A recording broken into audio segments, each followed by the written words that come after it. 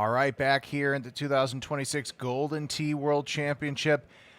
Very interesting match here. Sean Gervais, Painter, Jim, McSherry, and Gossett. Grand Savannah. It's a great course. This will be a fun one for the stream. A couple of shot opportunities there as well. Let's take a look at the brackets here. Michael McSherry. Okay. Believe somebody, let's see, I don't know if he's one of the qualifiers.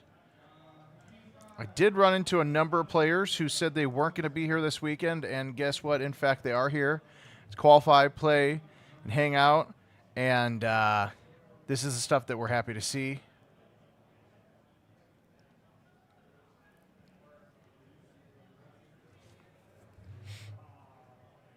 Trying to think if I have ever remembered Gervais and Painter playing together in a doubles. Levy's Fetters versus Beatty and McKern on the right. Is that, oh, there we go. Great Wall. Again, I think the nice thing, doubles is fun no matter what, but being able to play classic courses, just, it just amplifies, not only doubles, but it just kind of shows you the history of, what Golden Tee was, what it is now, how it's evolved, and, being here on the big giant stage. Grand Savannah. I said you were run back from the restroom because I was like, yes. Oh, this is perfect for Adam. The infamous Grand Savannah. I was also talking about the interesting groupings here on the left side of the machine. Mr. McSherry, I believe, is a non-qualifier or maybe a bronze qualifier. Of course, Evan Gossett, 2018 Golden Tee World Champion. Painter Jim, being partner with Gervais. Oh, this is fun. What is that? Great Wall? Yep.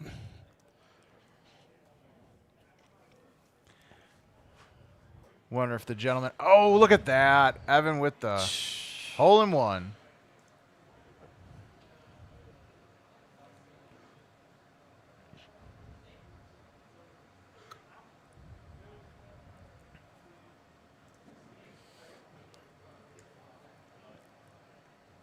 Oh, thought Gervais, Gervais and Gossett have had a number of really good matches over the years. I think Gervais, unfortunately, outside of his silver win a few years ago, is most famous for just being the guy at tournaments that hits a 31 or 32 to lose to Andy Haas 33 or an Evan 33. He has so much game, too. Still feels like a matter of time.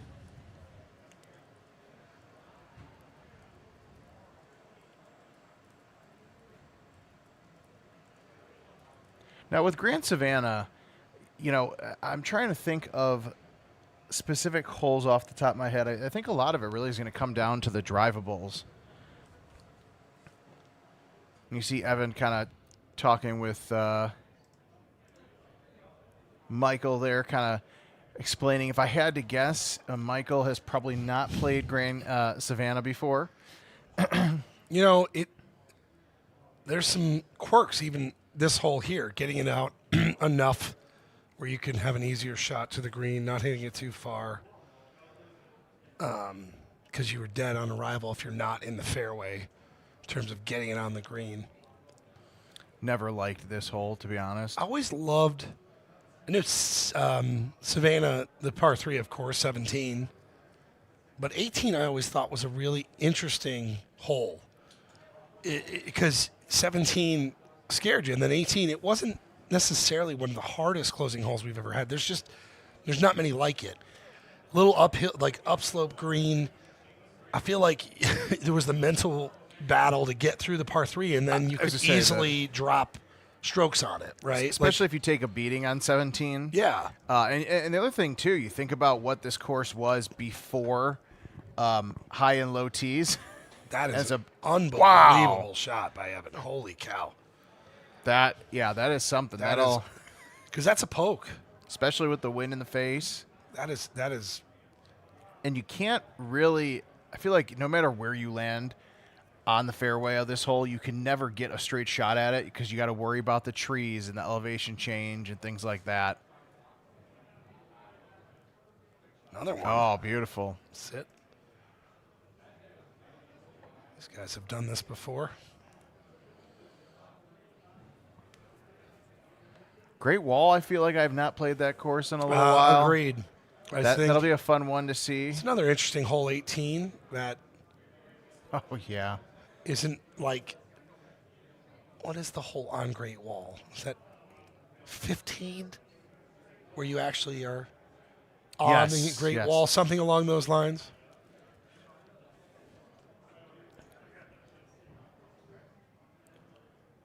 Oh, I've been trying to go back That's to pretty back. locked in, man. Well, it's been just about 8 years since he won his world championship, so he is he's gunning for his second one. It's a guy that when he plays well, his body language, he's really, really tough to beat. When he gets going, it's kind of the school of Greg Kinsler. Oof. I think really have confidence they're just better. And counterpoint too. He can be his own worst enemy sometimes. And these guys all expect perfection. I think it's tough when you're not there. but you can see a build up with him. You can. You gotta. This is such a long weekend for these guys. And honestly, I think these guys being against each other in doubles with I know Painter qualified in bronze, I believe, or maybe silver, but like he doesn't play as much, and so you got two kind of experts in all the Golden Tee courses, kind of walking these guys like, hey, set me up for here. Yep. And when somebody like Evan Gossett, who just holed out on hole 3, is telling you, why don't you get me as close as you can there? Thanks, Coach. You don't want to stray too far off of that. On Great Wall, by the way, I always love this hole. It's not terribly hard, but if you're off on your tee shot, you can certainly you're probably clear there, but you could hit him in the back of the head. Oh yeah, and even the cameras too. If you get too close to Yes. One of those statues, even if you're on the fairway, technically, the camera could kind of offset Yes. you a little bit, and maybe a little bit more of a challenge than you wanted.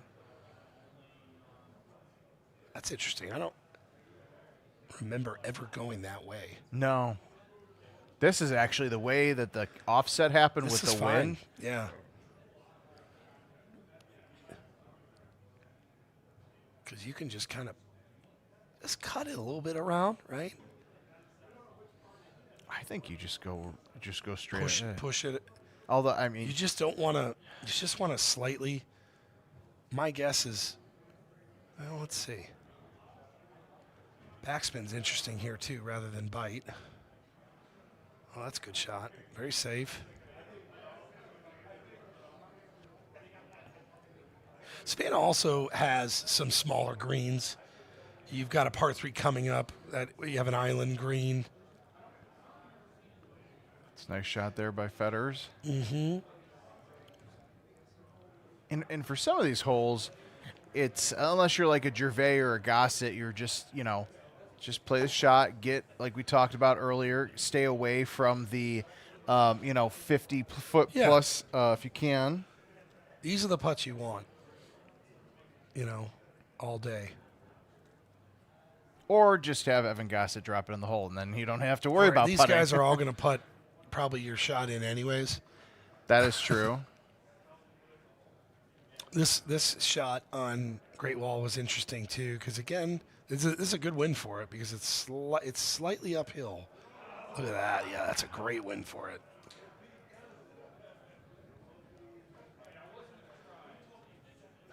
This was always an interesting hole on Savannah as well, because you could really position yourself in different spots.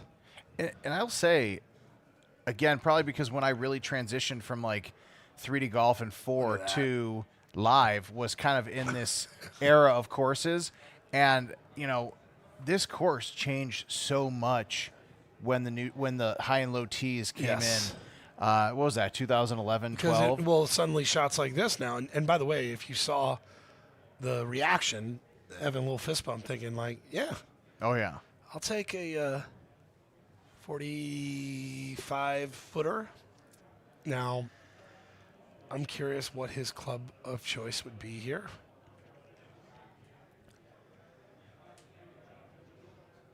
Yeah, and I say this in the most respectful way possible because I've had these conversations with Evan, but for a while Evan kind of went in on a dry run, a dry spell of Golden Tee tournaments where he wasn't getting in that top 8 spot that he really expects and that he should be. And obviously that's changed a little bit over the last year. So he's getting I don't want to say better again because he's Evan Gossett. He can, but as you and I and a lot of the viewers out there know, I don't care what bracket you're in on Sunday. Match play it can be difficult and it can be easy to spook yourself. Even for somebody like an Evan, we've seen it with Andy Haas before. You make a mistake that you don't expect, and all of a sudden your confidence drops a little bit. Yeah. Now, your confidence is still probably more than everyone else out there, but still, it can rattle you. No, 100%. The mind is throughout this week for these guys. And that's what makes this fun. It's going to make tomorrow night fun. These guys can ease up a little bit. The whole tone of the whole weekend changes Saturday morning. It's like day by day. Yeah. All right, so we're tied up on Great Wall. A nasty pin, a decent wind. But you're not going to want to get too cute on this whole 7 par 3. Would prefer the shorter options, as I'm sure a lot of the viewers out there would.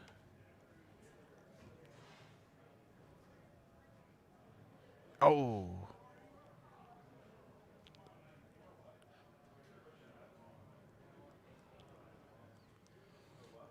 All right, McSherry. Oh. Overshot it a little bit. But Evan's really good at chipping. He's in a little bit of a deep sand, but he should be okay.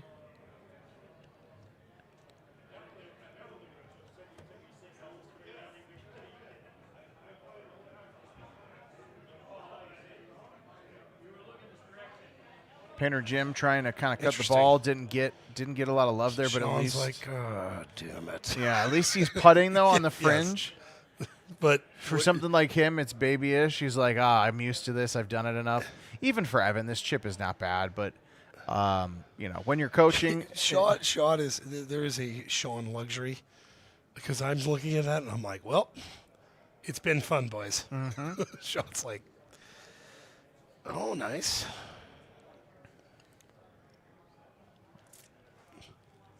And it looks like Evan and Michael up 1 as we roll here to hole 12.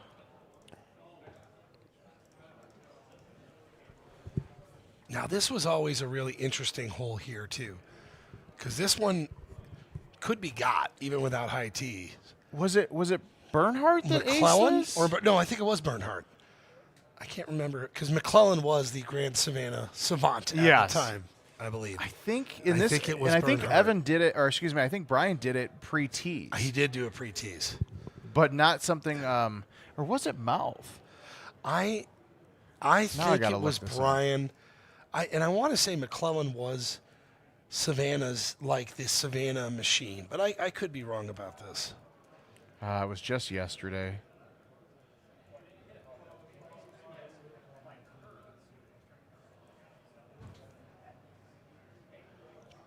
Now, what's interesting, too, is the way this sets up is it's Painter Jim and Michael hitting the tee shot there and not Gervais or Gossett. Well, I was just thinking that, too. Okay, hold on. Let me interrupt you really quick. Golden Tee Live 2009, 10 frames a second. Brian Bernhardt, 16 years ago. That's right. With like a 3 bouncer. Not only did he drive it and make it, but he had that back pin, too. Yes. That was a... I got to be honest, though, the Super Albatross sound from back in the day, I might have to bring that It's back. different. Da-da-da-da, like you just, again, now, back then, there wasn't a ton of drivable par 5s. You see it a lot more in the more, recent courses, but Oh, A lot of oh, classics. geez. Oh, geez. Sean is. Oh, and the hands to the face. I don't know if he read that the wrong way or what. Sean, here we go again. Well, and Painter Jim is such an interesting character too. You know, part of Team Wisconsin, and he is more of the part of the Team Wisconsin that, really that good shot, by the hangs way. out Shit. and has a beer or two or three, and you know, Golden Tee is kind of like the side quest to him, and he's a fun guy to on be that around. putt, it was also the side quest. It Yeah. appeared. Yeah. Oh, thought we were gonna get a little ultra shot there. The fun thing so far is just watching teammates' reactions to good and not good, and you're going to get a mix of both. And it's funny, he's still laughing, a little pissed. Well, and again, you know, It's all good. McSherry's not a well-known character in the community, so it's like I think, you know, for Gervais, he's like, okay, like there's still an opportunity though. This was always another really interesting sleeper hole because you could go on the right side. You had this small landing area, and then you had the landing area across the river, right, on that left, a little circular one, Yeah, which I could never hit. No, it felt like And this even is with also- tees, it was hard to get. Yeah, It's like I mean, I think you can get it there, but that doesn't look too bad, actually, does it? I mean, I don't. no, hit the ball wind very hard. the wind blowing out. That wind really helps. But controlling it is tough. I don't even know why you would go for the strip. I just don't know if it's worth it.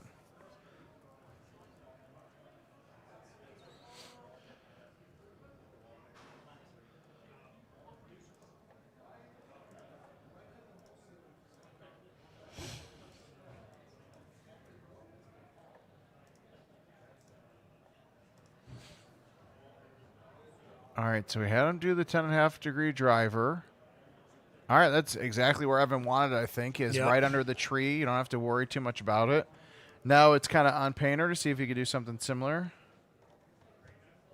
So here's where you have Coach Sean stepping in.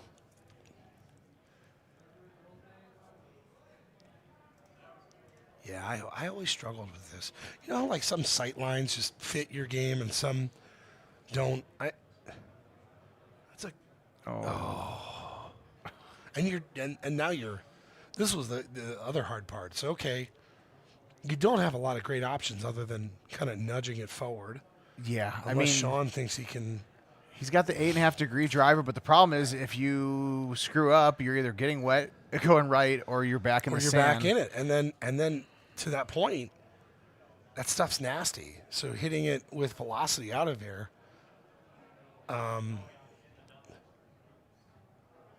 this is why this was a punishing miss. It's not a hazard.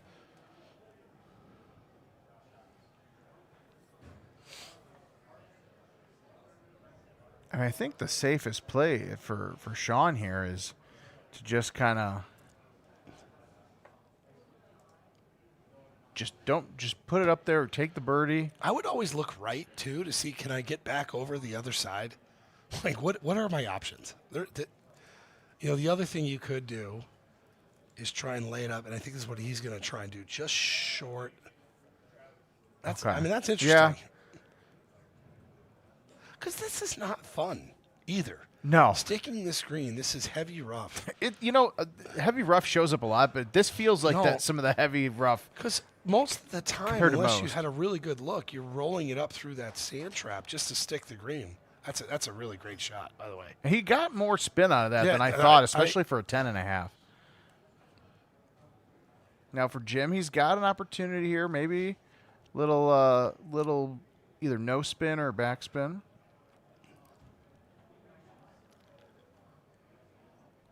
Sit. Okay. Bite probably would have been a better choice there. Oof. Shrug.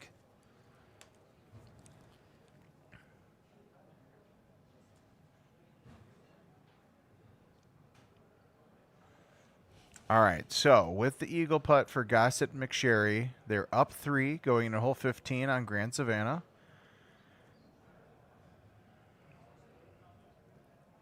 Craig Levy's getting ready here to hit his shot on hole 12, the par 3 at Great Wall.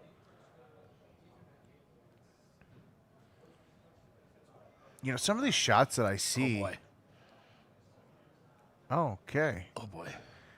Some of these shots, I think about how did I even play Golden Tee without cutting the ball back in the day? Like just.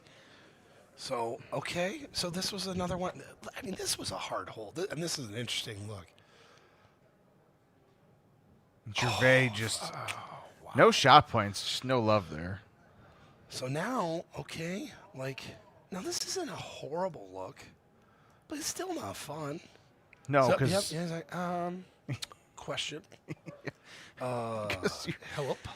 yeah, that's. I think I did the announcer's jinx when I talked about the 3-stroke lead.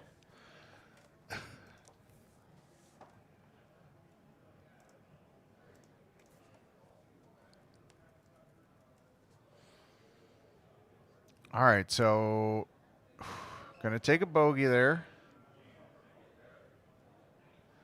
So it's gonna be a 1-stroke lead. But honestly, though, having these guys, Painter Jim and Sean Gervais teeing off first on 16. Man, this course had a lot of memorable holes. Yeah.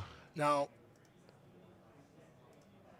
let's see, distance-wise, 14 in the face.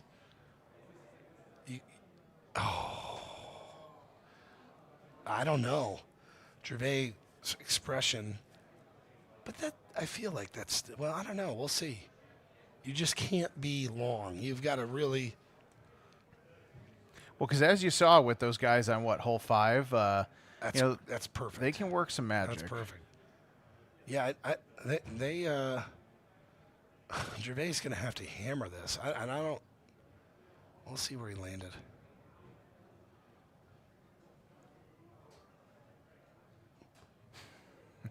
See Michael in the background, Yeah. just like Pushing it, willing it. Okay. So the problem here is the stuff in front. So you got to hammer this.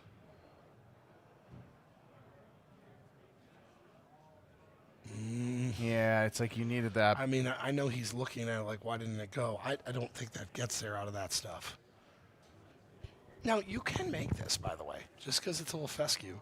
Problem is you don't quite know, or at least I wouldn't know. These guys might, how it's going to come out. You don't hit this shot a lot. No. The chip out of fescue.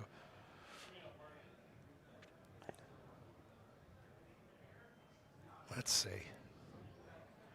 And you cannot leave it in there. You can actually be a No. little long. That's okay. Because you got to assume your partner's going to make that. You can't chunk it. I mean, all right. Back to the putting.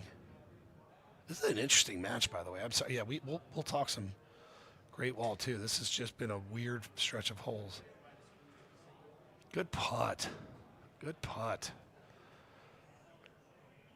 Again, if I were doing this chip, I would not love this. Gervais is, I mean, there's not a lot of room to work with. That's a good chip there. This is delicate. Yep. Oh. Yep.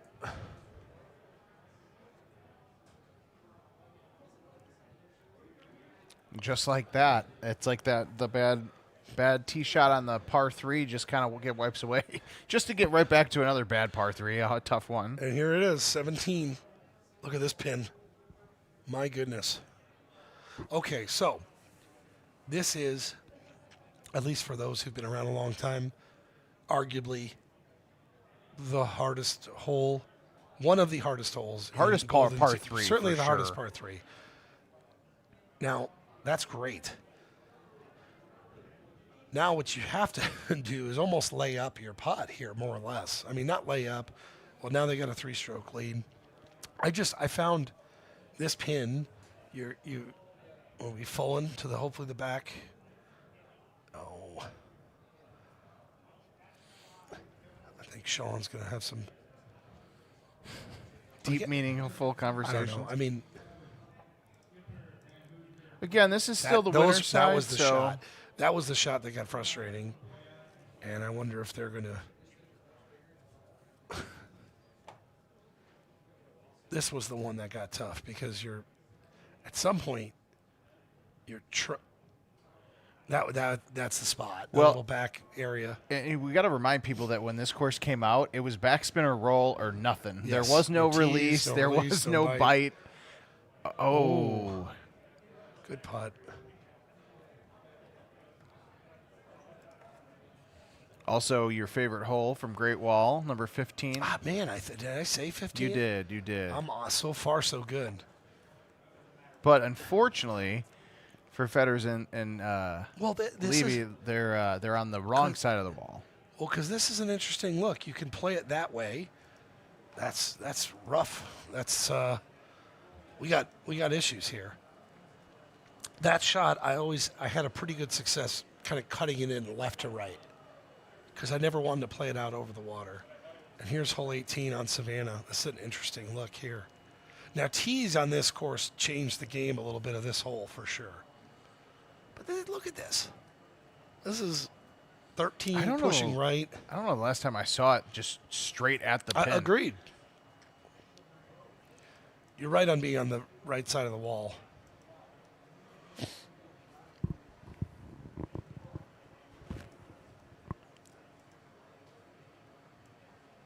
Now, how is this ball going to come out of this mud? That is mud, right? Yes. Mud is mud, snow. Whatever the hell that rough is on Highland. Forget what we call it. Yeah, it's like it's not dusty dirt. Also. Oh yeah. Just call it SOL. I mean, that's fine. I think that's kind of pretty much what Evan wanted.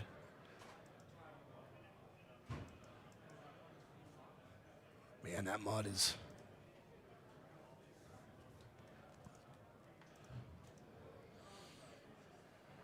Oh, and Painter clipped the tree, unfortunately. So that's going to be it for these guys in this match. But they still are on the winner's side.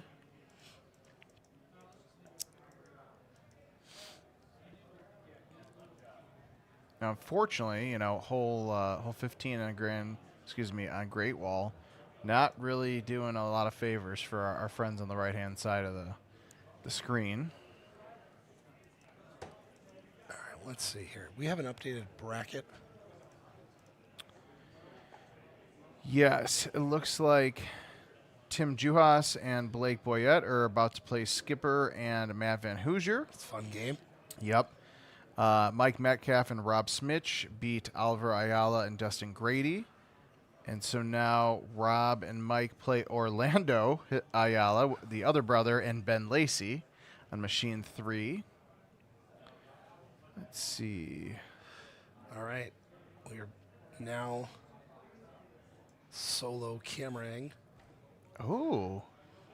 You don't get a drivable look, or a close, I say drivable in air quotes because you don't have a lot of green to work with there, especially for how hard you're going to have to smash the trackball to try to land that green.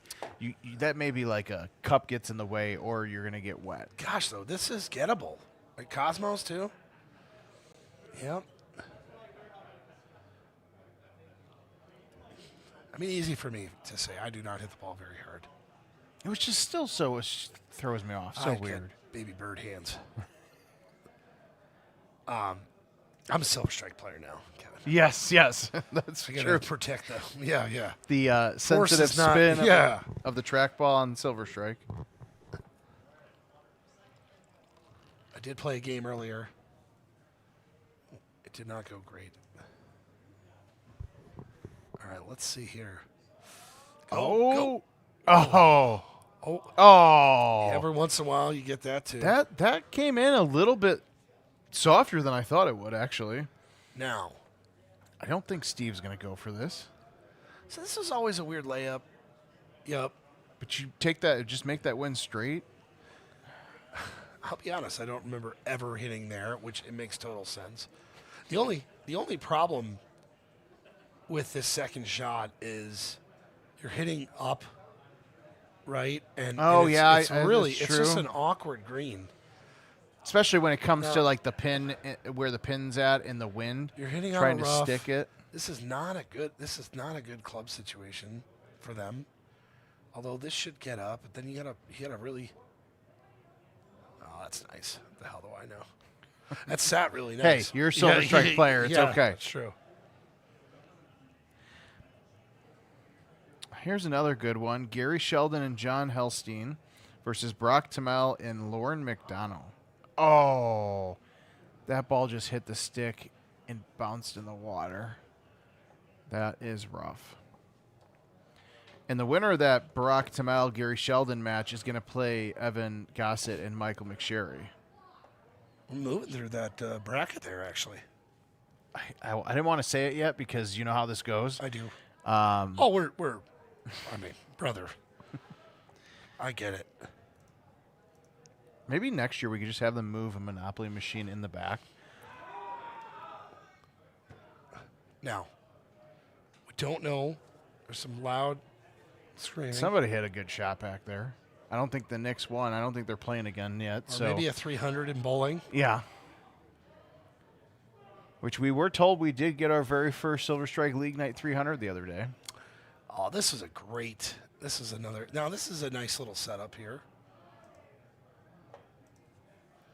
Again, mud. Dang mud.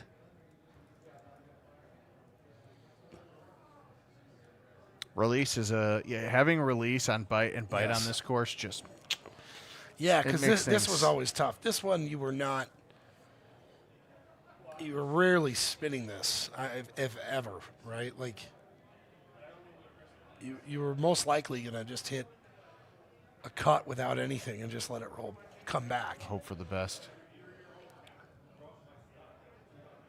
Swing it out. Oh, and then this sucks.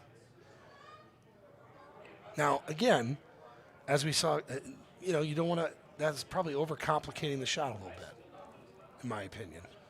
Yeah. These guys Especially have with so the many wind. tools that can be a little challenging. Now, this I'm here for, because this thing is going to be coming in hot. Are you a little surprised by this? Because I am. I mean, that was a pretty good flight at it. But Yeah, you but basically you gotta. Yeah, it's like a mobile shot. All like it you takes gotta, is hitting that stick and they're back in well, the and mud. then this lip here was always brutal, right? But, yeah, that's trouble, Peter.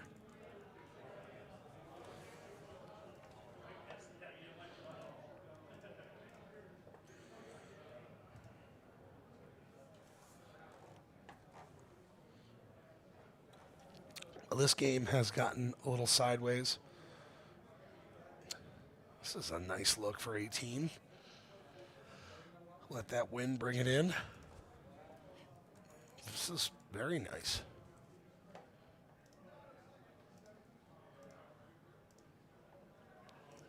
To me, this is a 10.5 is fine. Maybe a 3 would.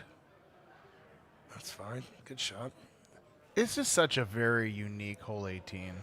Putting downhill on this was always hard.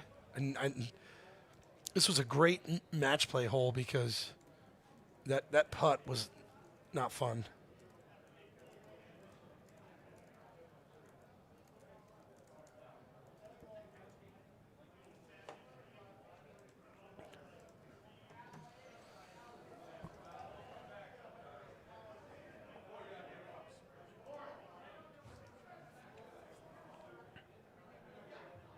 Oh, that's beautiful. Look at me. Just the ball's ability to kind of run up on That's this interesting hole. how he hit that, by the way. Nice putt. All right. All right, so I believe we're going to take another short break as we get a few more matches up on Stream Machines 1 and 2. Let's see. Let me check and see if there's any let's see who else is out here. A lot of really interesting, just groups of like the. Again, we talk about like the A and the Bs, but all right. As Travis gets more matches up, we'll take a short break. Come back in a few minutes for more Golden Tee World Championship action.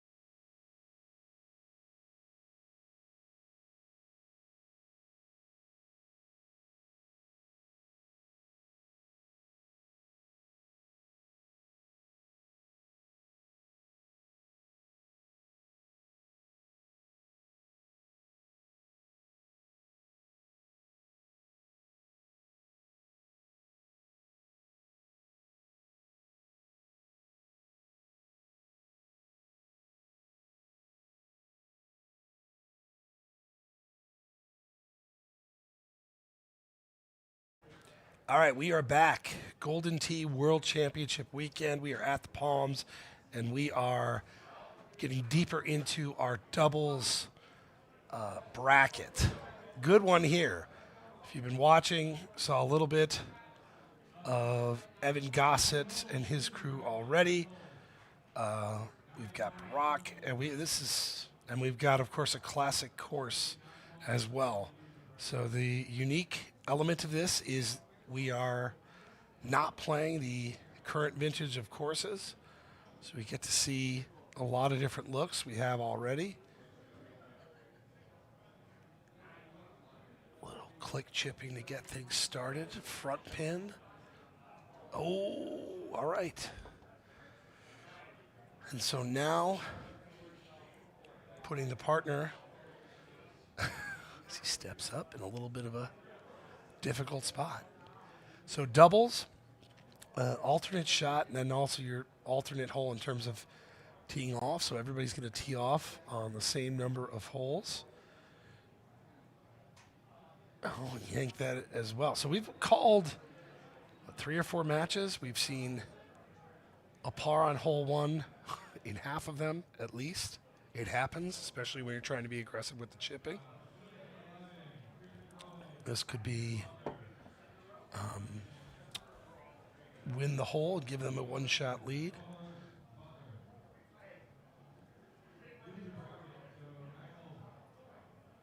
There is still time to qualify for our Golden Tee World Championship main event. Oh, that's going to be deep. We're going to be doing a series of last chance qualifiers tomorrow, close to the pin tomorrow night. Good vibe, good energy already in this place. Come on by. You can watch, you can play, you can hang out, you can have a few beers. You can watch the best in the world. Play Golden Tee. We're also having a Silver Strike National Championship. We've got 3 Silver Strike cabinets here. Just a fun way to start with a new game out. And now, let's see how far and how close he can get this down. Give his partner a shot.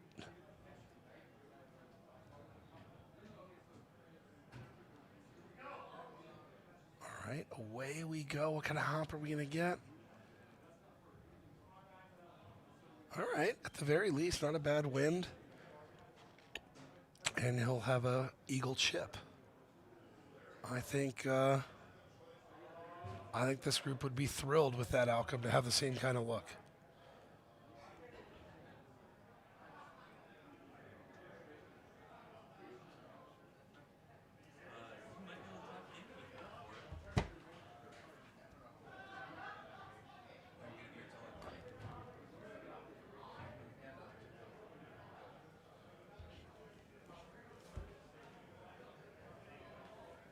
All right, so we'll see if we can get an eagle out of this hole. Not a bad look.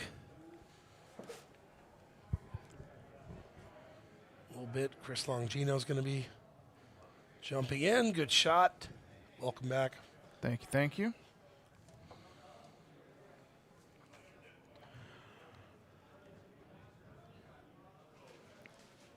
This is another good one. I came back at the right time. Fan here? Fan of this one? I mean, so far, I've been a fan of all these random draws. Me too. Yeah, it's you forget how many darn courses there are. Yeah. I mean, it's one of the things about playing the game or even owning the game. It's like you have an encyclopedia. You spin the golf carousel, courses. and Yeah, it's it's like, awesome. oh boy, there's a lot to choose from. You definitely get your money's worth. Well, and you go through the various eras of Golden Tee, of Jim Zielinski's brain. I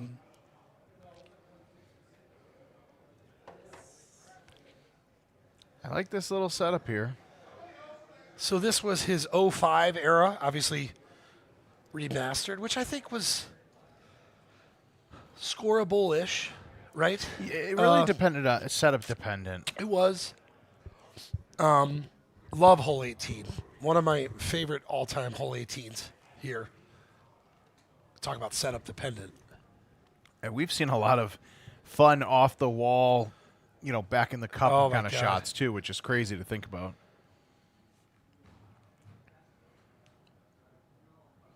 How's the vibe in the room? Good. I mean, it truly feels like a Friday in there, which is great for everybody. I was thinking the same thing.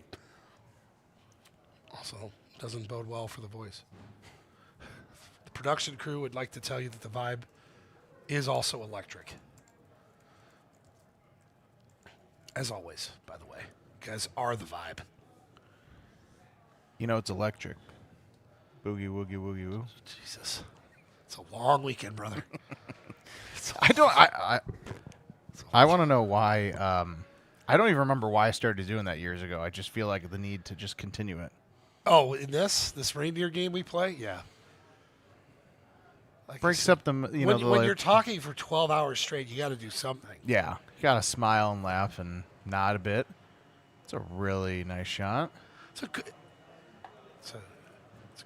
good look there too. By the way, this is a really good look. This whole going back to like the older one before we remastered it, like it used to set up pretty horrible for the first drivable par four. It's like, Jim, this is a new era. Give him a chance. Like holy cow! I could see shotties on this. I could see shotties.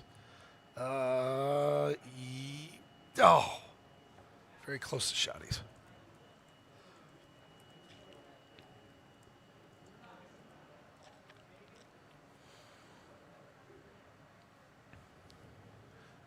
All right, we're all square. How's our bracket looking? Any monumental updates? Let's take a look. Okay, so Steve Beattie and Sean McKern, who we saw previously, they're taking on Chris Brewer and Charles Ridwhite. Okay. Again, another name I don't, I'm not familiar with, but it's great awesome. to see for this great. weekend. So this is cool. We talked a little bit about the team element of doubles. Now that you're moving through the bracket a little bit, I think you'll see more of this. Oh, And I am respectfully happy to report that we have 8 games going on right now on the loser side of the bracket. Wow. So it is moving. So his club came down a little bit there. Did he? I wonder if he just didn't catch it. But this was always a really interesting shot because you didn't want to go too far out with that wind. Well, and with all the hybrids we have now, I don't think you really need to go out as far as you used to. No, I mean, even that shot right there kind of showed. Evan's going to be in Evan mode trying to get that stroke back. See, Evan, again, we talk a little bit about simplifying the shots. Sure, there's shots you have to try and cut that in, but when you can do that and give it a go. You got to be careful. Without having to hit a pullback. Oh, boy. A little short there for Mr. Tamel. That's a guy that's really come into his own as a Golden Tee player last 2 years. Really, Worlds being a big part of it. Worlds, and then I believe he won Nashville right Yep. after Worlds. It's another tournament you need to get back out to. Oh, it's great. As long as they get all the old guys out there. Yeah. The old school tour. Yeah. We call it school Sobe instead of getting schooled by Sobe. Yes. You know, this hole, especially when I was younger and I just wanted to beat the hell out of the track I'm ball. going to get over that hill. You do it, and then you end up in the water, and you're like, 500-yard drive? Nope, that's in the water. Now, all right. This is as good of a look in terms of getting there. Oh, no.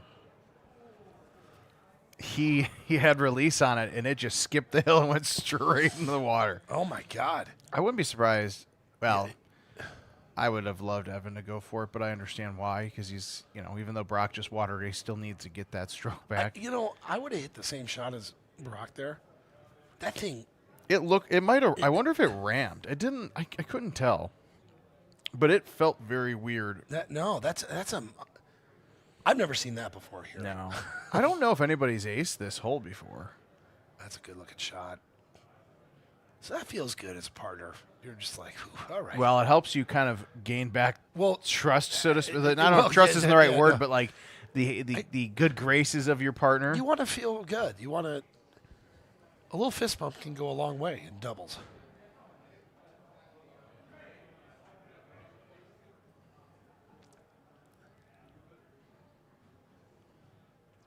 All right, so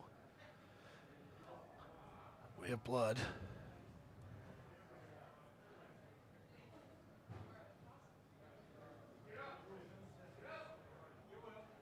And here we are. Oh, there you go. A little clap. I Yep. like it. You know, something that's kind of making a big resurgence is the gloved players. Yes. Skipper, Brandon Robinson, Mr. McSherry here. Well, previously, up until the last few years, you had Yeager, you had Tim Glenn. Yeager, yeah, Yeager's another one who's Yeager was kind of the original, at least in terms of Tim Glenn was always. who was the guy from Golden Sea Players? Remember the old website back in the This was a little bit before yes. you. I can't remember his name, Oh, damn it. Is that I will think. is it Brian? Micon? Yeah. Micon the Icon. It's the second Micon reference this today. Really? Yes. His name was Brian too, so I do feel like that's good. Because he was a poker player, wasn't Yes, yes, he was. Bitcoin enthusiast, lots of things. he? Yes. Interesting fella. You get a lot of those in this group. Yeah. All right. Turn, Oh, turn, that's turn, gotta turn, catch. turn. I really liked that at first. Just kind of hung out there, Yeah. which is interesting too. Great hole. Great design. Tough pin too. So not only are you trying to hit it, so there's been a lot of back and forth in this game. I think the coaching here. Well, look at that drop too, right? Because Yeah, it's something, it's not ideal, but it could be worse, especially on this hole. just if you're gonna miss short. But the problem, there's just not a ton of room, even up front there. Well, especially with the distance isn't bad. It's the wind in the face. Because especially with the low lofted drivers these guys like to use, it makes it so much easier to just hit that way too. This is deep. a really tough look.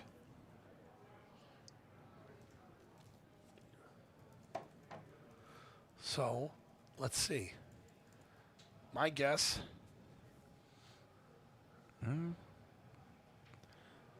Team Texas or thought they were gonna pull it off. I don't know what the strategy was there. Maybe he hit it more straighter than he thought.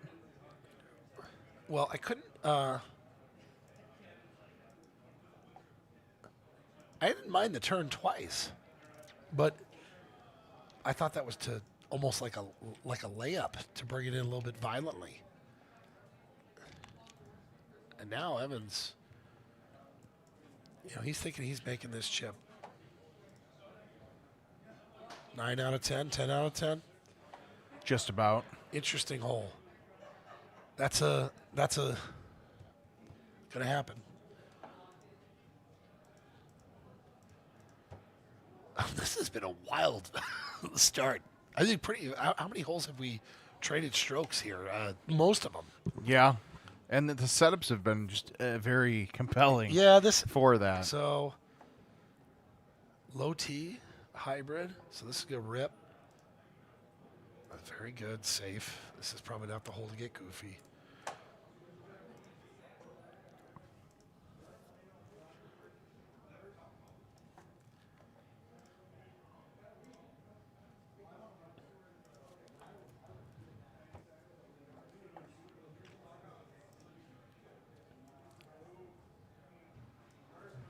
Plus iron. Uh-oh. That flight. I tell you, I'm on my game right now. Spotting. You are the announcer's curse. Well, I'm not even cursing. We're just real talking it here. Well, that's true. That is There's true. been some really, There's been some really weird. All of these players, we'd like to hit like a pause button, be a fellas. It's kind of like the first Brief. match. It was like the par on hole Yes. 1 of Agave for both teams. Well, and doubles makes it hard too because you're like, you never really get into a rhythm in doubles. No. You know what I mean? Especially, it's Worlds, it's Vegas. There's drinks flowing. There's the party atmosphere of just everyone hanging out. And it's you're in it for the long haul. You never really get into a rhythm. The only time you get into a rhythm is like if you and your partner have a whole, oh my goodness. Wow. All right. So let's get those out of the way now, Brock. Better Thursday than Saturday or Yeah, Sunday. Yeah, no, that was, oh my goodness. Not safe for work. This is Feels like none of this is safe for no. any. It is. No shot It is is one safe. of those things. You have this in sports sometimes, where you look around at both teams, both coaches, all the players, and everyone's kind of pissed off. Friends, that's exactly what's going on here. Yep. You have 4 competitors who are.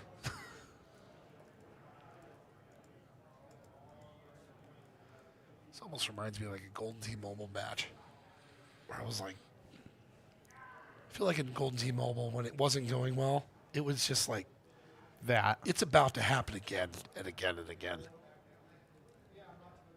Another really interesting look, though. You got to be very careful not to hit it too far.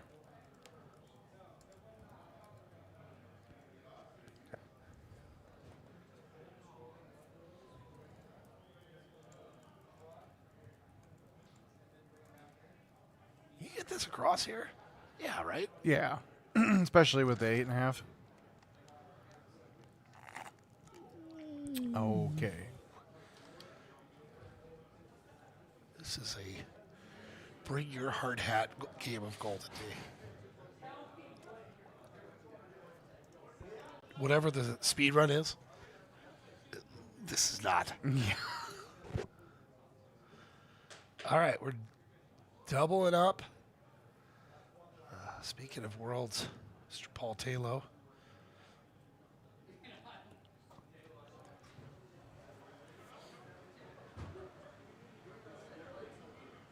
All right, so Whalen and Lobel versus Taylor and the senior Fronta. You referenced it earlier. I think it's a good point. These are all new track balls.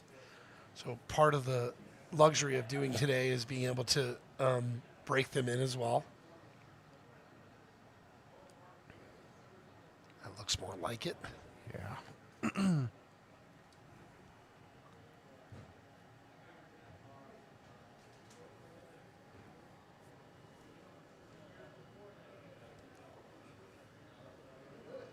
Just the name. Just who it is.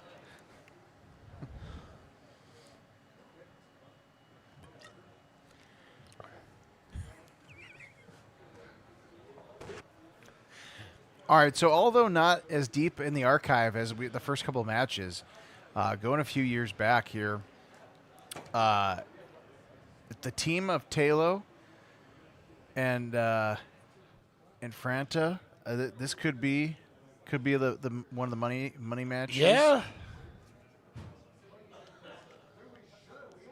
Always love this backdrop. Beautiful. Like, very different compared to other things that... Very bright too. Oh,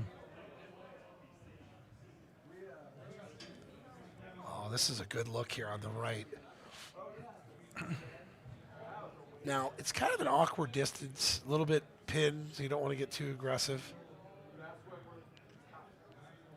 Boy, that's going to be a long putt I there. I That's- just was thinking the same thing. We got to buy these guys a few pairs.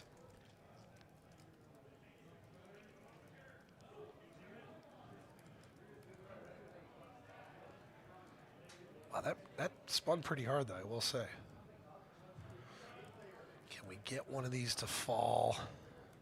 Oof, good shot. Oh, good putt. Really good putt from Evan there. That is. And now we got to follow it up.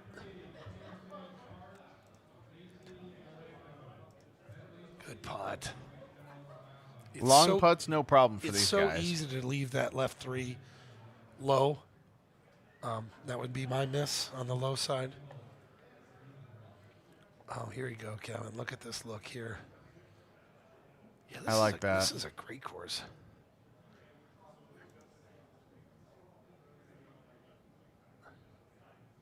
Now you have to start to get into, match play. Where are you at? Where's the miss? This is a tough shot. And the problem is you can't really just leave it in that bunker, because if you leave it in the bunker, it could be bad. I'm sorry, not bunker. Water. That'd be really bad. Bunker. There is no bunker. Don't leave it in a bunker that does not exist. No, but that green is very narrow. That is one of the other trademarks of this era, is the kind of the poach to stand. Ooh. Yeah, as soon as you hit that, you're like, he knew.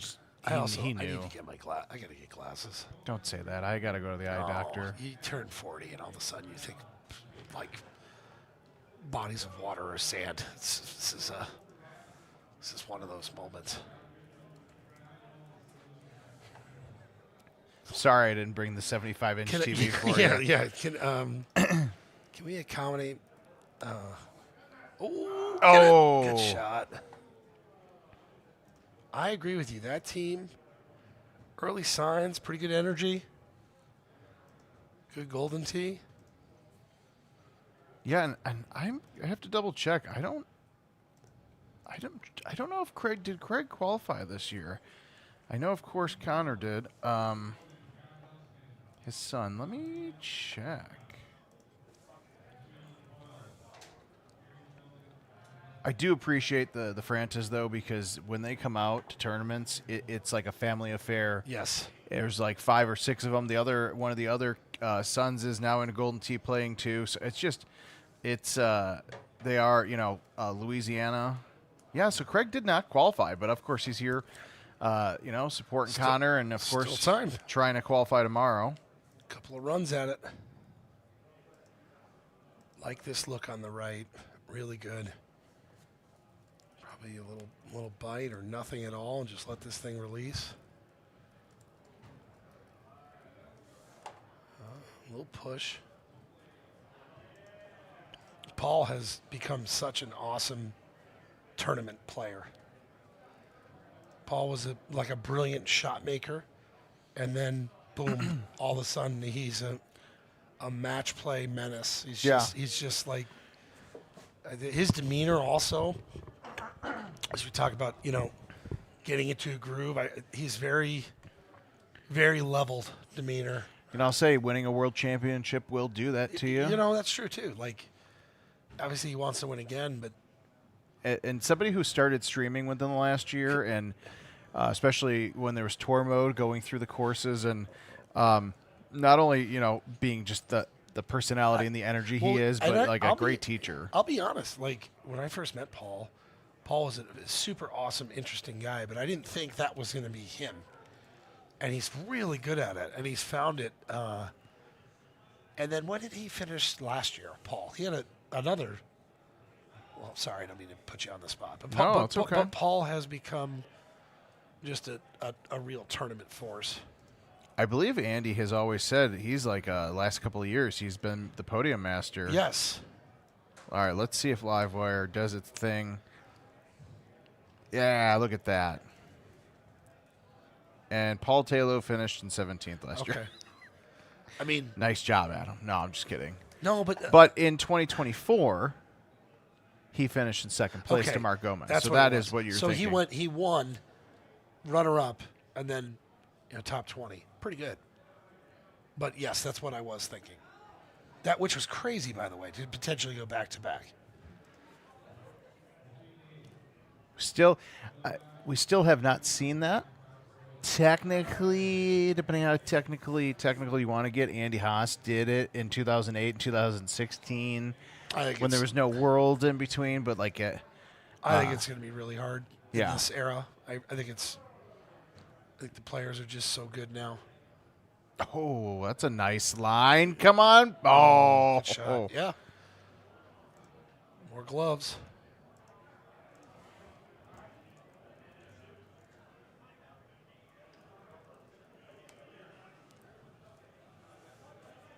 All right, so Cumberland, Gossett, his group has a sizable lead. Oh, hey, there's a shot right there. That's very nice. Very, very nice. So, first double eagle, I believe we've seen, which is good.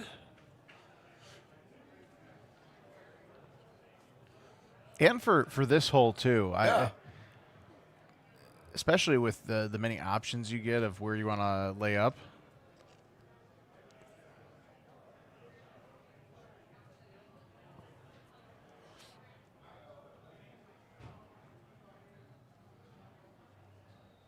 That's it.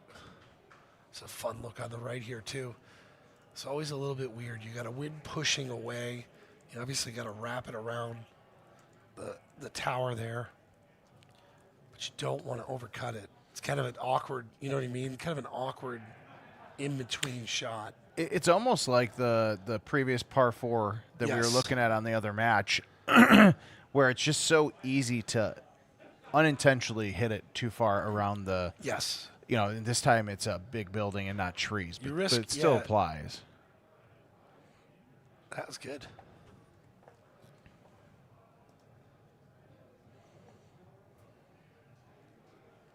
Got a World Cup game starting in 1 hour.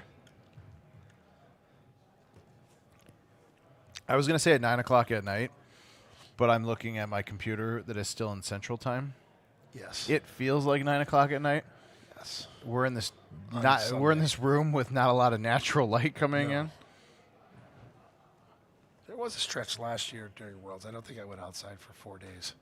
It's a good shot. So, if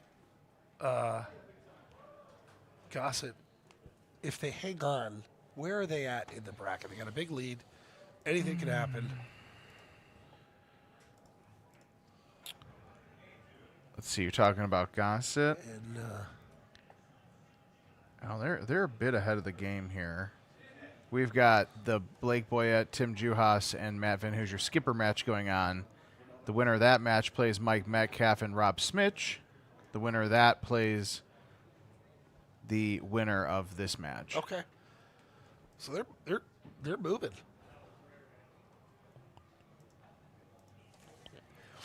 The way the way these brackets work too. If you could rip off 3 in a row, 4 in a row, you really push yourself out there a bit. Yeah. You know what I mean? Even if you eventually lose one.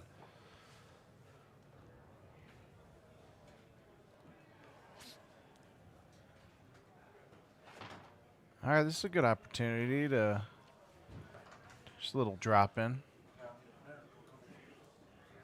Oh, He looks good. He's had some good looks too. That helps.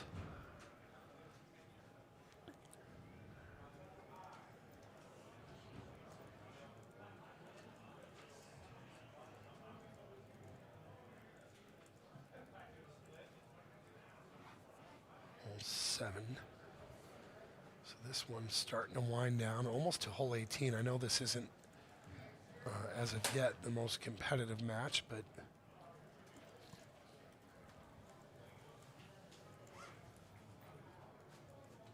of course, Dubai has produced some iconic hole 18 memories here.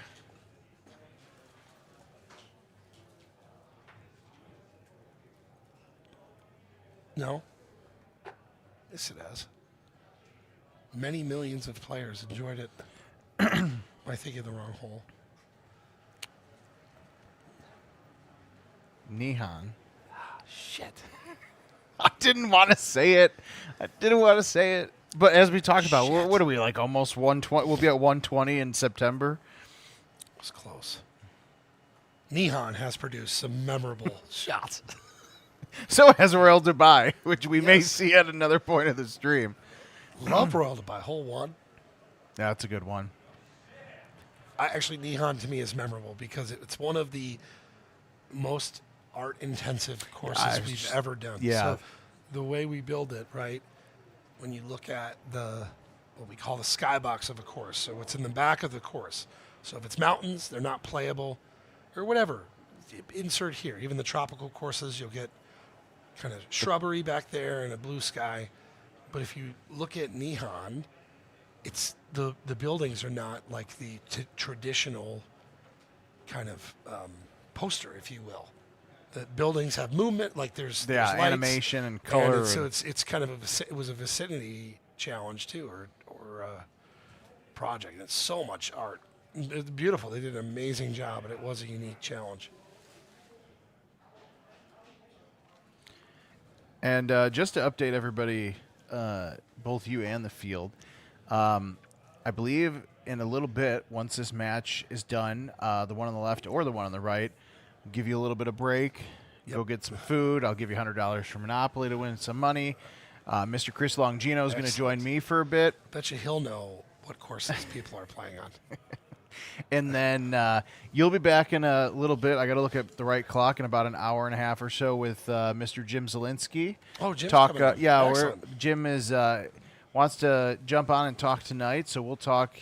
2027 courses. We'll reveal those logos, and it's kind of fitting to kind of go through the tail end of doubles with Jim, especially with the classic courses, and get insight from the man himself. Oh, look at that! Oh, great shot. Those are so bad sometimes where you're like, you feel it. You're like, this is going in, and it just rolls right by. To will it in, yeah. It's just, oh, man. Oof, another one.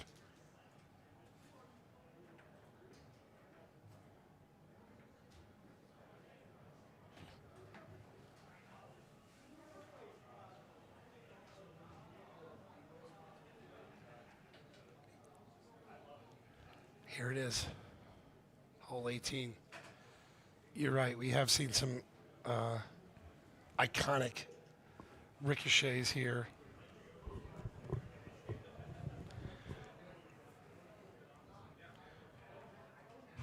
Now, this 12-mile-an-hour wind is actually perfect. What is that, the 10 o'clock it's blowing at? And I agree. I feel like you get a couple of nice kind of run-ups.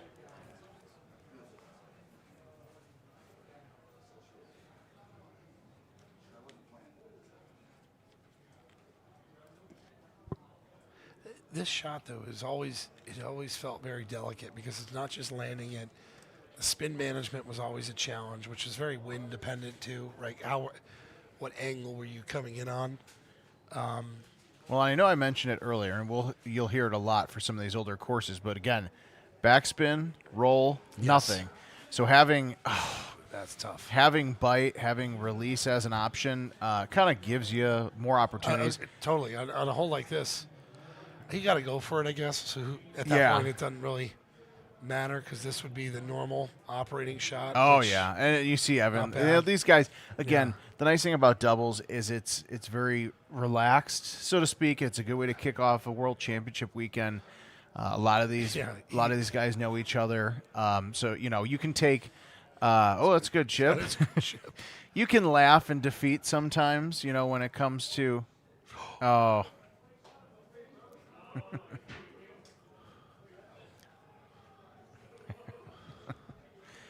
All right, Adam, I'll leave it up to you. Do you want to stay for the last 9 of Royal Dubai? I'm sorry, I mean Nihon Yoru. We can let Chris come on. He's hanging out over here. All right. He wants to go. It's all good. All right, well, appreciate it. We'll see you back here in a little bit Godspeed. with Mr. Jim Zielinski. Chris Longino going to jump in for the next little set of action. And while we get ready to transition these guys over to full screen, I will take a look at our bracket here. All right, so Matt Van Hoosier, Skipper Horner did beat Blake Boyette and Tim Juhas, so they will play Rob Smich and Mike Metcalf here shortly. The winner of that match will play,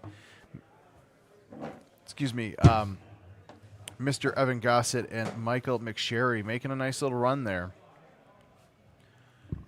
Let's see. On the other side of this match here we're watching is Clint Grover, the reigning, defending, undisputed Golden Tee World Champion from last year, with Phil Garcia. I'm butchering these names, but that's okay. You're doing better than Travis was. So Yeah. They will play the winner, Steve Beatty and Sean McKern, who we did see earlier. They are taking on Chris Brewer and Charles Ridwhite right now. It's a lot of I said this with Adam. I'll say it again.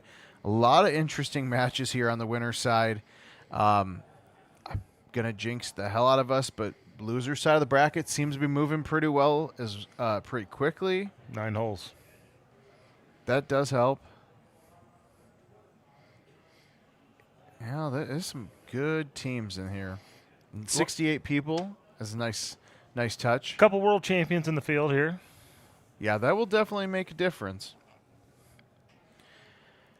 Mr. Chris Longino, how are you doing, my friend? I am doing okay. Spent some time over at the sports book, getting to know all the Vegas Golden Knight fans in the resort here. You guys haven't seen me on camera yet, but I have my Carolina Hurricanes jersey on tonight. And kind of making some new friends over at the sports book as we've become regulars here at the Palms, Kevin. Yeah, this third year, it's like, it's especially when we're walking in, back of house, moving stuff here and there. It's like, you know what? I don't even care. You all know me. You've seen me now. Got some of the same servers we've had the last few years here. Serving some of the Golden Tee's finest. As we have a treat of a matchup here with a world champion in Paul Taylor and multiple-time world championship qualifier Craig Franta. Lou Lobel, he's played in this championship before as well. He's been a Friday night qualifier. This is John Whalen's first Golden Tee World Championship. You know what's interesting is Craig is actually not qualified this year. No. And but the Frantas, it's always a wonderful family affair. They come out for a lot of the National Golden Tee Tour events that our friends at Power Events put on. And, why wouldn't you? It's Vegas. He's played on this stage before. It's an opportunity for him to qualify. All these locals, too, like Lou Lobel, who has qualified on a Friday night here before. And he's a lot of guys here in the area that want to come take their shot. A lot of guys in Arizona here. They want to come take their shot. And with 6 qualifying spots on the line as of right now, still an opportunity. We saw it today with a lot of Midwest folks, a lot of weather delays, a lot of bad storms out in Chicago, a lot of wind. And we're up to 6 now? Yep. Jeff Sudiak, unfortunately, could not make it, and Bryce Aubert as well. Hopefully we stay at that number. Yeah, it's a nice, solid number. Paul Taylor doing his normal thing, just rolling right around the cup.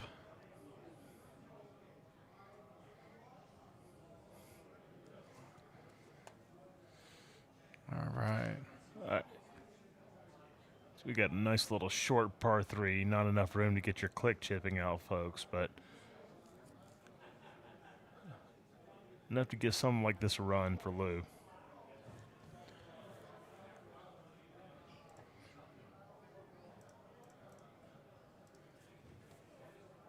Let's see. High tee with backspin. Oh, it's a good shot. I had somebody ask in the chat here, the oldest Golden Tee tournament player this weekend. Do we know that? The only reason why I potentially know that is because Andrew Cosgrove brought it up, and I believe it's Robert Reed, one of the bronze players from Canada. I believe he is 71. Oh, that would, I think that would be up there. I actually got to meet him earlier. I was playing a Monopoly game earlier, and I was actually doing very well. And he just happened to be sitting down watching, and then he saw my badge that says Golden Tee Worlds, and he's like, and him and I have been chatting via email, but had not met yet in person. But no, it's always nice to see those newer players get in Monopoly to the Go? World Championship. No, not Monopoly Go. All right, get off that game. That's how I lost my phone here one year because I was looking at Monopoly Go.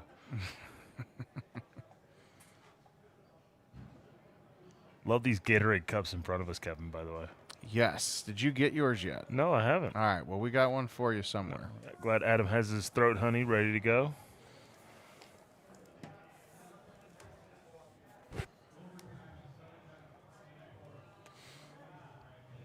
As we play this one, we get another match started.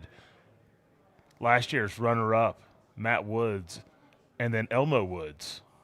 Let's not get confused here, against the 2022 Silver Bracket champion, Sean Gervais. And Painter Jim, classic name in our Golden Tee community. You may not know him on a scoreboard, but we sure do know him in this room, don't we, Kevin? Yes, we do. Yeah, we saw these guys previously on the stream on Grand Savannah, which was actually a very nice course to start the stream off with. And, Gervais is, I think, just is a really good teacher. I don't think he does it a lot. He plays with a lot of good players, but watching some of the shots he gives to Jim, who, stretching his leg there, stretching his legs on the stage. No, Jim has played with a lot of good players in his time, and that's up in his Wisconsin area. So I'm sure he knows how to follow some instructions. Oh, yeah. I mean, when you play with two former world champs, you pick up a thing or two.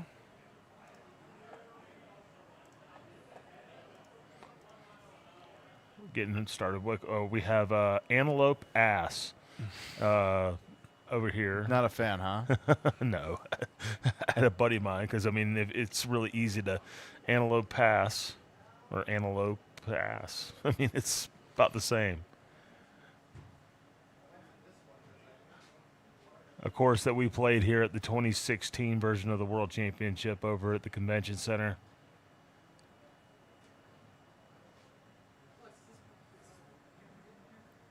It's crazy to think how long ago that was already. We're going to go 10 years since we played that championship. A little over 10 years, 10 years and 2 months. It's the last time Andy Haas hosted a World Championship trophy. Have you seen him yet? I have not. He's a late entry. He typically is. And, I keep forgetting it's also Thursday. Yeah, we've been here for a while. We'll see a lot of people come and go before we get out of here, Kevin. That is true. That is very true.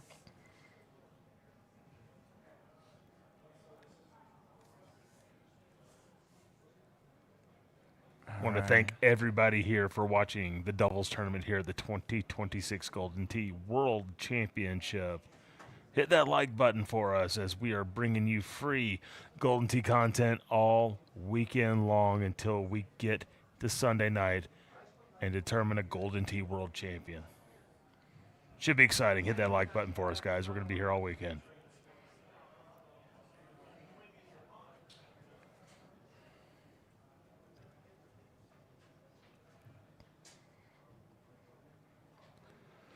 Let's take a look at our bracket, see if anything has happened.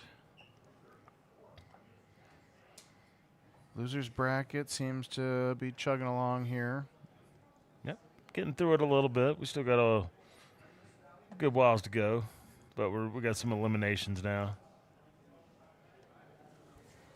It's getting along.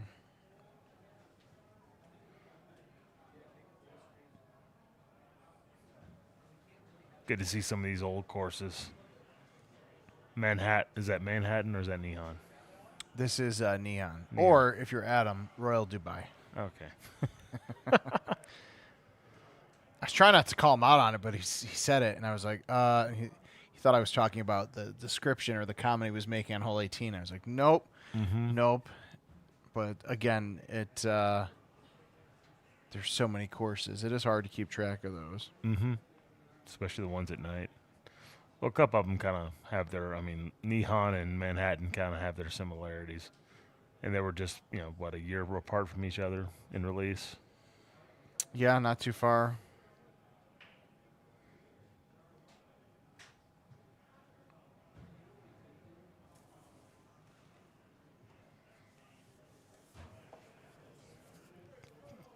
this was always a fun one right here. Nihon 15. Little bit of a different kind of wind. Paul Taylor with a big time full. And just, Paul Taylor things. that's pretty gross. Do you expect anything less? I don't. Not from that man. And a great shot from Matt Woods. Of course, we all remember last year, runner-up, 1 hole away from being a world champion. Would have flipped a couple things upside down for us that weekend.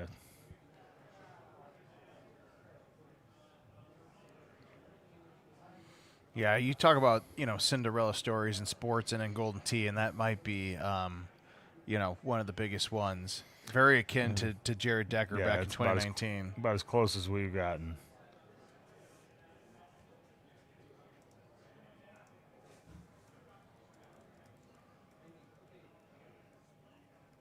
But then Clinton Grover was on the other side, and I don't know if he would have been one of the 5 people that you would have, picked. Maybe. I mean, he's got the pedigree to do it, but there was a lot of really good Golden Tee players in this room last year.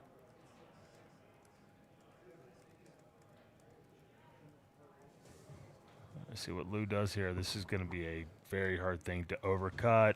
Don't like it. Yeah. Water south.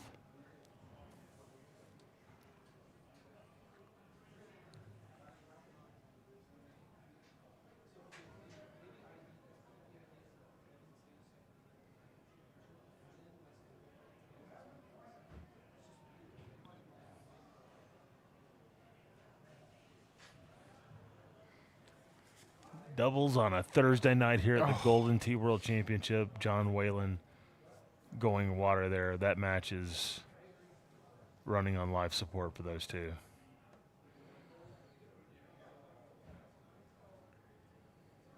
Good little chip there by Painter.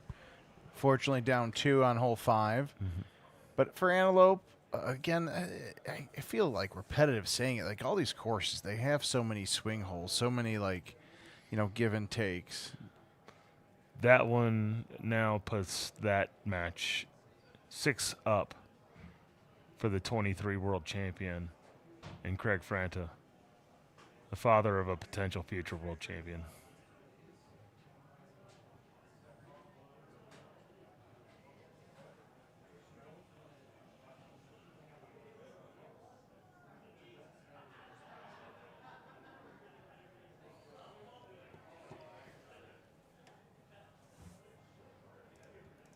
On the other screen here with Matt Woods hitting a big A half, 1 half, 2 out to the right. We remember we got a drivable par 5 coming up in that course. Yeah, that could definitely swing some things back around. Yeah. And remember this course right here having a lot of angst for the closing holes.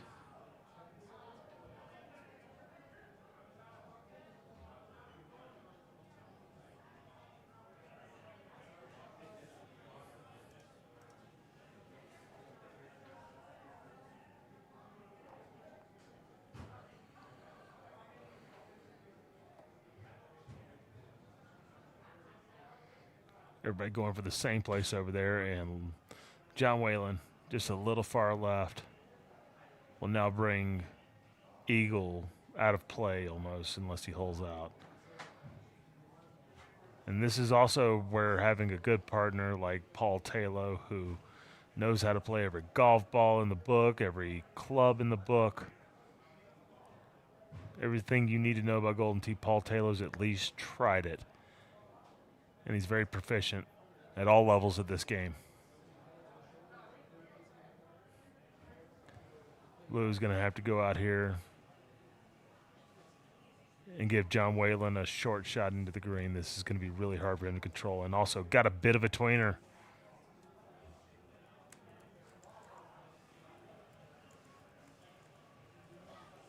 punch shot may come into play. Yeah, I think it could be an interesting opportunity.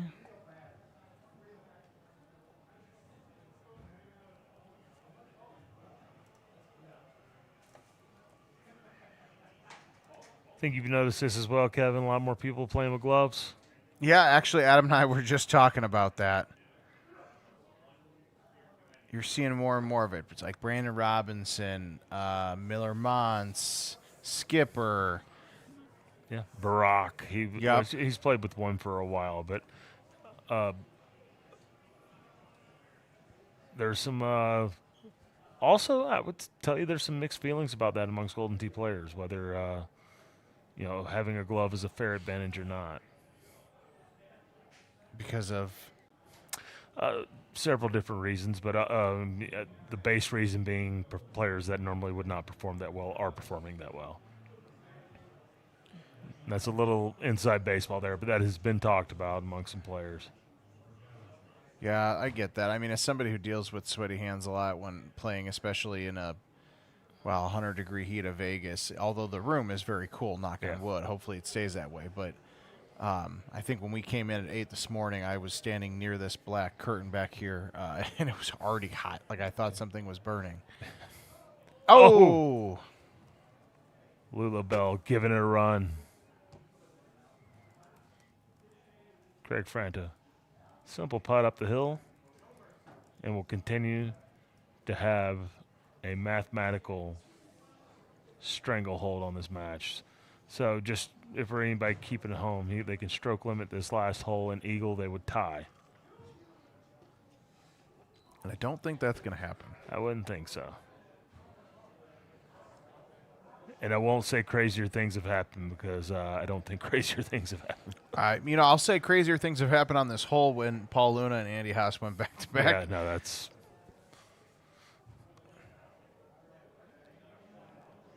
I like the low on that. Oh, no, bad kick. Bad kick. So now Waylon Lubell still alive.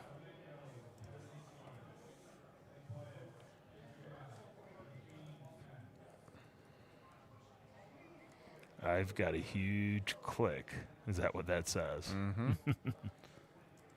As Matt Woods on the left side is the blank show supervisor. I think I need my production team to put a blur over that that first word. Yeah. No, it's all right. We'll let it slide. It's a kid's show. Come on.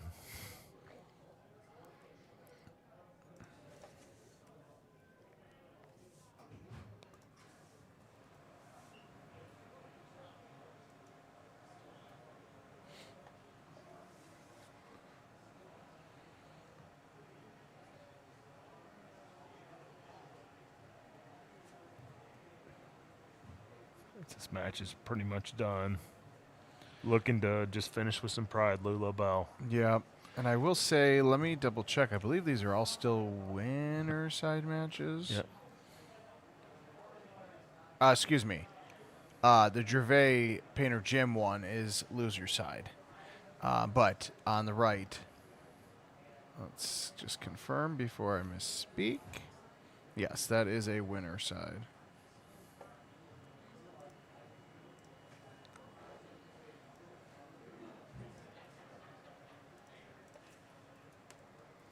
Great shot by Matt Woods. Get up there near some points.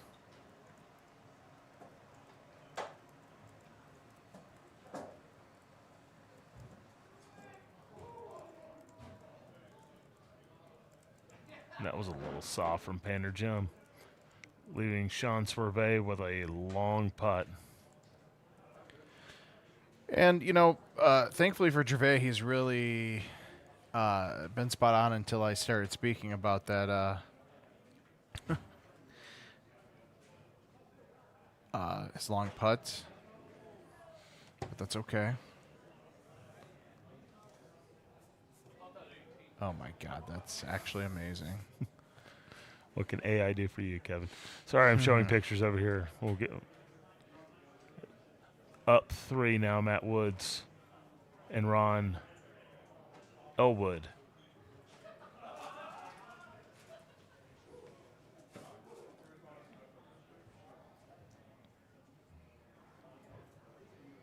I always hated this par 3. I don't know why. Maybe it's the elevation change.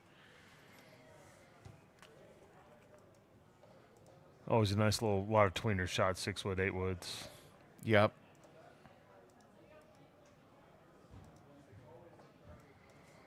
No spin on that at all. Just letting it work.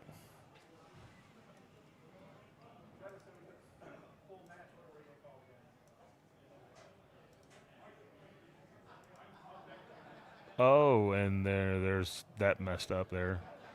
I don't know if that was on purpose or not. There's a lot of oh, that was the Hole 9 because it was on the loser side. okay, that's right. Yes, that did throw me off for a little bit. That's right. We gotta train ourselves. Losers side matches. So moving on. Thank you.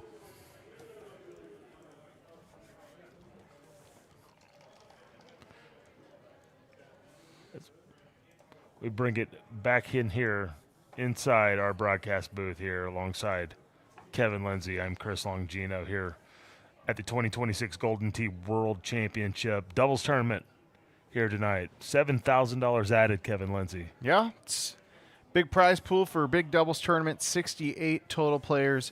Looking at the bracket here, we are just starting to get through some of the losers bracket. And let's see. Let me switch sides here. Looks like Skipper and Matt Van Hoosier still playing against Rob Smitch and Mike Metcalf. The winners will play Evan Gossett and Michael McSherry, who have been doing pretty well. They actually were the ones that handed the first loss to Painter Jim and Sean Gervais. Let's see. I mean, you know how it is with these brackets. The winner side always, takes a little time. Let's see if there was anybody unexpected on the loser side. Brock Tamel, Lauren McDonough, we just watched on a few minutes ago. We got some horses in this tournament, Kevin. Yeah. They play the winner of Hap Sanders and Nick Bridle and Brandon Robinson and Anthony Vinto. Anthony Vinto, favorite bar, Jake's Sports Bar. Historic bar in our Golden Tee world. That sounds about right. All right, well, as we're getting ready for Travis to get some matches on the stream, we are going to take a quick break, but we'll be right back here at the 2026 Golden Tee World Championship.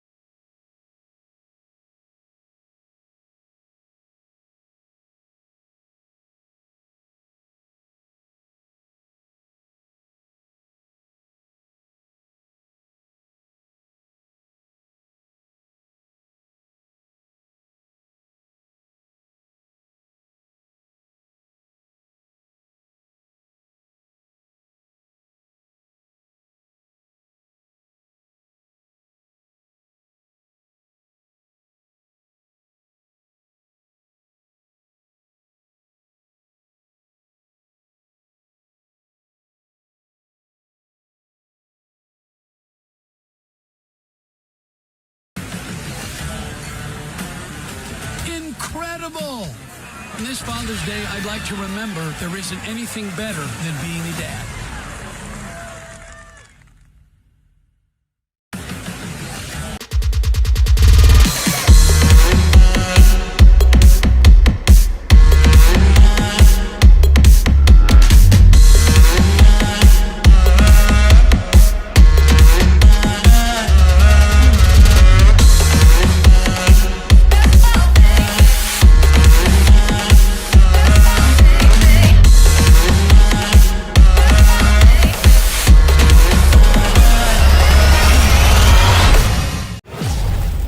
to call for one. And it's in.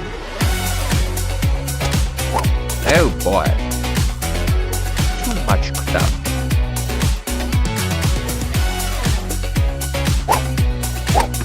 Wow, fabulous shot.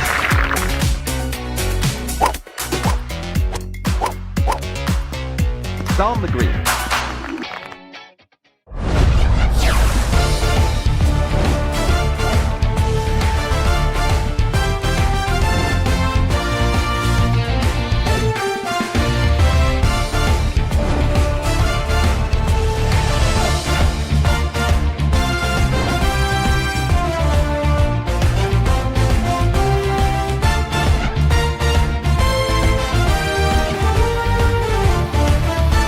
Welcome to Golden Tee PGA Tour.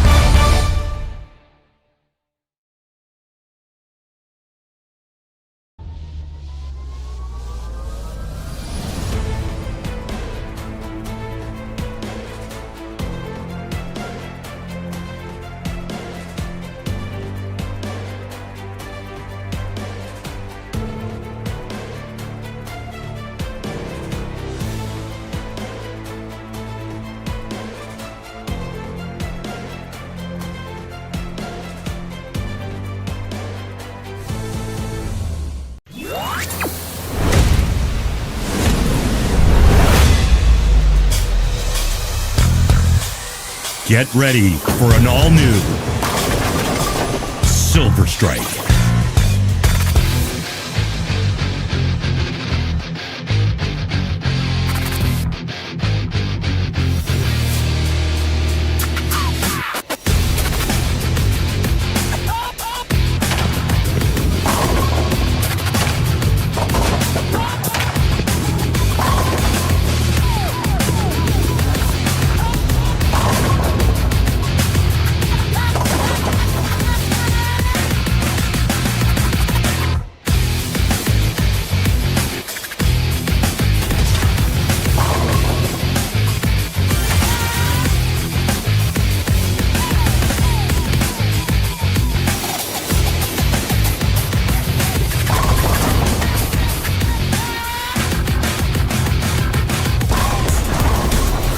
Roll a perfect game and win big.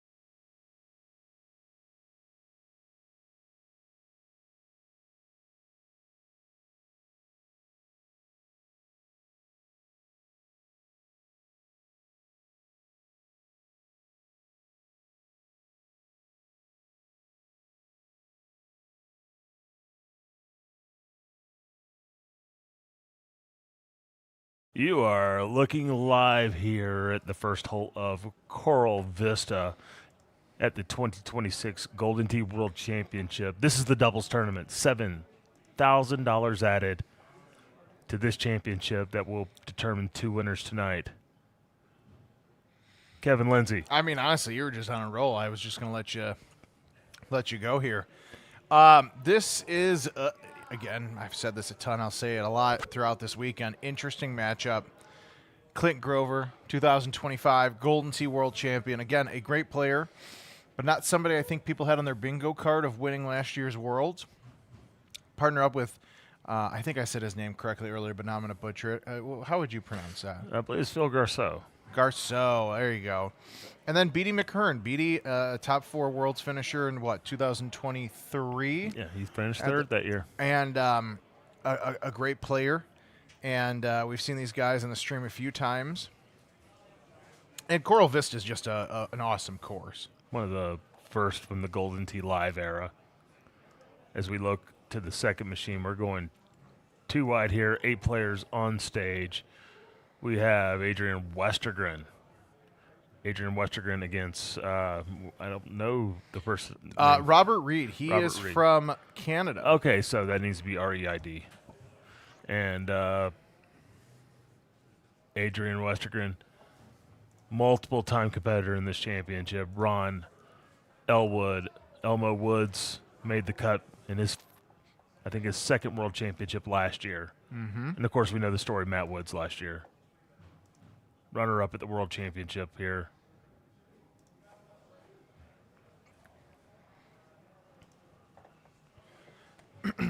Let's see, what course are they on? Oh, this looked like potentially Dodge City, but It is Dodge City. Just wanted to see if you were on your A game tonight, my friend. once again, we've talked about this. Only you and I can match each other in this world. You know what? I will not disagree with you there, my friend.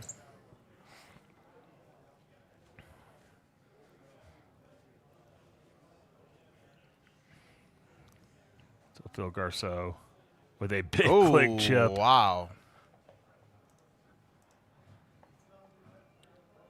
Especially on that hole where it's drivable, but it's not always a clean look to the green there. And so here's Sean McKern here as he's playing with Steve Beatty's profile. They're both playing.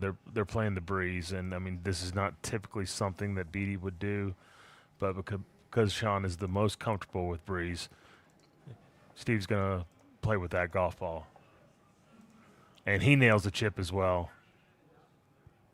Sean McKern, one of the many players from Arizona that we'll see over this weekend. I mean, you talk about how hard it is to switch up between like Cosmos, Grabbers, etc., and Stout. Just regular playing Golden Tee, but then when you get down to chipping, it really is a whole different ball game. Yeah, these guys that continue to float from golf ball to golf ball based on the course that they play, I admire it because it's something. It's a place my mind can't go. I just want to confirm something. So our Dodge City match is on the loser side of the bracket. Correct. Where Robert Reed, the ribeye, as we'll see in the World Championship. And the winner of our match on Coral Vista takes on Paul Taylor and Craig Franta. Is that King of the Hill or Final Four? That is Final Four. All right, so we already got 2 teams now in the Final Four of the winner side of this bracket. Means they're guaranteed 5-6. That means they're guaranteed some money today. Yeah, and Matt Van Hoosier, Skipper Horner taking on Rob Smitch and Mike Metcalf. They play the winner, the winner of that plays Evan Gossett and Michael McSherry. Then it starts to get a little interesting. Evan Gossett getting him a little extra Golden Tee this weekend. I remember the last time I saw him play a doubles tournament.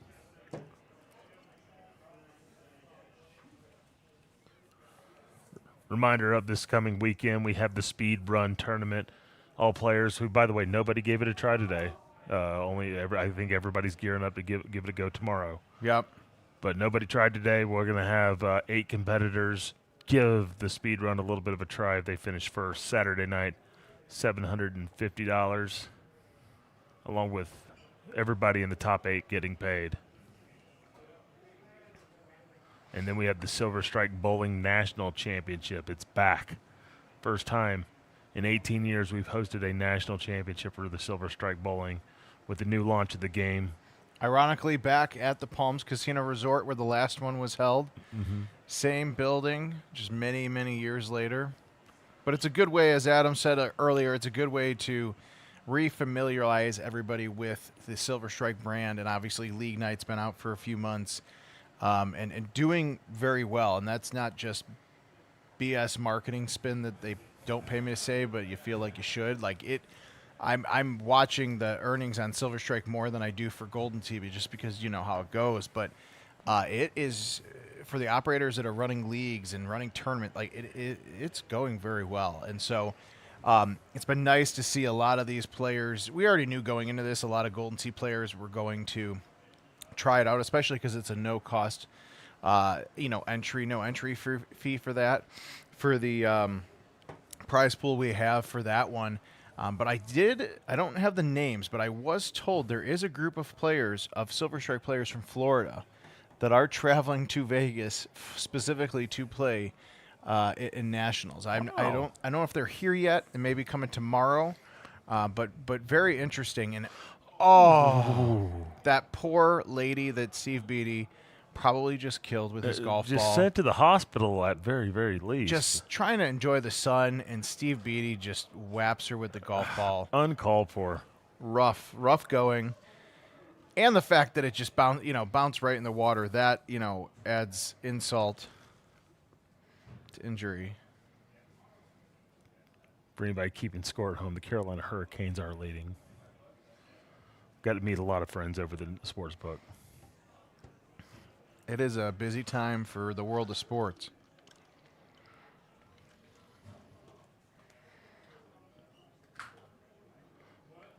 Appreciate everybody watching us here at the Golden Tee World Championship, all 102 on YouTube and all the other platforms. Thank you for joining us for the 2026 edition, our 15th version of the Golden Tee World Championship. Please hit that like button, as we'll be here all weekend bringing you the action.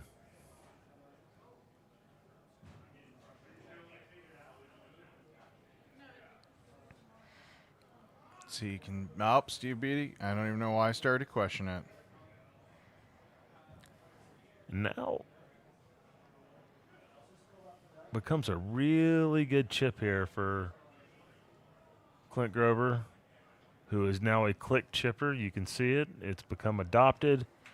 Fire down. Nice.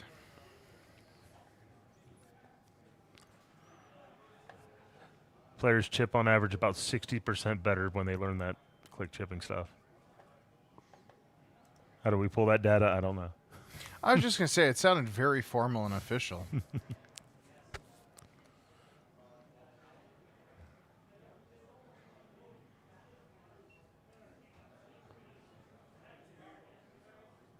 As Ron is going to have to spank this out of that dirt. And if you have the slightest cut in that kind of lie, it's going to severely shorten your shot.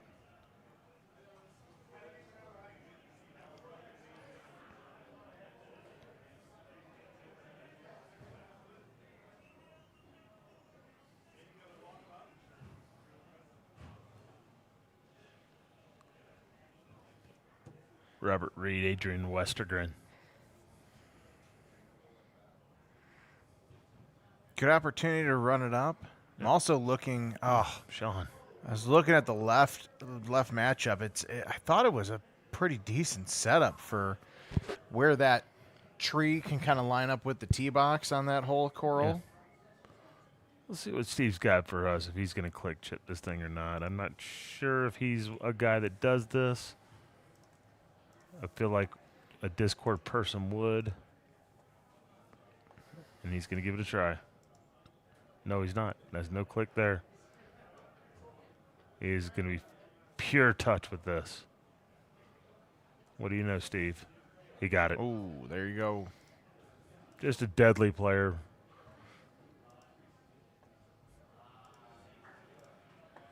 One of the best on the planet today, as you'll see a lot of them here at the Golden Tee World Championship.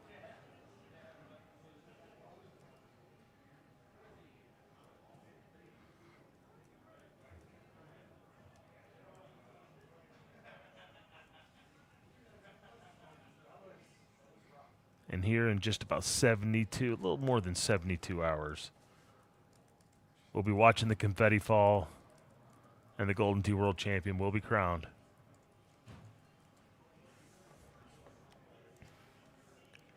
You know, you say 72 hours, and it doesn't feel like that long. And then you think about all the Golden Tee that we're going to play or watch played or talk about being played. It's a lot of Golden Tee. You're correct. You're correct, sir. There's a layer of teaching going on here. Trying to put people in the best position.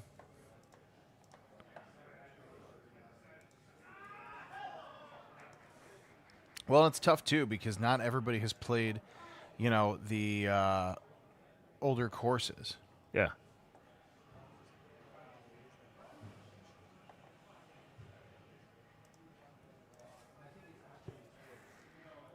And you see this is a common play here, a little bit of a layback.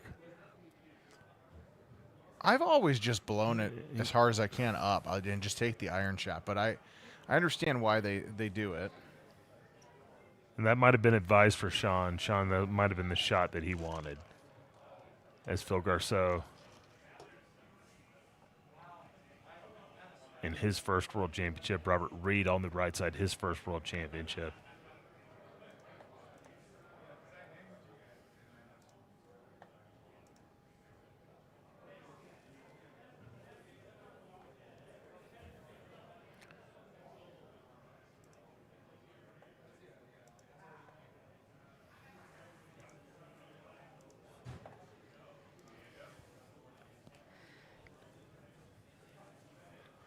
Do a little left-right check for Mr. Grover. Just make sure you're not going to get any little extra spill to the left. And Steve's got to make sure this shot is right. I mean, it feels like he could putt it, but I don't know if he feels comfortable enough doing it. So here we go with a 6-iron. Well, and he shows he didn't click chip earlier. No click chipping now. That's not his thing. He can still make this and drills it home. There's several players out there that feel comfortable enough with the way they normally chip that click chipping is not in their vocabulary.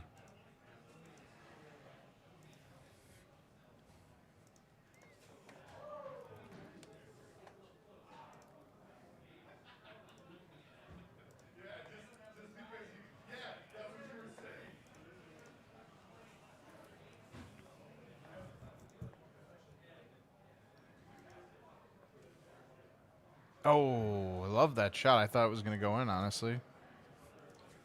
Well played. Of course, Phil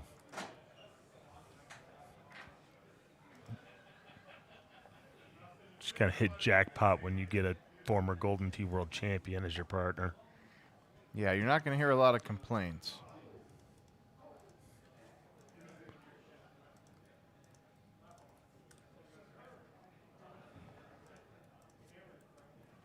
Of course, got Matt Woods on the side here, getting ready to try to make a chip.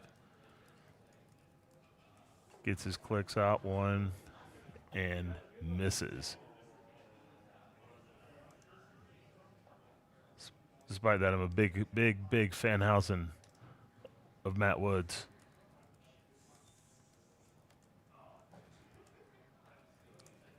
Yeah, I was sad we haven't really seen him at a lot of tournaments with his schedule and all that lately. I know we've seen him here and there, but he's, you know, in demand after the Worlds last year.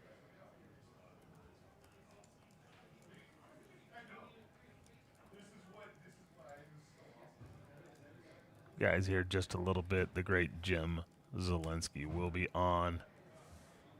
Got to talk a little Golden Tee. Probably going to talk a little Silver Strike with you, too.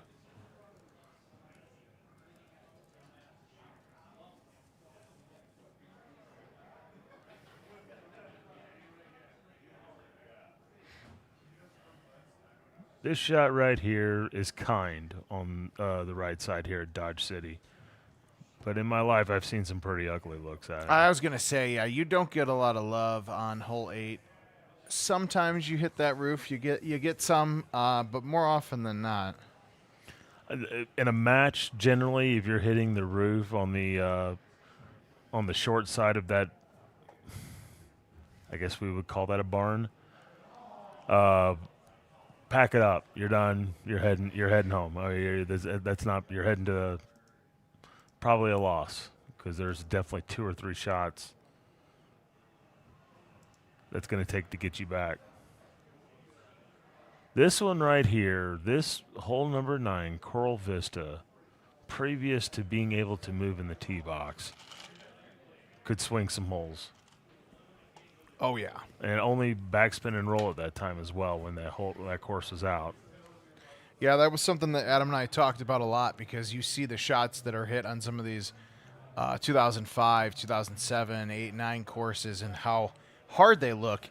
And that's with the addition of all these clubs and, bite and release. And, not having more options does not always make it easier, even for some of these top guys.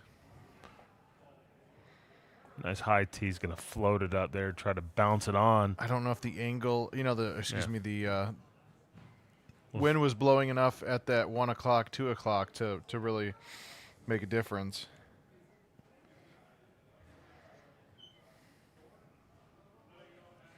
Time to capitalize here.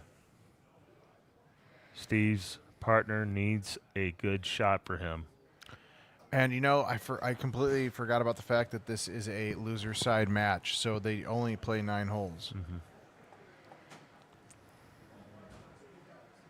Oh, and he just stubbed his hand. He stubbed his hand completely. Oh. Completely. Short-sighted that shot as the match on the right side's over. And now we need magic from Steve Beatty.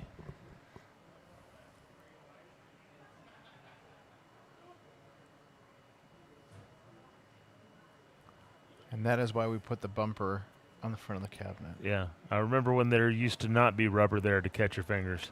Yeah. Ask Enzo Polidori. Broke 3 fingers one time playing. I got to be honest. I'm shocked with how much Golden Tee I've played in the last 30 years that my hands don't have arthritis or I haven't broken a finger. You got a couple calluses, but there's been definitely a number of non-official IT cabinets that I played on where the glass was straight instead of angled. Oh yeah. I don't exactly know what's going on here. Yeah, are they trying to determine something? There's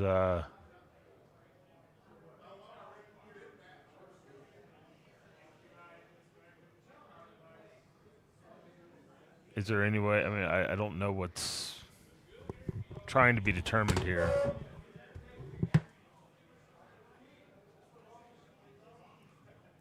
Hey, Andy.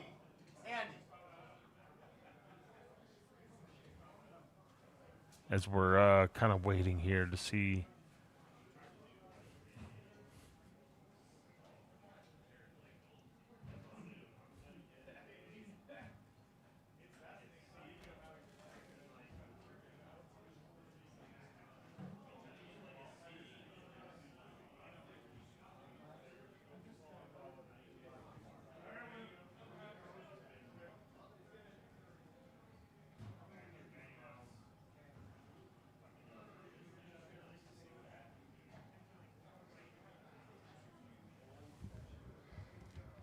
As we're waiting, there's a little bit of an issue here. We got Andy checking out a couple things.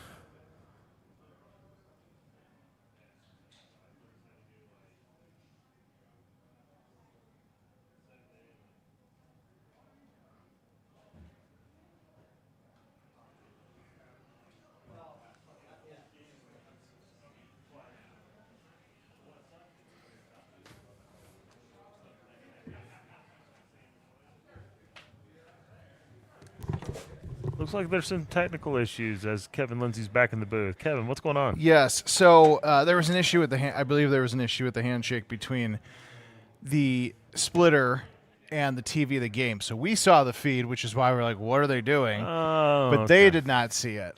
So it's just joking with Steve. I'm like, this is not a hard chip for you. What's going on? And they, explained it to me. It makes a little bit more sense. So they can't see their screen right now is what you're telling me. Well, no, they should be seeing it now. Yeah. But I know King was adjusting some of the stuff on the back end. All right. And I see a TV remote going under. And now, after sitting on it for a little bit, Steve will now get to see what this shot looks like.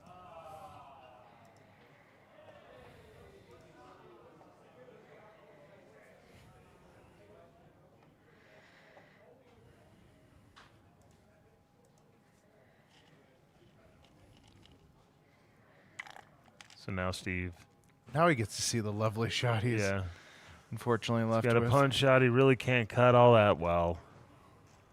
If he plays a cut shot with this club right here, it's going to be hard, but he's got to get under.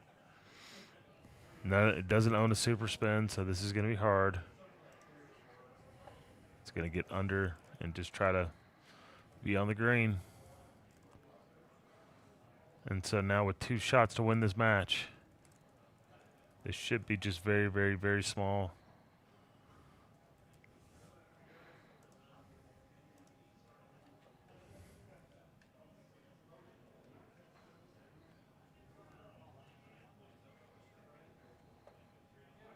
No, this is a winner's side. Oh, this is a winner side. Yes. Okay. Well, okay. Now we have a different feel for this match. And now both are hitting birdie, but now Clint chips off the other side of the green, and Phil Garceau will have to make that for birdie. All right. Recovers. Potentially could even this match up.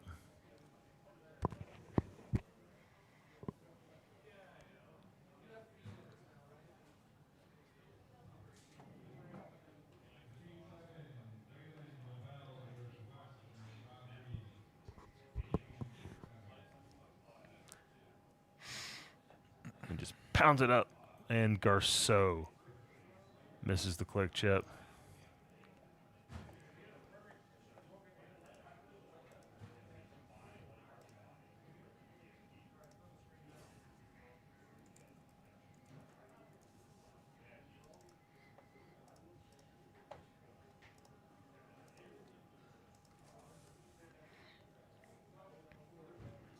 Still more ball game to go, though. Everyone's got to take a breather, kind of get back on their laurels and figure out how they want to play the last 9 here.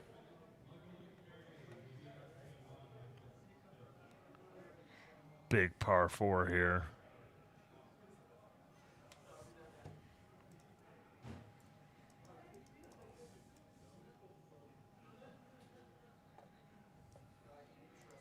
Most will choose to keep it on the top side of this hill. Of course, if you get down the bottom of the hill, you bring bunker into play as it filters off to both sides of the fairway.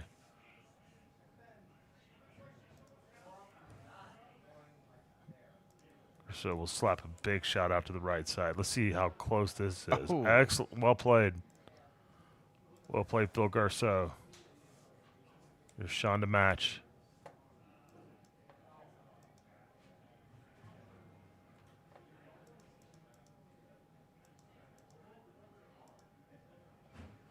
Of course, Sean McKern from Arizona. Once again, many, many Arizona players we will see here this weekend.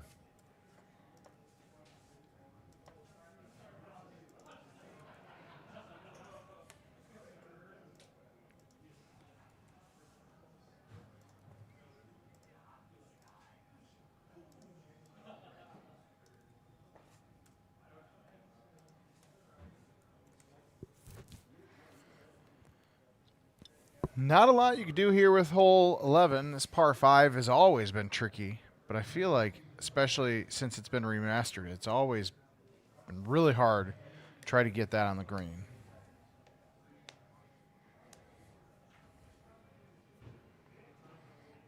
And goes under with the 7, gets it out there. This hole was a very tough eagle in its time. Once again, especially without tee boxes, being able to hit high tees, this was very, very difficult to make eagle. And it's still proving at this moment right now, but that 7-degree driver that's going to be able to get through all that and get some distance, that'll be the key to eagle.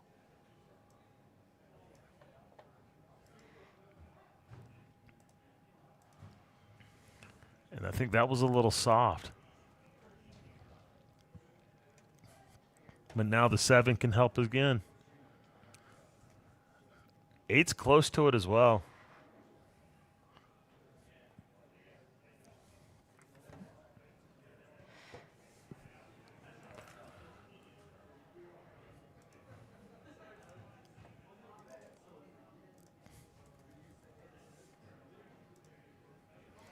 Clicking one right and hitting a cut in. You could try that.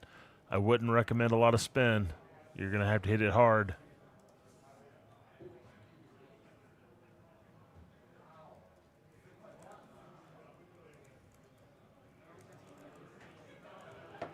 Just a tough shot.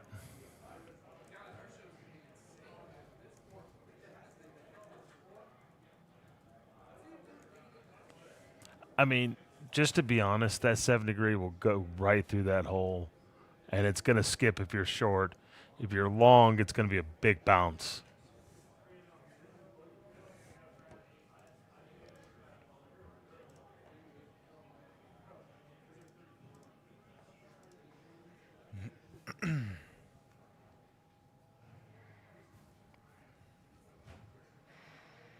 Once again, nothing they're going to converse about taking birdie on. They can't. Yeah, laying up's not really a great option either.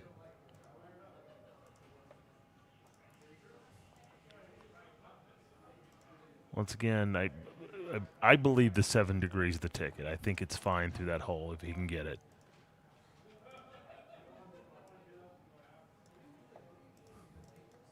Now, here's the issue with the skipping point as well, all right, because he's got to hit it hard enough. And he went right into the trees, short. Still safe, brings birdie into play. Now here's Chet Grover.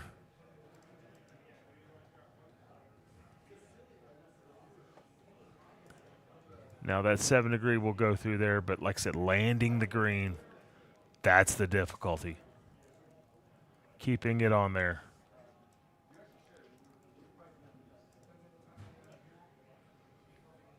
I mean, he's in a range where, I mean, looking maybe 1 or 2 to the right with a full could be the ticket as well. Once again, it's got to get under some of that. A lot of overhanging stuff. Very, very difficult eagle here.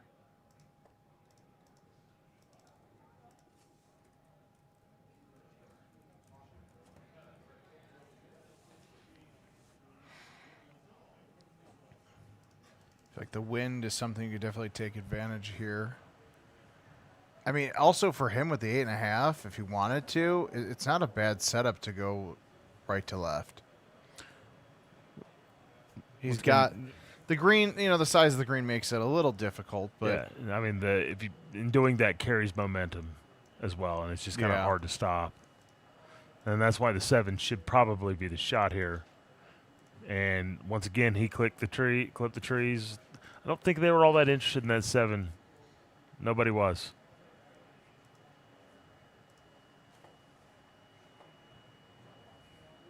Sean McKern, the big stout slap.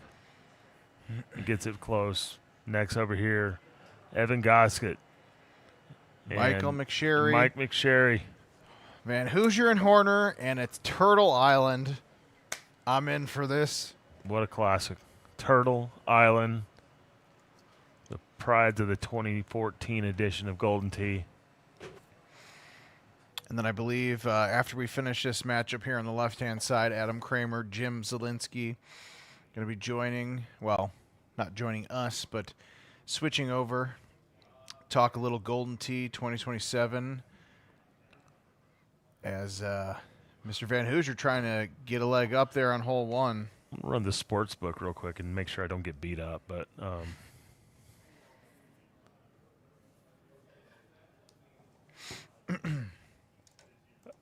I will say one of the best conversations in the business is Jim Zielinski. I've gotten to do it a couple times, and I've been a big fan. He's always got great input and insight towards our game. So.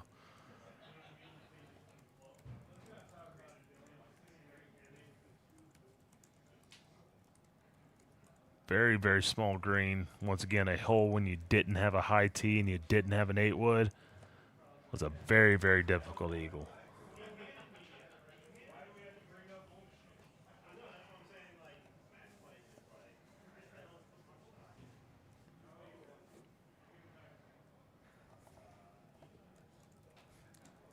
That's a solid shot from the defending world champion this weekend. Comes to Vegas, 3 times a champion on our National Golden Tee Tour presented by Power Events. And, of course, here in Las Vegas to defend his world championship. Trying to become one of the 4, or is it 5, 2-time world champions. Haas, Denmark, Kins, Eversole. And it would be Luna or Gossett or Grover or Gomez if they want to make it happen this weekend. We don't forget about you, Jeff Harlow. You were the champion of the year. I got to play in it. It's a weekend. It's a couple of days I'll never forget. Friday's front row, long-time home of the Golden Tee World Championship.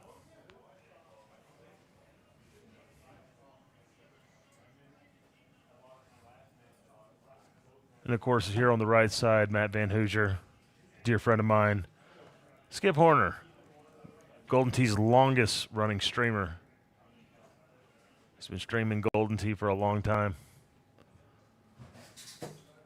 And then Evan Gossett, who will forget 2018. Came down the stretch of Rattlesnake Ridge with a hole out and a fight breaking out behind him, apparently. But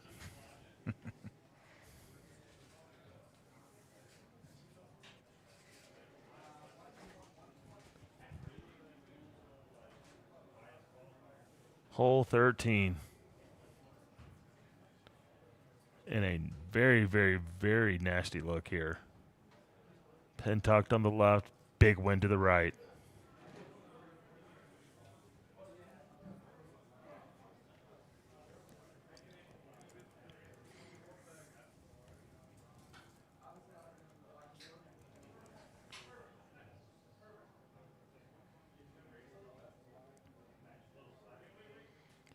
Made a little bit easier by the breeze here.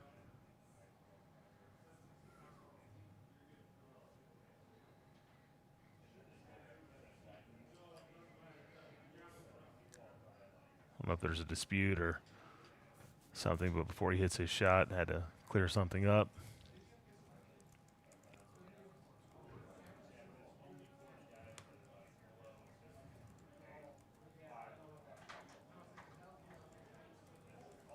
What a great shot from Matt Van Hoosier.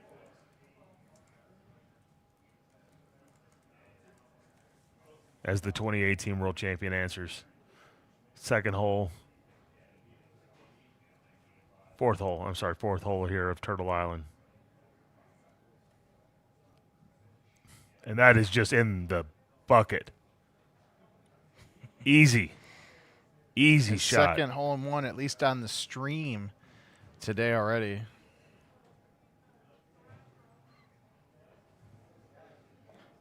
Once again, 3 world champions playing in this field.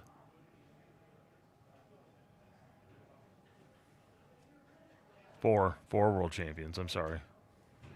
So Taylor Gomez, Gossett, and Grover.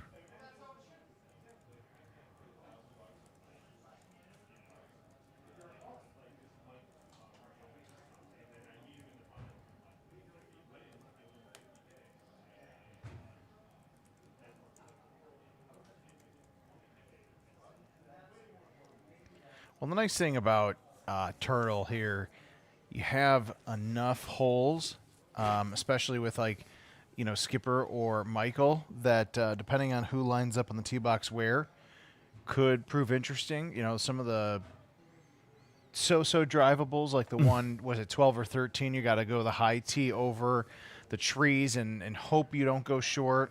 Yeah.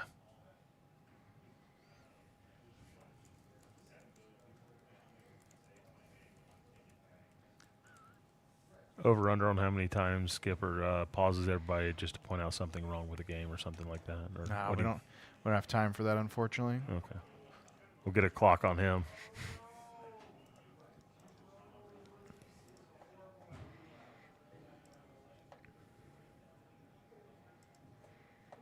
Get down to about 12 teams left here, Kevin. No. Yeah, just about. Yeah, just about 12 teams. Moseying through this bracket here. Here at 7:21 local time here at the Golden Tee World Championship. The 2026 version of this. 15 World Championships have been played. I'm sorry, 15 as we're playing their 15th one. We appreciate everybody tuning into our stream. Make sure you hit the like button for us. Like, subscribe, share it. Do all the good things for Golden Tee.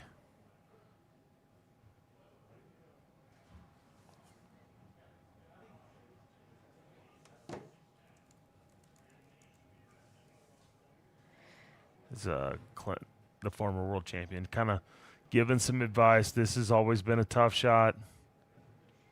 I remember when we used to play this hole the Sobey way. Old video back when Duffer Dan used to do some. Duffer Dan was posting videos on YouTube before that was a thing. There are some gems of those guys and the bloopers, honestly, sometimes funnier than the actual video itself. We got some of those in the archive, especially back then, when YouTube was brand new. You didn't get a lot of clear footage, and but we got the originals.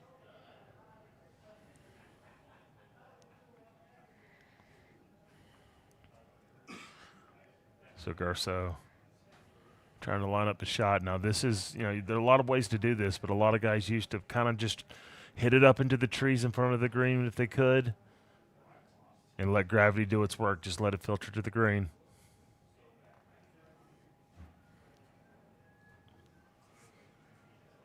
Last thing he wants to do is just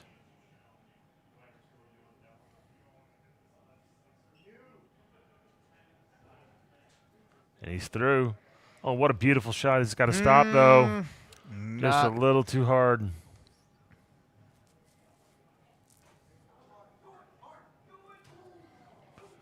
Very close shot from Skip Horner.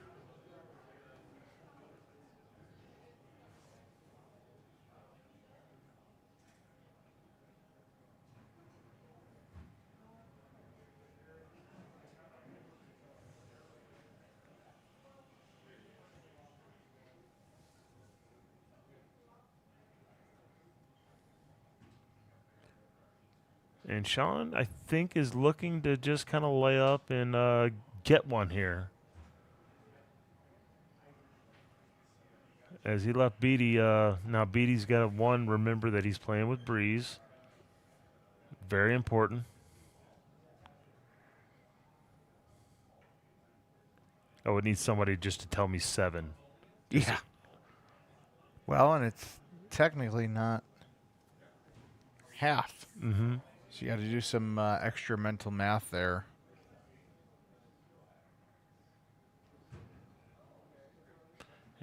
As he would call it, a back cut. Oh, that was a beauty.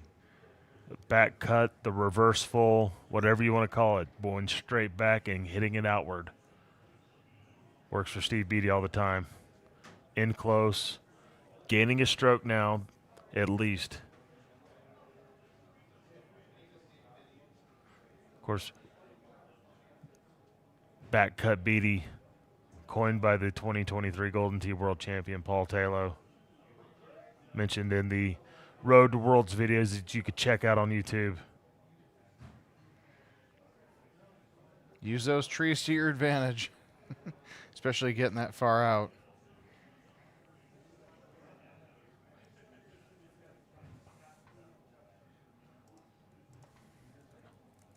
So essentially, I believe that ties this match. 18 under, 18 under, and a very, very, very gettable par 5 here.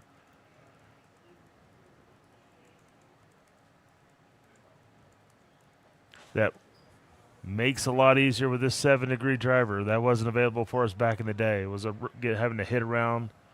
No, it's going straight through with this 7-degree, and it's going to be just fine. Yeah, no low degrees, no low tees. It's a bit. Could have been raining. Yeah. I mean, you think at 450. I mean, this is. I mean, especially with the Cosmo guys right here, he can get this within 40 yards of this hole at a high tee.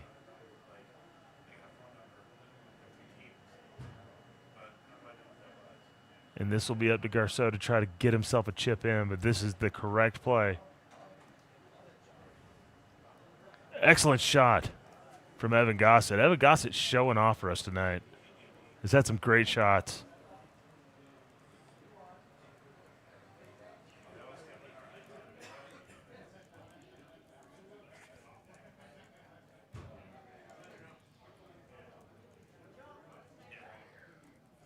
And well played from Matt Van Hoosier as well.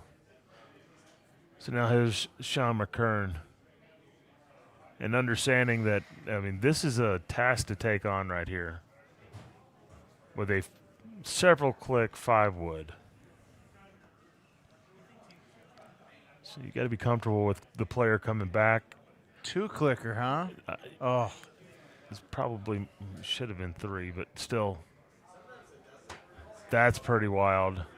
And leaves a kind of an awkward putt for Steve. Phil now has a great look at this. And look how, I mean, this is the wind's going to the correct direction. Opposite of where the green's going. It's got potential to be close. This would be 3 clicks for me, but the people are different. 2, 3, 4. Fires at home. Oh. And a little high.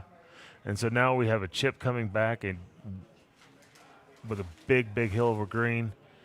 And Steve is stuck with this. Uphill, in the fringe. He's getting a good look at it from all angles. And it's got to go right 7. I think puttable, but it's hard. He's going to have to get it out. Well played. Well played, Steve Beattie. One of the best in the business with a shot like that. And now here's Chet Grover. Why do you call him that? What, you didn't see Chet G in the early part of his career? It was Chet G. That was his name, Chet Grover. That's why I've never called him Clint, because I don't know if everybody's ever actually I said, my name's Clint. It's either Clinton or... See, now you jinxed him. Yeah. And now Grover.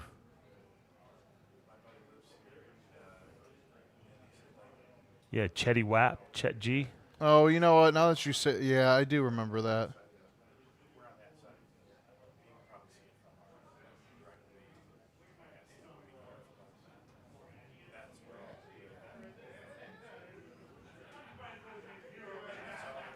Oh, McKern on the line. Oh, and Oh. it's pauses. I hate when it does that. It's like, it's down 10. How the heck is it just going to stop? Yeah. Now this, I mean, I don't know, was it 7 hybrid right here? He could float that down with some bite and maybe land it, try to get it to the hole. But what should have been an eagle on the last hole becomes birdie, and now they're down 1.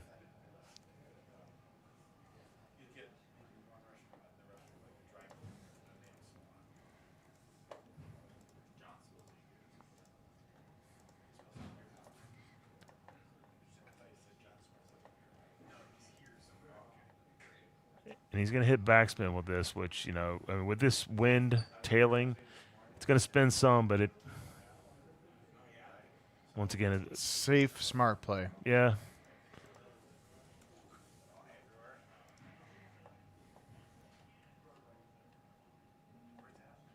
still down 1, going to a very small green on 18.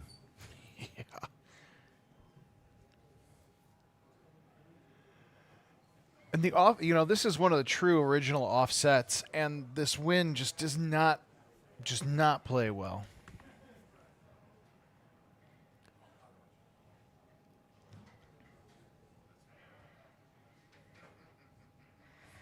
Matt Van Hoosier going for the Great long shot. tee shot for a shorter approach. Skipper putting in hole 11, Turtle Island on your right, Coral Vista on your left.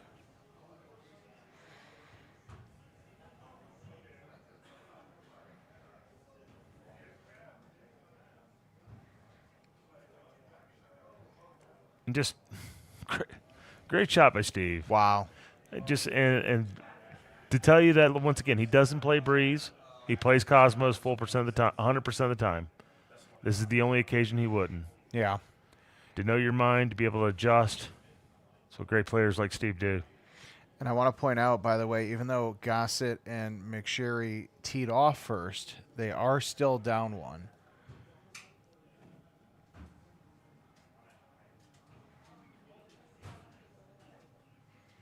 Oh, wow. Gorgeous cut Beautiful. from the world champion.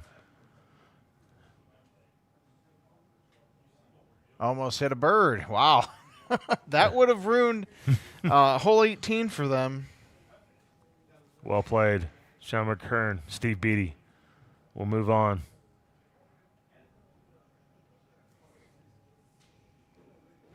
It's a great match on one of the OG Golden Tee Live courses. Look at this at 422, which once again, back even when streaks and everything were around, I don't know how drivable this is. This is 100% drivable right now. Yeah, I know I've personally got there a few times, but this is like this is a pretty nice setup. Yeah.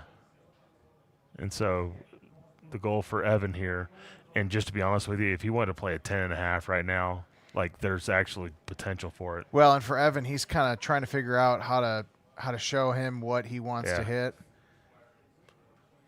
But he knows it's drivable, so he's trying to tell him how to make it happen.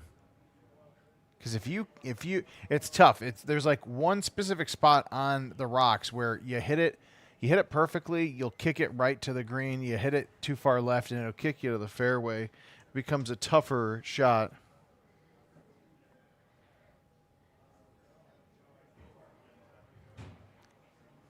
And just destroys it into left field. And watch this.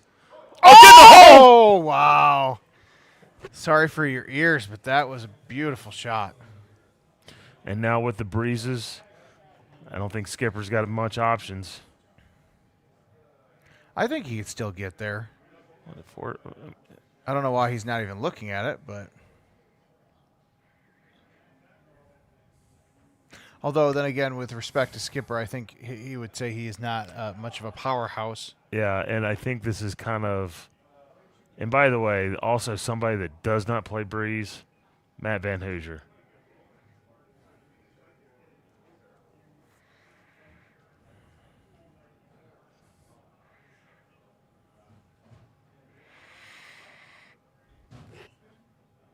Just kind of cooked that one, but it worked. And now for an easy eagle from the former world champion.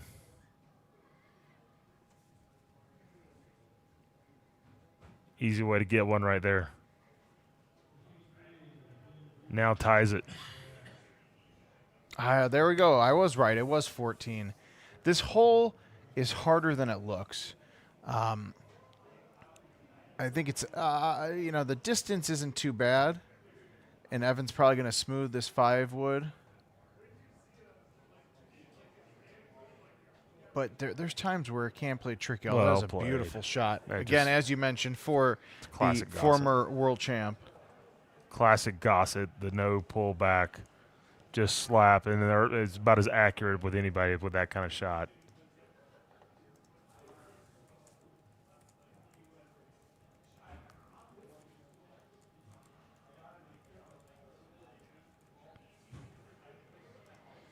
Destroys that one.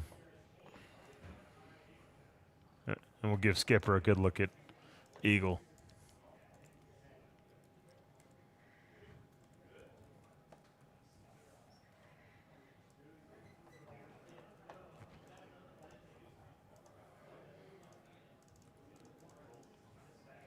Once again, a lot more players playing with gloves these days. Much more common.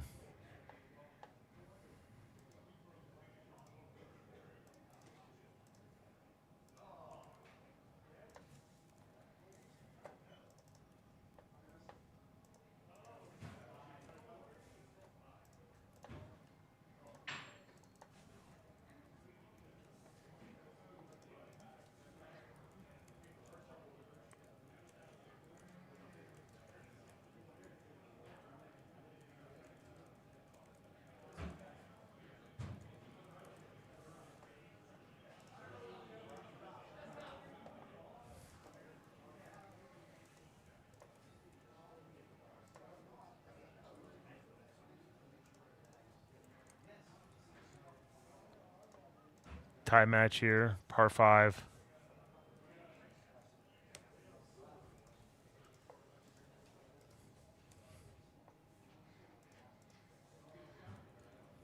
Matt trying to figure out how he wants to play this with a smooth cut 6-wood and in the hole. Oh, there you go. Well played. That will change things up a little bit. Of course, for Evan, though, his facial expressions will tell you a lot, but very, very rarely does he get phased. Mm-hmm.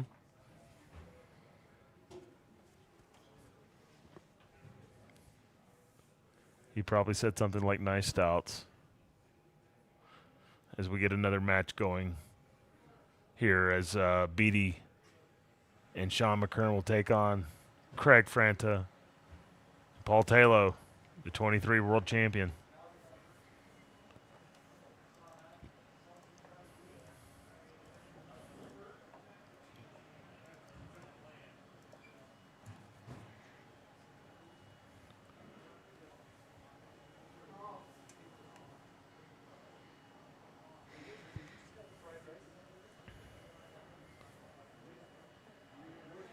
"4-1 Hurricanes," if anybody's keeping track at home. Be a fun Sunday here. We're going to Game 6 of the Stanley Cup Finals. And we'll also crown a Golden Tee World Champion while we're here. Why not? That's exactly how we drew it up. Hey, man, nice stouts. That's exactly what Evan Gossett would have said. As we pull up. Well, all right, trivia time, Kevin. By the first hole, you can tell us which course this was. Well, this is the club selection screen, so I cannot do this right now. Yeah, Paul Taylor's hard in thought right now. He's got... Oh, Southern Oaks. No. Oh, no. So it's one of two. No, this is Southern Oaks. Is it? Because I'm thinking Timber Bay or Grizzly Flats. I was also, the Timber Bay was the one I couldn't get.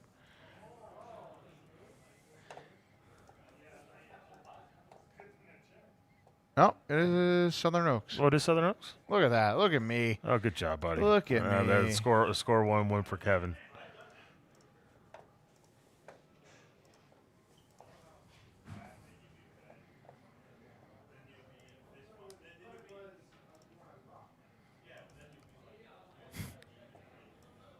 McSherry trying to get this click chip in.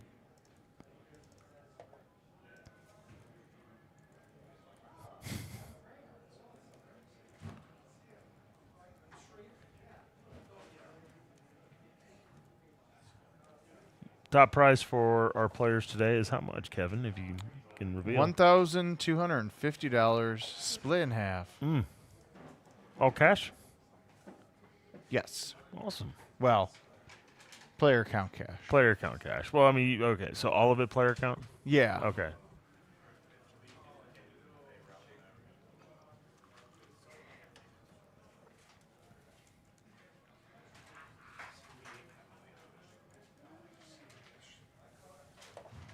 just as good as currency for these guys.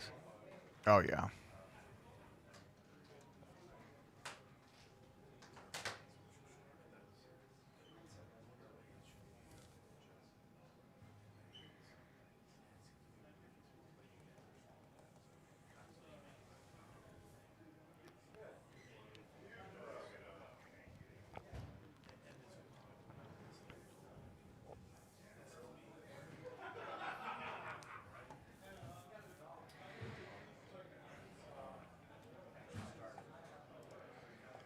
I wonder if I worked here, they would let me wear this jersey. I don't know. Like, if you come here on a football Sunday, they're not wearing all Raiders stuff. I mean, some people have their own jerseys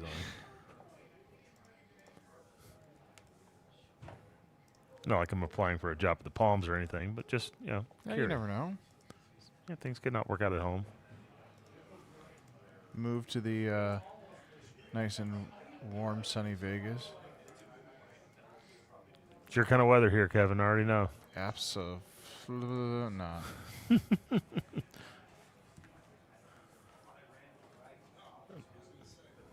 Somebody's got the over. Yeah, that would be me. Tickets in my pocket. All right, so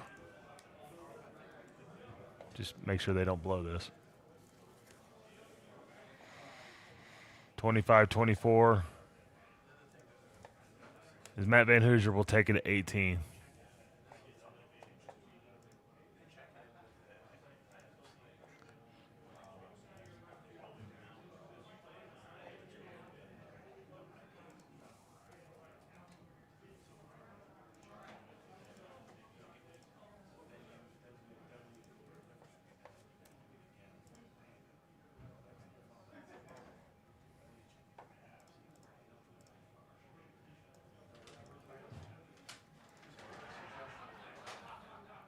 '18th hole. Got a great team here doing our production here. Appreciate everybody here. Richard King, Andy Coleman, PJ, who's also here as well, helping us out with the stream. And then he'll go back to his job at In-N-Out Burger once he gets done with this. But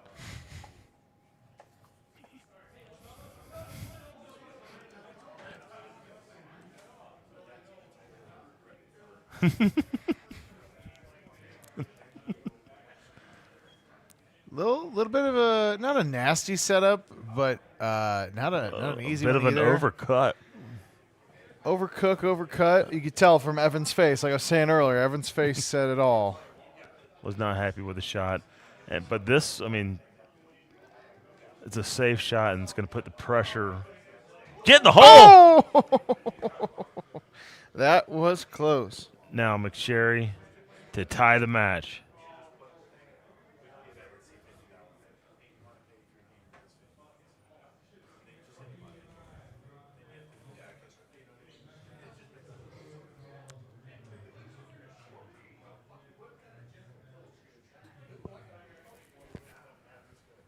To tie it. Short. Short side, Johnny. That's my buddy Jake Haley used to say.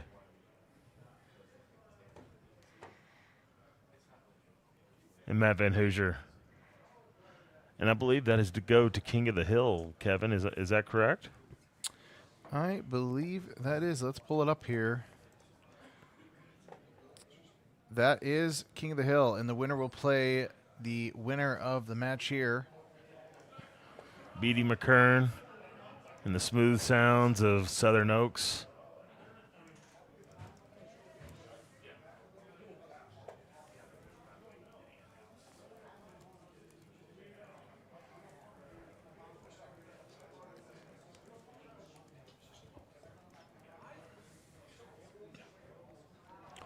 Putting themselves closer to that $1,250 spot for first place. $625 a person. Not bad for a $25 entry. No, that'll get you a couple buffets or two. 68 players. Not a bad turnout for a Thursday night little event, Kevin Lindsay. No. I'll be curious to see how much we get tomorrow night. Yeah, I'm shooting for 60, so. I hope so. Hope so. Once again, it'll be a big turnout from our local Las Vegas contingent. big turnout from all the Arizona players that don't have a way to this championship. Be excited to see all of them. Indeed, it will.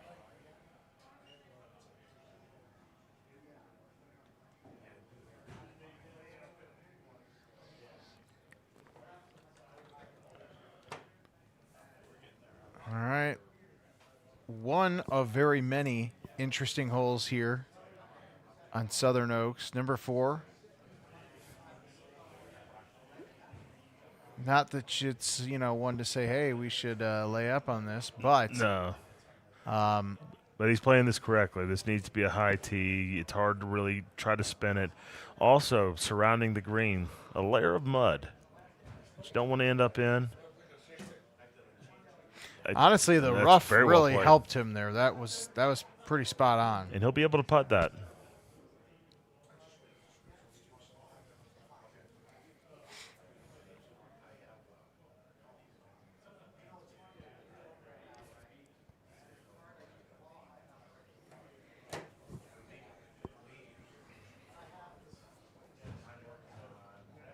Doing the same thing. The 23 champion. Great shots by both these guys. About a handful of feet from an ultra shot there. Once again, Craig Franta cannot complain. He drew the world champion.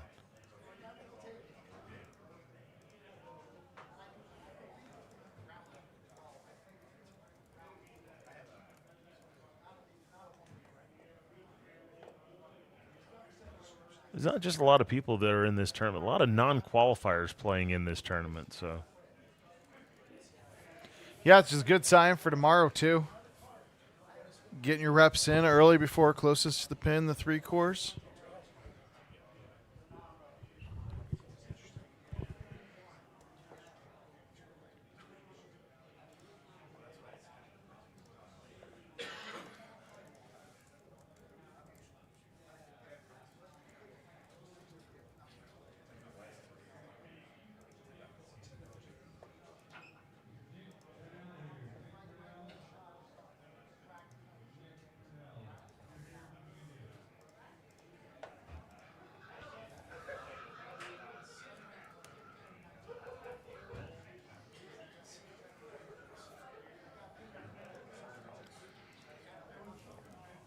the convenient 7-degree driver.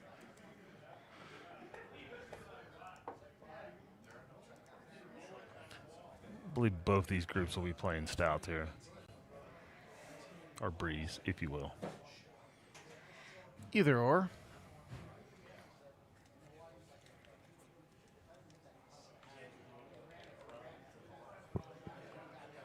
Now, in theory, the stouts, well, in theory, it's true. The stouts and the breeze are the same, correct? Mm-hmm. So when we lose legacy, are we losing the word stout? No. No. Okay.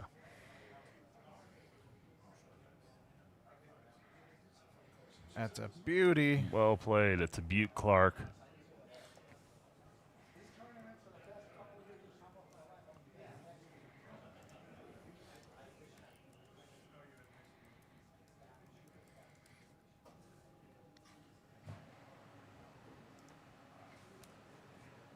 Southern Oaks typically doesn't produce high scores a lot. Bit of a challenge. Very straightforward course where you're going to have to manipulate your way around some fairways to give yourself the best shot. Also some par threes that are a little bit of a headache. This one is not a picnic. Don't want to be short.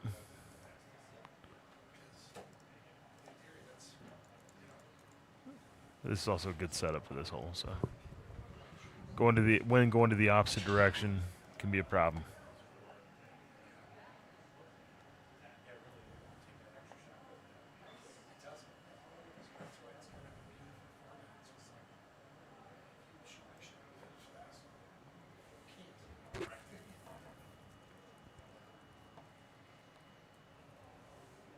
Oh, wow. Just throwing darts here. Hole 6.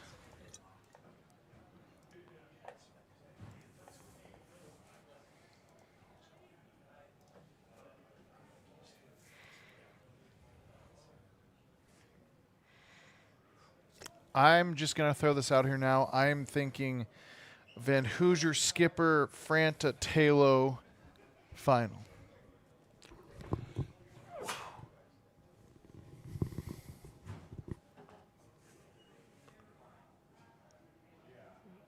Good prediction.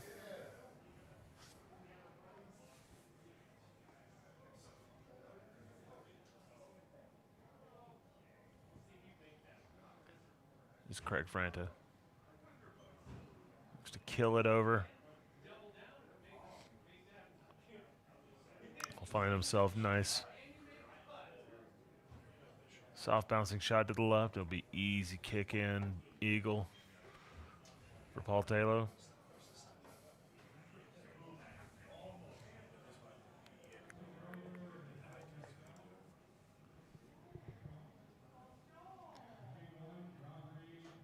All right, looks like on machine 1 we've got Grover and how do you say his name again? Garceau and Grover versus Reed and Westergren. We're going to need to get these names down before we're out this weekend. All right, guys. We've got a lot of players that's going to be playing a world championship. We need it correctly.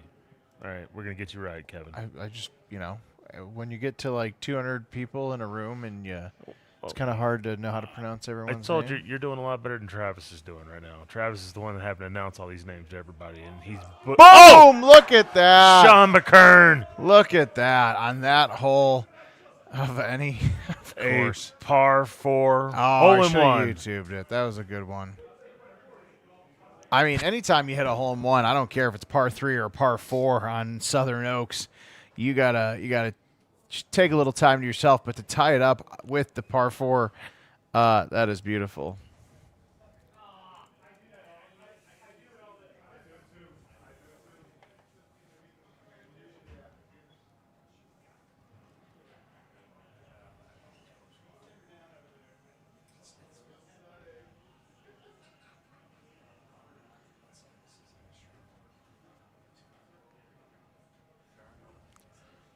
And this shot has always kind of required a short fairway shot here, leaving you a long second shot.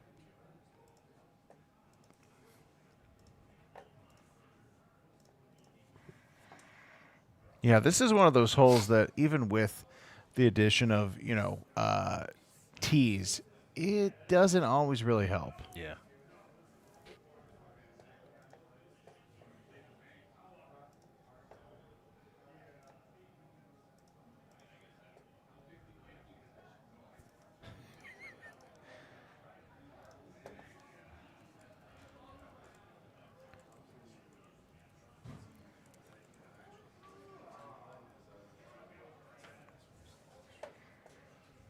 Get ready to sound the sirens. The Hurricanes are about to take this one.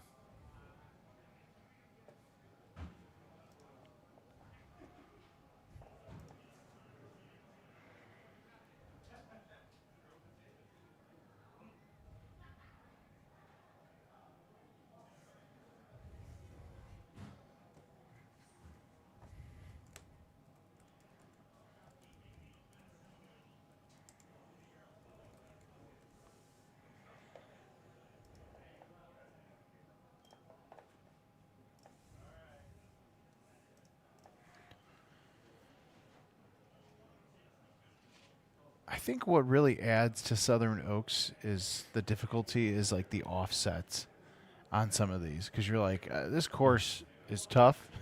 And then you start to play okay, how am I going to cut this left or right?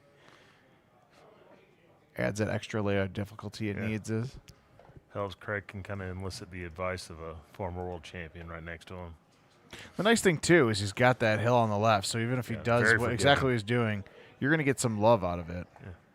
Not the case on most of this course, though.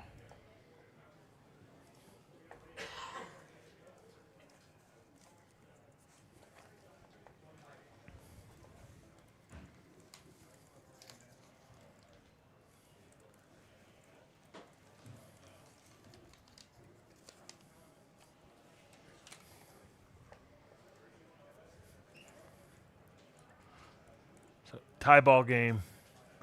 And this is not an elimination match. This is for King of the Hill, correct? Yes.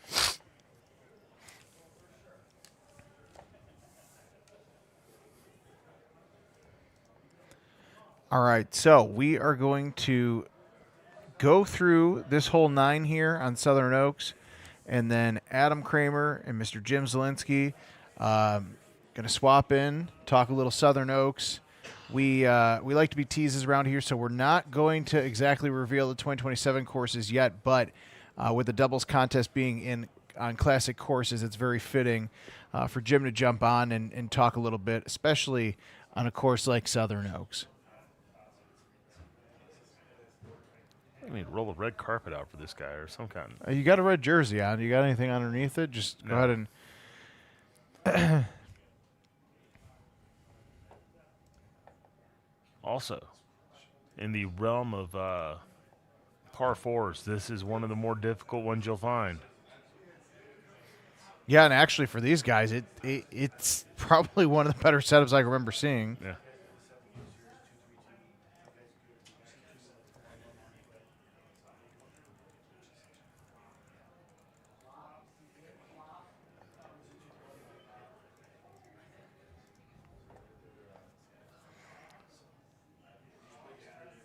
Here comes the back cut Speedy. No, not playing a back cut. He's playing just a direct shot.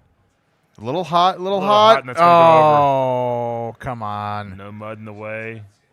Yeah, the one time you're like, give me the mud, and nothing. And to say, and this, I mean, he's got breeze, so it's going to make this a little bit better, but a classic pullback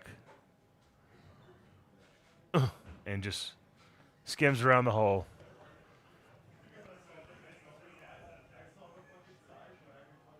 All right. Important chip here to save face. Especially after the one he just hit.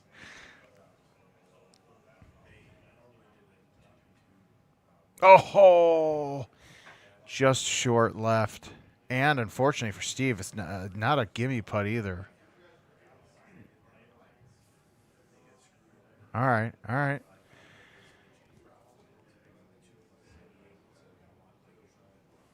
All right, so as we finish up hole 9 here, we're not going to take a break. We're keeping all the action live. Mr. Longino and I are going to take the headsets off for a second and let Jim Z and Adam Kramer come in and test for you as we pull up the next match. What course is this? This would be Oakwood, one of my favorites. That you know what, for a match play match in doubles, this is a good one. So I'm sure Chris and I will be back at some point tonight, but we're going to turn it over to Adam and Jim.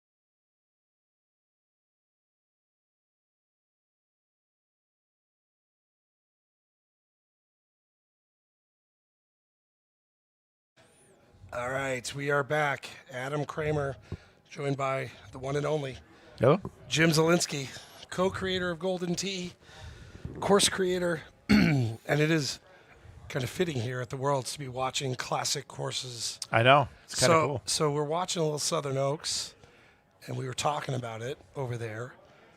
What makes this course unique? Well, it's always hard because there's so many that I have to kind of filter through.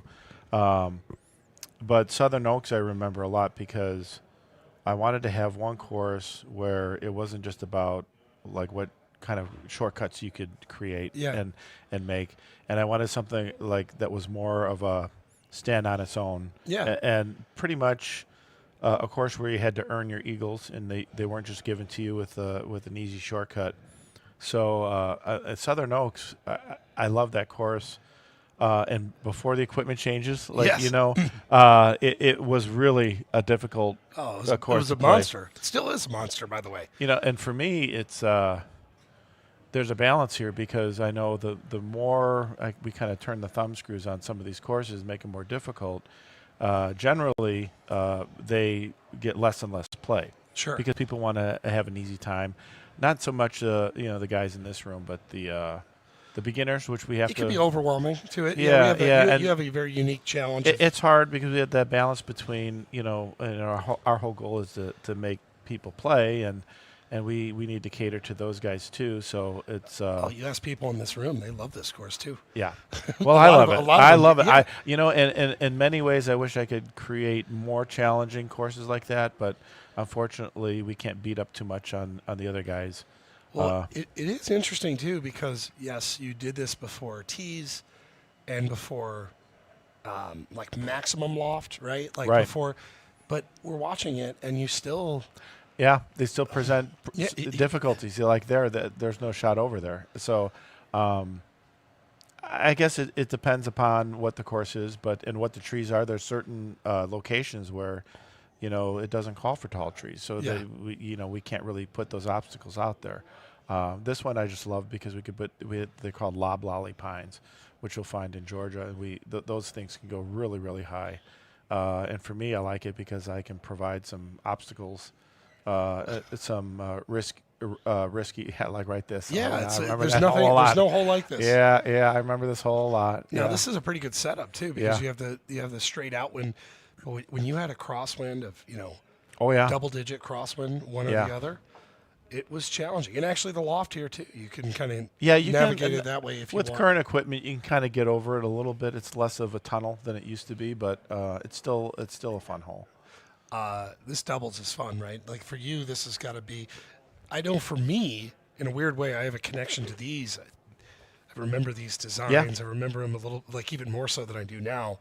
Do you? Well, I know we talk about this stuff. Like we'll look at like a design you're working on in a meeting, and one of us will be, oh, that reminds me of Southern Oh, Oaks yeah, 13, yeah, right? right. So do you still remember, even though you've designed? I do. The thing is that what blurs together is, and I was speaking to you earlier about this. It's for me, what people don't understand is like I work on a hole based on the location and where it's at, Yeah. like a Florida course or a Miami course or a South Carolina course or whatever it might be.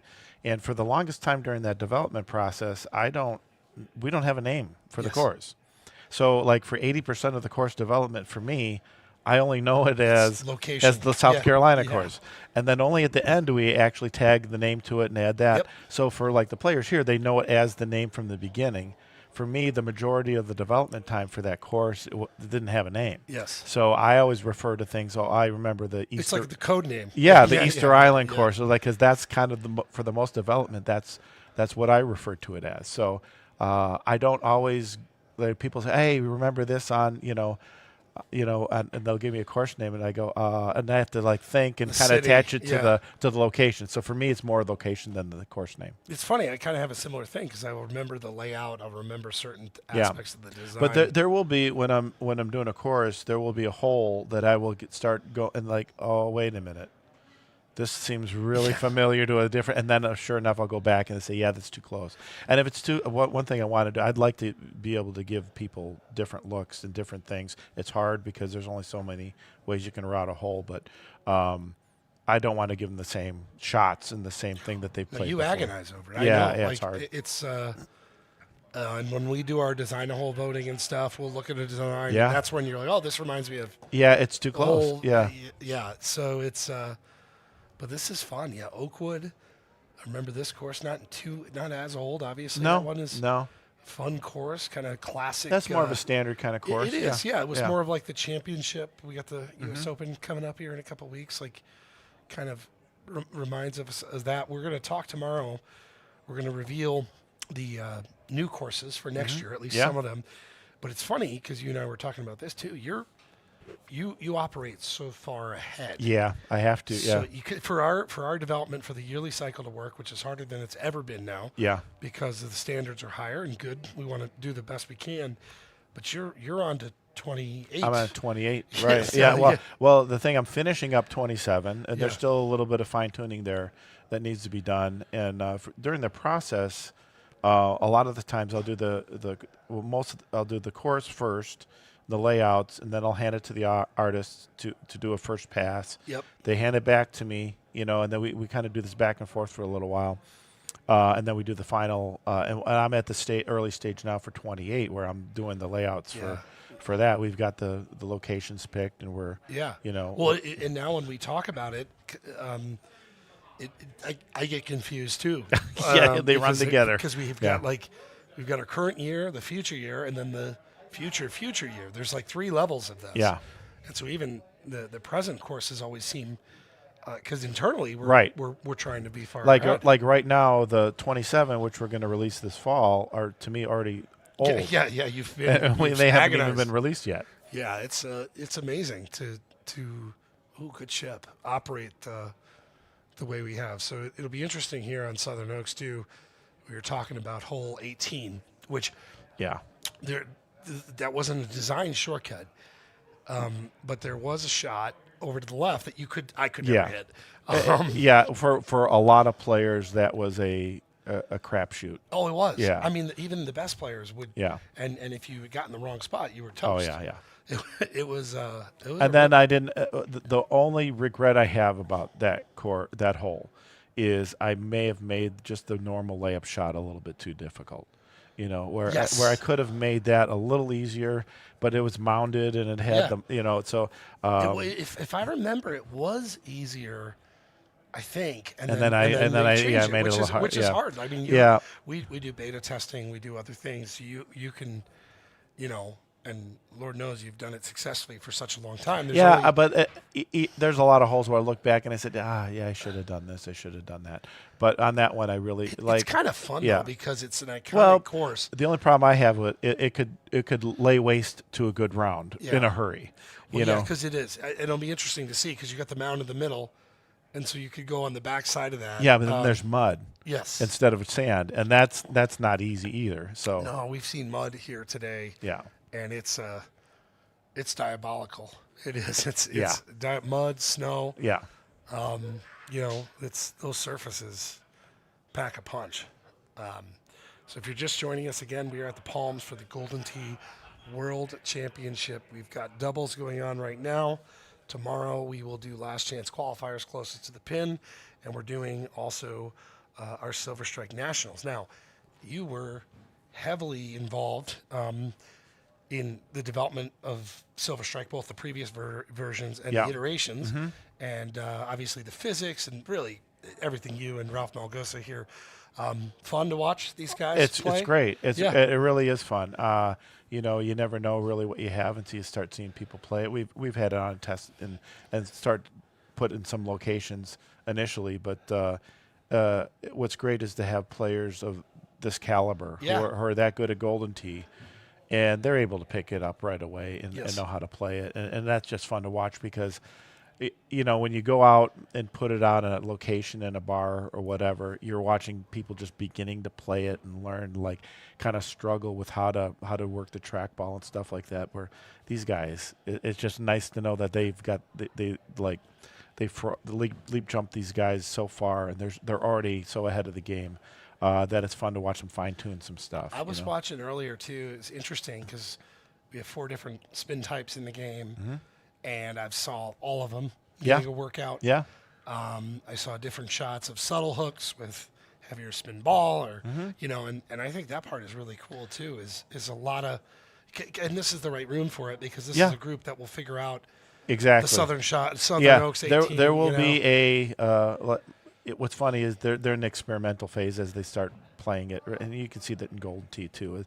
I kind of relate it to a hole on a course where people will play it a certain way and kind of try and figure it out, and then there will be the way. Yeah. The way that what I mean, and so then this is the most efficient way, and if you get enough talented people together and work on a problem, you're going to find the most efficient way to do it, and that's what Golden Tee is. Well, it was funny. You and I were talking about this when we were at the 2008 Nationals for Silver Strike here up in the Kingpin Suite, and it was a bunch of Silver Strike guys. We were in the stand-up cabinets, and they used to hit it so hard. Right. They would just go off center right a little bit, hit a little hook in. Yeah. And then we had 3 to 4 Golden Tee guys, the Dayton Roots of the world, Yeah. also Ryan Bourgeois, and they were trying to just feather these thumb shots, and Yeah. they were great. Yeah.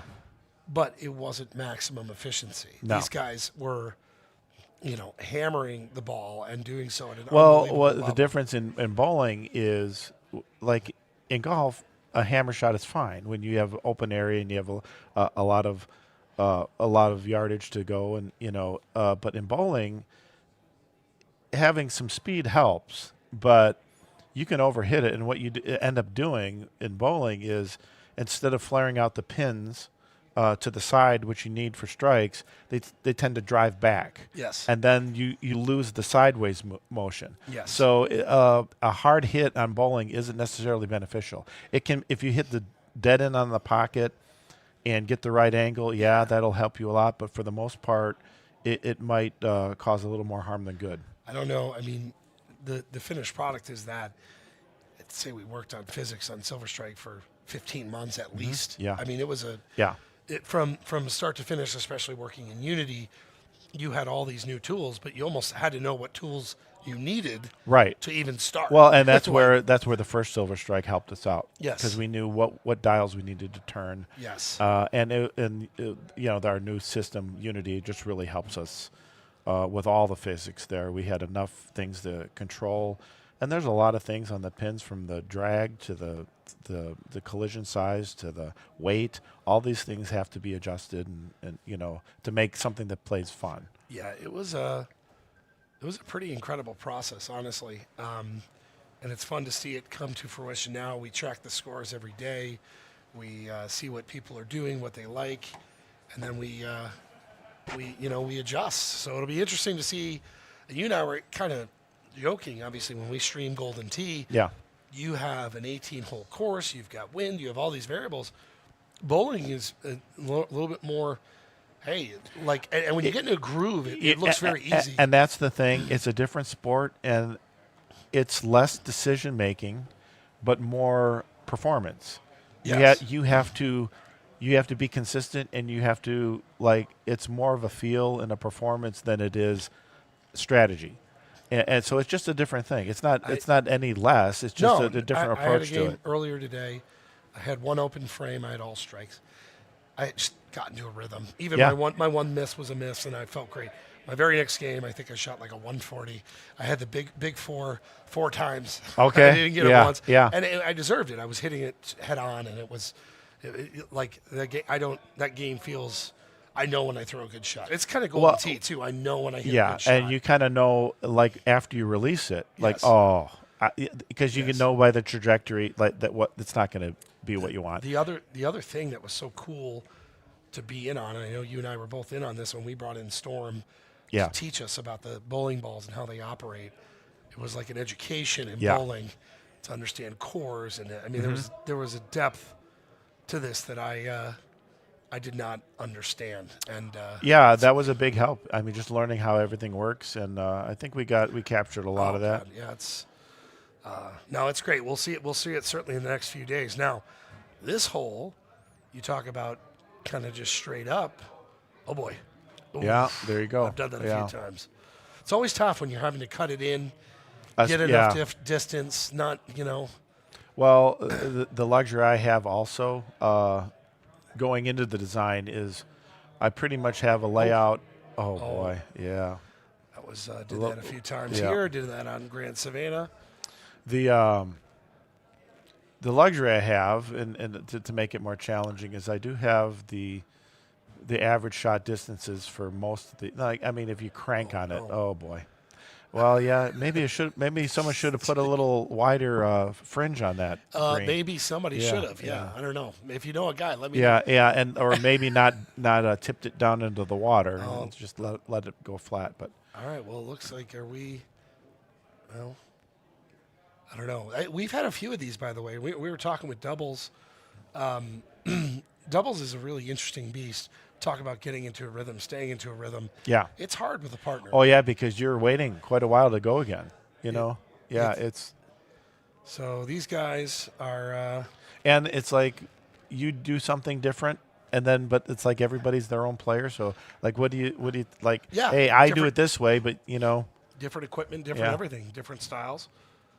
This was always, again, a tougher hole without. That's a good looking shot. Yeah, it's a really nice shot. Beautiful. So again, we're working through the doubles bracket right now. It looks like these guys are just finishing out the game. I think we had a DNF, but I'm glad we at least get to see this. So this is actually a pretty good win for this shot. And Yeah. this is the right guy to potentially show it, right? Yeah, and like I said, with higher clubs, this is a lot different than It's it used to be. much different. Yeah, That's really That's a nice. beautiful now, shot. I was lucky to be just short of that. And it's still quite a putt. But, oh yeah, you know, it is. It's quite a putt, and it's quite a This is a wow. Beautiful. That's fantastic. yeah, That is really good. So there you go. That's one way to do it. yeah, Make your own shortcut, I guess. Doubles is also the other thing about it is it's a grind. I mean, we started at 3:45. yeah. A lot of players. A lot of players. We had the atmosphere in here for a Thursday night is outstanding. There's our stage. So we got a little bit of a bigger stage this year, which I think is good. We'll have a Silver Strike up there come Silver Strike time, which will be a fun change of pace. And, we'll certainly kind of insert a new game into this whole thing as we go. Again, we are at the Palms, Adam Kramer, Jim Zielinski. We go to this and look. It's like we take inventory of like what's new in Golden Tee. Yeah. So much has changed. It's early in this, but what are your observations so far with what you've seen? Oh, well, for this, I love seeing them play the old courses. Yeah. And like the recollection of those, especially the guys who played for a long time, of what the shots were. It's like that amazes me because I certainly don't remember where every placement was.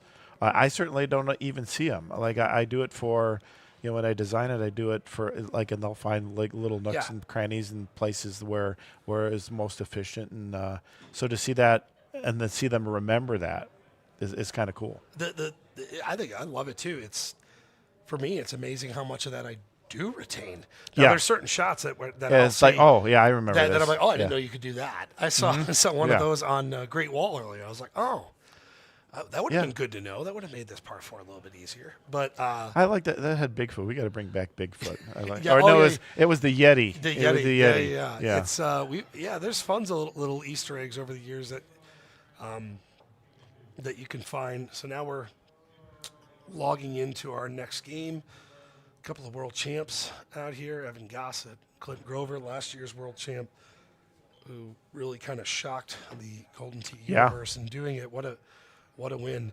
Is it interesting to see? It feels like the number of players that can win has expanded. Yeah, greatly. and that's kind of neat. I like you'd rather have that and have everyone have a shot than it be dominated by someone who's like far and away above everyone else. So it's kind of cool to see the fact that it's up for grabs. I know. Just the little things, the chipping, obviously the equipment will be interesting. We got to play a TPC, see how they do that. Here you go. I got to insert tropical course here. I have to. Yeah, there's so many. Yeah, we'll get it at least after hole 1. But maybe what I do notice is we have a Volcano Palms. Maybe I don't know. We have a drivable or could be drivable hole. Hole 1 with how hard Yeah. Evan hits it. There you go. That's gonna be close. So no, this is more. It seems to me like more South America than North. So it's like again, I see these courses and I remember the locales. It's funny. Tomorrow we'll make sure we get the name because you and I work on the names to get you and I and our legal friends. Let's be honest. And this is the part with double that's also really interesting. Like now you got to hit a chip. You got to step up here. You've not put the ball there. And this is not not a terrible. It's not an easy eagle at all. Not an easy eagle. You got a pin up front, and it's just fun to just kind of walk up to this.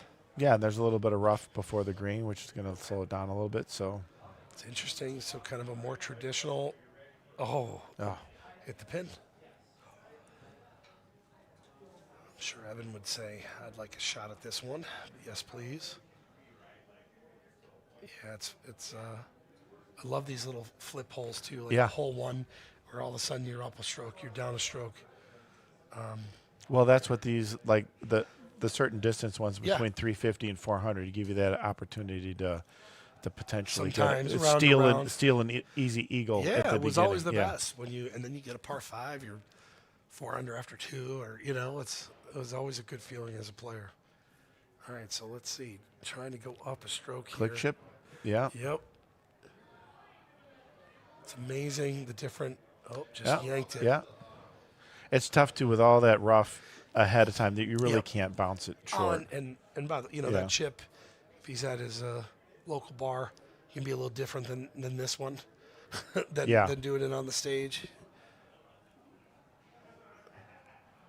Well, almost an eagle. They had a shot at it. Oh, Onse, Cocos. So that's Okay. yeah. Now, Oh, we're- okay. Yeah, that's actually relatively new. yeah. newer. It's not either South America or that's way in the Indian Ocean. It's off of yeah. So no, but I remember this you cover 20, I think plus it's years. Coco. Yeah, that's just like Madagascar or something. It's, someplace like that. But yeah, more rugged for Yeah. sure. And this one, to me, relatively speaking, they'll be kind of a refresher.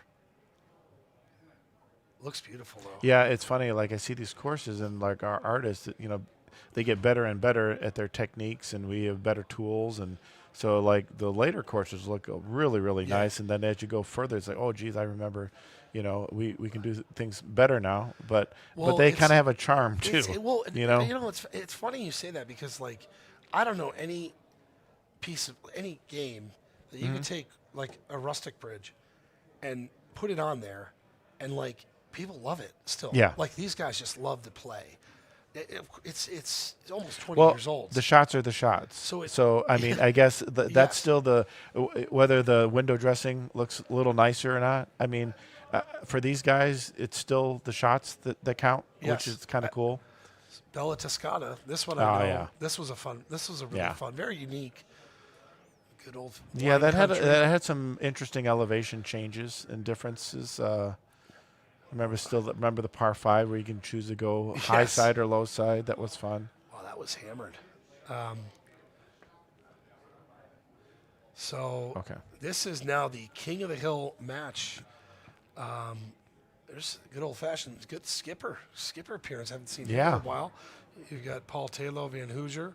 So now we're working our way through the bracket. King of the Hill, of course, will go to the championship, and then we'll play our way through the loser side of the bracket. Such an interesting dynamic to this, Jim, whether it's doubles or whatever it is. Yeah. That if you lose early, it is a long road for you Yeah. to make your way back. And if you win, even if you lose this game, you're fine. Like Mm-hmm. you've worked your way in. From a cash standpoint, you're deep in the bracket, and just we've seen players recover. Like if they have to Oh, win yeah. twice in the Yeah. championship, like Yeah. that, Yeah. you win one, and all of a sudden it actually completely flips. It's like really Well, interesting. and a lot of times you lose, and then you get this like incentive, like, oh shit, I'm in. Oh, yeah, no, you can excuse swear the here. link. It's fine. Yeah. You're good. It's like, oh, I can't. Like I'm on the like. Yes. I and then It's some a wake up. But some players will thrive on that, and some players will fold with the pressure, Well, and so and also because our bracket for the Worlds on Sunday is going to be just ridiculous. You'll have the top seeds go 0-1, and all of a sudden it's your room for error is gone. yeah. And you're right. There's two ways to handle Yeah. that, where you're like, uh-oh, or all right, well, Yeah. now it's go time. Like Exactly. you're fine, but it's just such a long road through the back draw Yeah. that you'd rather not. Oh, that's gonna be short. Yeah, this such fun designs over the years. We'll talk a little bit about tomorrow, but you've gone so many places and yet every year when we're talking about where we want to go, you have kind of a list, right? A list now accumulating of places like, okay, we're Yeah. not going there this year, but maybe we'll do that next year. Right, yeah, like hey, that would be a fun place to golf, or this Yeah. would be fun, or a lot of times we'll revisit things that were popular in the past, and like, boy, we haven't done this kind of course in like 5 years or 6 years. Maybe it's time for another version of that, you know. And then of course we've done the where we've kind of like done a recreation of holes, like with Bonnie Moore. Yep. We went to and like some of the real popular ones. It's like, hey, you know, it was so much fun the first time. Why don't we try in the similar vein to do another one like that? Maybe, So maybe a little spoiler. you just know, saying. but for all that, it's kind of fun to say like, yeah, well, let's just. And then it's always fun to do someplace that we've never ever done. Yes. You know. Which is amazing. They're still out there. Oh yeah. But they are. They're Yeah. still out there, but it's harder in terms of just general layout. Actually, there's a couple you know. In the next 2 years that fit that bill. Wow, he just got a big old rejection. Facial. Let's Yeah. see. Oh yeah. Yeah. It happens. Yeah, it's hap. You gotta find the gap. That thing really shot back though. All right, so heads up on that. And again, Can you try it again? Well, yeah, it's always it's tough. Like these, you know, again, perfect. Oof. It got through. Yeah. Oh, I clipped a leaf I there. I don't remember know. this hole. I didn't much. Oh like it. yeah. Yeah. Okay. So, Yeah. It's starting to come so back again, to me too. you know, you're the partner here. You got to get up there and say, okay, this is not what I necessarily signed up for. Playing with Evan though has its advantages. Yes. Oh, there you go. Good chip there. Yeah. This is just recovery here. Yes. And the best of the worst possible spots. So if you're looking here, Evan had hit, so he's kind of saying, "Put me here." Yeah. he's taking the panoramic view. Yeah. Tell me, I want that Right that there, spot. Yeah. right there. Give me that, Yeah. and then I'll take us home. You made a mention of it, and we were talking about earlier. A lot more gloves Yes. than there used to be. It was Michael Yeager who's still wearing, here. Yeah. Tim Glenn. Tim Glenn, of course, the originator. Yeah, the glove. He always had it, you know. Now Well- he's playing Fortnite. That was Yeah. yeah, bush camp dad. Yeah. I'm pretty cool with my kids. I was like, My, hey, as funny story, my son who plays a lot of Fortnite said, "Hey, do you know a guy named Tim Glenn?" I said, "Yeah, of course I do." And he said, "Do you know?" Because he found out that he played Golden Tee. He was bush camp Yeah. dad, and then he said, "You mean if he saw you, he'd know you by name?" oh yeah, Like, but he was more impressed know, by yeah, that yeah, than yeah. like, okay. yeah, you still got it. Not inventing Golden Tee, but No, but it was bush just camp dad. it was just funny to see what was important to my son. It's like, This influencer. Yeah. I also love it too because Tim was a guy who was always looking for an edge. And Yeah. like, what's a unique shot? And in Fortnite, it's the same thing. He is camping Yeah, out, and he is Right. He is Yeah. He is, and I just it's awesome. Good for him. That's hilarious. Yeah, I still remember him from way back in the when we had the Worlds versus the Yep. U.S. and he was the captain of the Worlds team and Awesome personality. Awesome. the glove was The glove. yeah. So now everyone's kind of looking, say maybe Tim had something Well, there. I it's interesting to me. I got to feel the trackball. Yeah, Unfortunately, now my hand wears down like way sooner than it used to. But I guess if you have it and works for you, well, it's a good shot. Then whatever it is, probably protects your hand plenty. Sweat, whatever it is. yeah. I guess they'll find the way that's most efficient, like I said, Well- and there's a reason that they have it and they're using it is because there's something about it that works. And it's very interesting. Come Sunday at 5, 6 o'clock, the nerves are there. It's hot. More people. You're sweating. You're going to see a lot of guys driving. Well, what's driving the interesting track is balls. like every World, you see like these different balls come to the forefront, Yeah. and I'll probably guarantee you if the last two finalists are wearing gloves, everybody's going Well, to be and wearing that's gloves. kind of how you know? that's kind of how it's going down. Yeah. Honestly, is I think, oh, let me give it a try. But for a long time, it was that was not the case. Big green over there on Coco's. Yeah. Something I noticed, we were watching some of them too. It goes through kind of the flows of the size of the green. Yeah. You know, you had you had some big greens traditionally in some Yeah. of the legacy versions, postage stamp greens, right? Right. And it Well, really is kind of location specific now. One of the things I realized as it go through the progression of the years is that a small like a big green isn't necessarily easier, especially if it's in a hard long par 5 where sometimes a long putt is much more difficult than getting it close and chipping it in. So Yes. like in fact we always hear it like, how come you don't give me the wedge on the group because maybe I want it to be a little harder than what it should be. You know what I mean? It's like they're designed so that like even with where we have like more of the kidney shapes. Yeah. And they can't get around the corner. Well, if you hit it to the side with the pin, you don't have to worry about it. Well, you know? and it's funny. You and I have had this discussion many times over the years, and I'm with you. I like it. It doesn't have to be that way, and it is kind of true to Golden Tee, which is don't hit it over there. I do remember. Yeah, this. it's like my phrase is always, if you can't make it, don't take it. But a lot of times, I mean, through whatever, it's like there's an easy way to avoid it. Yeah, if you do it on your local muni, the greenskeeper's probably going to chase you off the course. Right. And well, like we've seen with click chipping, the one thing I was afraid of is we get to the point where no one would ever use a putter again. Yeah. Yes. Well, no, I think it's part of the strategy. Just, don't hit it there, so to speak. But also it's going to penalize a shot that's just not good enough. And I get it. You want to get to the point where you're going to eliminate any kind of like obstacle that you have in front of you, but from my standpoint, sometimes you have to have that challenge there. And if you're 150 feet out on a big green, well, you put yourself there. Yes.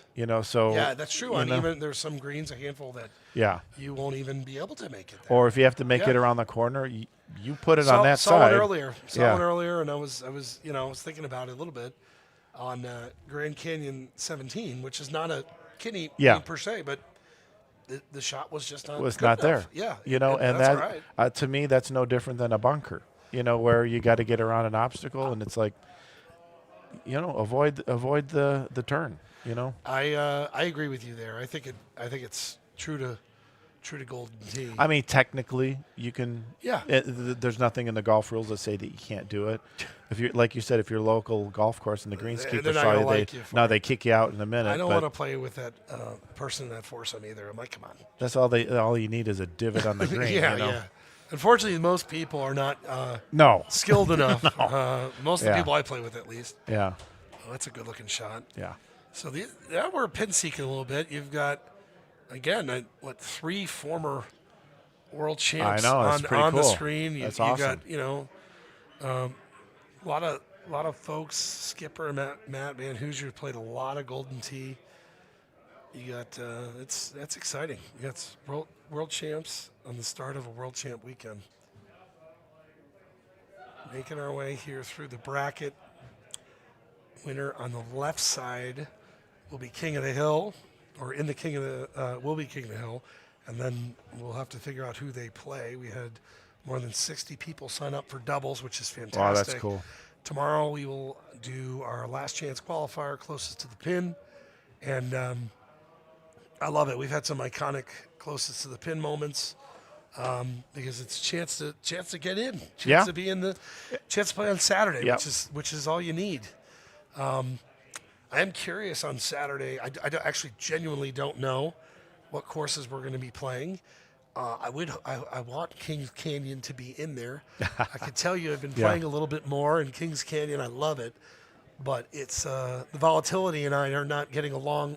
Yeah. Well lately, but I love the design. It's such a fun one. It's fun to watch those that were designed in a previous system to kind of make their way in. It's got the rattlesnake aura to it. I would argue harder though. I mean, there's some of the shots. I would say there are definitely some of the 4 courses that are in the live courses that are a little bit. Some of it depends on which ones you get. Harder than the PGA stuff. It's just as you go back, there were different things to deal with. We didn't have some of the technical things that we can do with now. But yeah. Well, it looks like those guys might have tapped out, which on doubles you'll see a little bit more of. Like, Yeah. hey, I'm gonna go to the casino. Thanks. But these guys now, King of the Hill, still very much in play. And Hoosier's been around a really long time. Played a lot of really good Golden Tee. it's fun for me. I like a lot of these courses. Like, I'm so busy. I don't have time to go back and play them, and so it's just kind of like refreshing to see some of this stuff back in the time. I do remember on Bella Toscana, it may have been one of the first ones where we really started introducing the 2-tiered greens. Yeah. Or at least prominently just showing those a little bit more. It's I just remember the look of this was so different than anything we'd done. Even the coloring and everything else. It's and I remember 18 very well. 18 is kind of that iconic, tight grit. You talk about a postage stamp. Yeah. No, it's got really some teeth on the back for sure. So these guys are moving through. We talk about the marathon of commentating. These guys play so much Golden Tee over the next 4 days. It's unbelievable. Like, it is a marathon, especially for guys like Evan and Paul and Clint Grover, who probably want to hopefully play deep into Sunday. Yeah, it's kind of hard to know, like, because what you want to do is like get yourself to you're at your peak. Yeah, on Sunday, and it's like, well, how do you balance that? It's like mentally even, you know, so totally. that when you're there, it's like you're at your 100% game on Sunday, and like a lot of these, you get into some challenging games early on, especially in the qualifying and Saturday in the brackets. It's like, well, you don't want to like expend too much. I don't know how they balance it. I mean, qualifying to me was always just mentally exhausting. And then the matches are like, okay, I didn't expect to win either. It was different than some of these guys, but it was more fun. Yeah. Qualifying, I just felt like I was just spent 4 hours trying not to die in the game. Yeah. Like, every especially if you already lost one. Yes. And then it's like everything is tense. And mistakes start.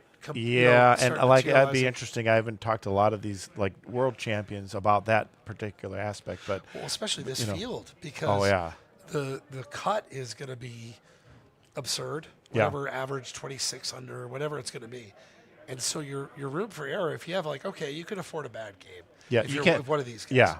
But 2 is when right, and you see it every year where all of a sudden there's some shocking cuts. And the sad part is it could just be one hole. Yes, just one hole totally. where it would completely take you out. Like you're done. Like one bad hole. I've missed cuts due to it. Like, and the bubble, we'll see. Yeah, it's going to be great shot points. It's going to be whatever it is, and then minus, and then however great shot points are going to be a factor in this thing for sure. I remember this hole well. You can go both ways. Yeah, I like this one. We did something similar recently, like maybe where it's like you get a choice. I always like some of these shots because sometimes there's a direction that people just say, nope, this is the way that's easier, and then that they just completely ignore the other side. That's fine. But then there's other times where it's like based on the wind. But like, look at this. I mean, you got both. That's cool. Now, this, to me, because of the wind, is where I would. Right. Most likely. To me, the straight wind is probably for me. I'm not as good as these guys, obviously, but I'd rather have that than deal with a crosswind. Oh yeah. No, it's. Or an uphill crosswind, which we might be seeing on the other shot. The other big change with these classic courses beyond the height and the tees is bite and Yeah, release. right, And there's so many shots like that one right. where you really wouldn't want to. Yeah, they've changed a little bit since these were first designed, because a lot of these shots were designed where Oh, nice for shot. especially on an uphill shot where if you have a longer distance, you don't have a whole lot of room to Correct. stop the ball. And now we give them a little bit of help there, so it's gonna change the strategy a little bit. And then you could combine them. You could use a spin ball with a Yeah, high tee, right. and bite Yep. or release. And so Good, yeah, good win for this. So again, how close can you Yeah. how close can you get? It's fine. Be a shot into the green. These guys are moving through here. Again, this is the King of the Hill match in the doubles. This group will be in the finals.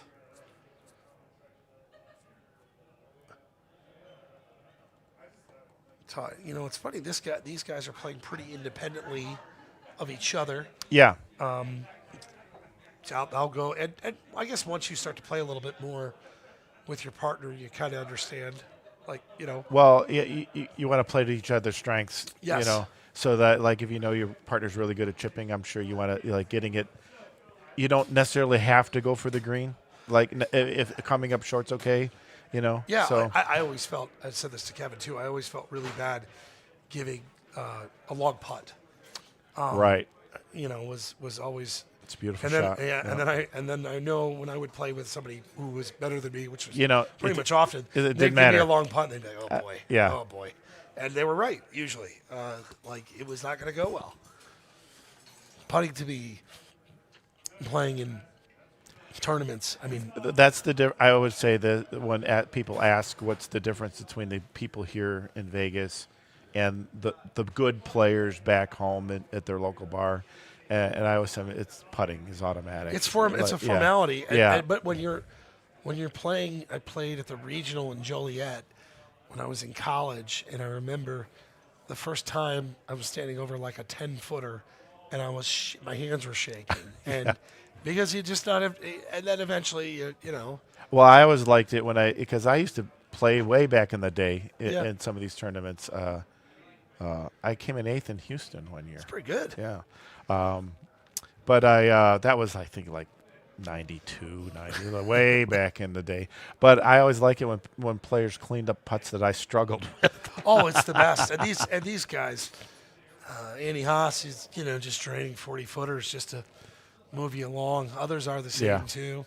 Yeah. Thank you. you. I hated doing that too Yeah. because I don't think I ever did miss one. I'm probably because I never took one. Ooh, that's a good shot. Yeah, these guys are. This is a really clean game. We've seen some that are cleaner than others. We've Yeah. seen DNFs.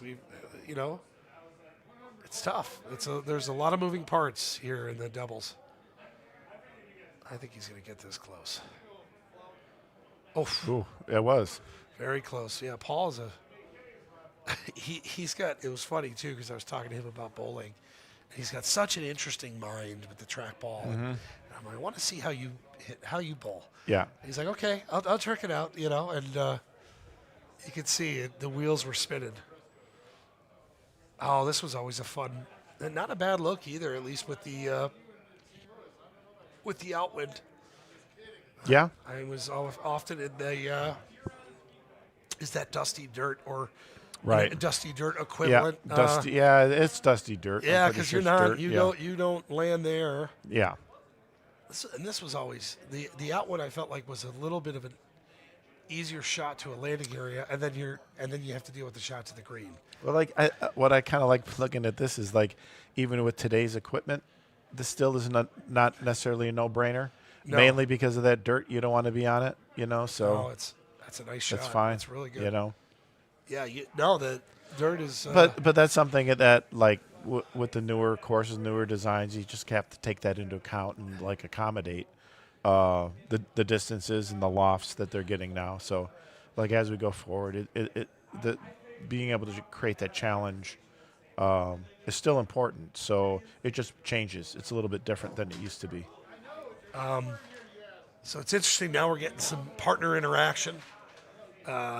Be curious to see again, where do you want to Yeah. hit from, Paul? Is kind of the extent of it, and then also protecting him. Giving this one a lot of thought. This is the longest thought we've seen here, and it's a very important match. Yeah. And that a little more distance on the right side, but maybe a little tougher landing area on the left. Yeah, Or a little easier, I mean. I think it's very natural to kind of just shoot through these accidentally. He's so worried about wind and positioning, and he's hit that pretty hard. Looks good. Yeah. All right. So that's half the battle. It's still a long shot. Yeah. It is still a long shot, so I'm assuming it. I was going That's to say. good. Well, and with that wind, you're going to get a help. What's nice from where that He's the played shape the of the breeze green, too, so if you go center green, you're going to be safe. Yes. You know, it's tougher if you're going to the left side, I think, because the angle, you're going to have to not use the green to your advantage if you overrun it. That pin is way tucked up there. So you gotta be safe. Yeah. But you, this is tricky. I this is what if they can keep this with that wind close, that's amazing, and it's hard. That's a really good shot. Yeah, that's a good That's as shot. good as you're gonna do, honestly, unless you. So I was curious. Yeah, the 5-wood is interesting to me, just because more loft, and I think it would get there. Playing the breeze, so Yeah. cut the wind in half, but. But again, I don't think it's that angle to me isn't as good. But that's the way I play. Yeah. You know, that's to me a tougher shot, and tougher to get close. The only thing you can't do here is just kind of feather it too much and miss the ball, which I do and have done. And Oh, what a shot! yeah, beautiful. Wow. Two really Yeah, that good was shots. inches away. That was Yeah. really close. Matt walks around back nonchalantly, like everything is fine, and it is. Oh. This is doubles. Yeah. This is doubles. It's tough. It's tough. So this is where Van Hoosier. It's a fantastic shot. And Yeah, that's and- the way it goes. By the way, it's And it's hard because I think sometimes you mentally are relieved. It's like, oh, thank God I landed that, and then. All right, so another fun hole. I remember Yeah, I like this one. Now this one with equipment certainly, Yes, a lot different. and this is one where you get a huge win, aim right at the green. These guys have had some pretty interesting looks. Yeah. You know, back in the day, you could get a favorable bounce off the roof there. You know. Yeah, well, there were some looks where this thing was not. Right. Yeah. Gettable. Yeah. If you look at the tee areas there, that far one to the right was really tough. Oh, let's see what Matt's going to do here. I like the 5-wood in it. Wow, that's a brutal wind with that too. That's because you're going to lose distance. You cut it too much. I wonder if he's thinking about I thought he was thinking about even skipping it for a second, but I just hope the wind doesn't fight him too much. No. I don't even know if he's devastated with that because Yeah.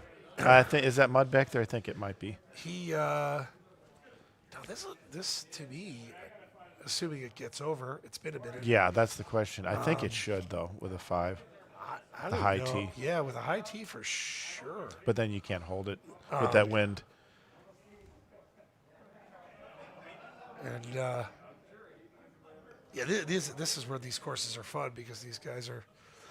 Will this clear? Like the what's fun also is like when was the last time these guys played these Yeah, courses? for you know? sure. Like in full. All right. Well, this thing is going to go.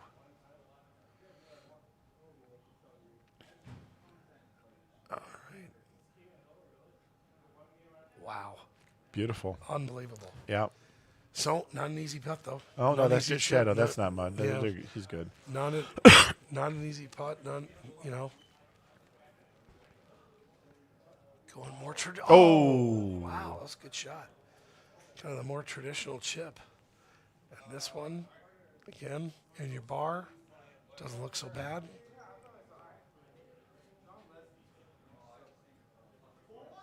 Oh, great putt. Almost sneaked out. Just hung on. Just hung on. Yeah. Just barely.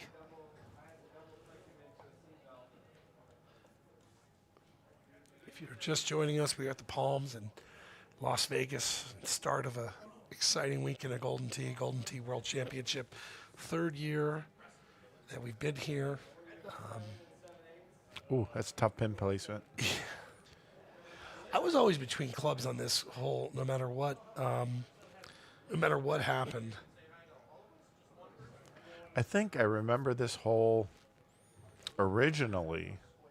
This hole had 3 tiers. Oh, It was literally each of those little yes. was a different level, and it was really brutal. It was really hard, and then so we had to test it internally and said, you know what, that's just a little bit too much. Oh, great shot. I mean, it's a hard hole as it is, but Oh, then, it's hard. like, can you imagine the putting if you're yeah. dealing with 3 different levels? There's this was hard too because it's so much. I mean, look at the tee box too, right? This was Yeah. a really. So it really depended what you were playing, what wedges you had. Because to me, if you had like a big outwind and you were stuck between clubs, Well, it became really I hard. love these par 3s where there's still a bit of an elevation because oh wow, great shots. now you have to deal with that as well and like calculate that in Yeah. your shot. So Yeah, subtle changes. that was a beautiful shot by both Yeah, that teams. was unbelievable. 2 different ways to do it. All right, so King of the Hill match coming down the wire. 1 shot lead here. But the trailing team has honors, which is not the worst thing, by the way, when you're. No. Yeah, a lot of times it'll set up whether you need to go for it or play it. Yeah, there you go. I remember that. Yeah. Yeah. It's funny how much these guys. That was like just. Yeah. Of course you go there. Mm-hmm. Now I would always hit right before. I the would go. fountain. I would go. Yeah. At least I like the grass in between the houses there. That was it. Now you could. Well, at least I could screw that up pretty easily. Oh yeah. Get too close to the fountain, not make the fountain.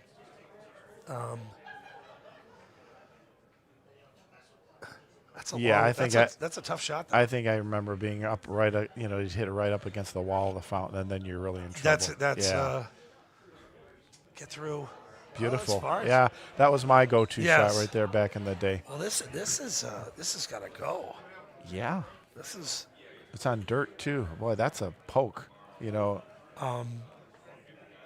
I get it because. And so Paul's probably telling him if you're going to miss, here's where I want to chip from. Yeah.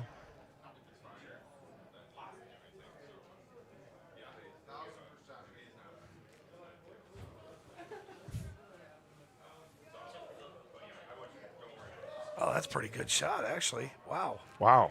I didn't think you get that distance out of there, but again, that's from an average player standpoint. This is much more my line, although this is not easy either. This is.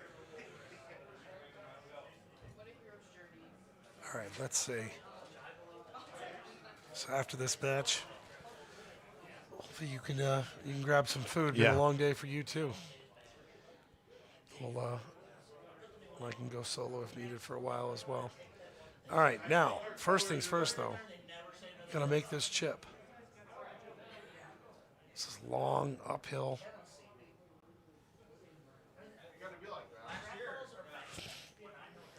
All right.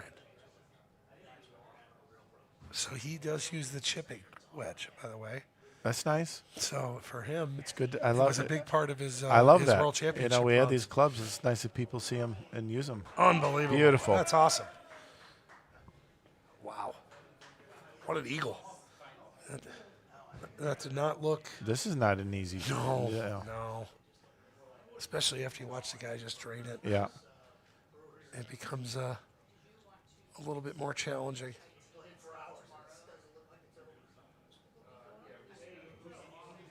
All right, so you got to size this one up. King of the Hill match. Cash on the line. Always was Yeah, that's you got to hit Fly- that perfect. yeah. And now I think you got to chip this too, obviously. Unless, yeah, I don't think the putter would get there from the No, fringe. no.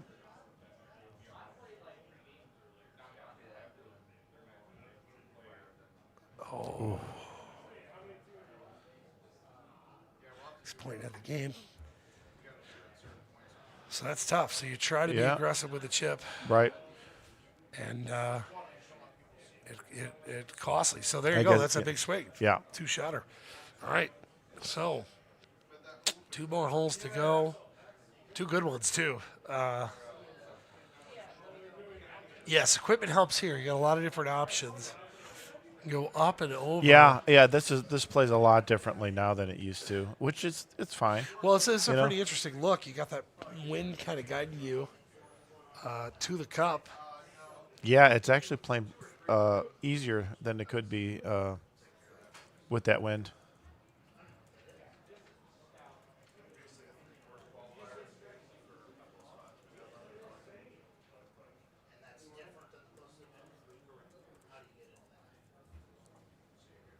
Talking strategy here, I think.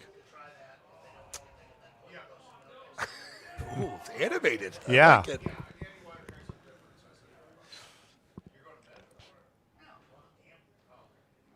Well, I don't know. I mean, to me,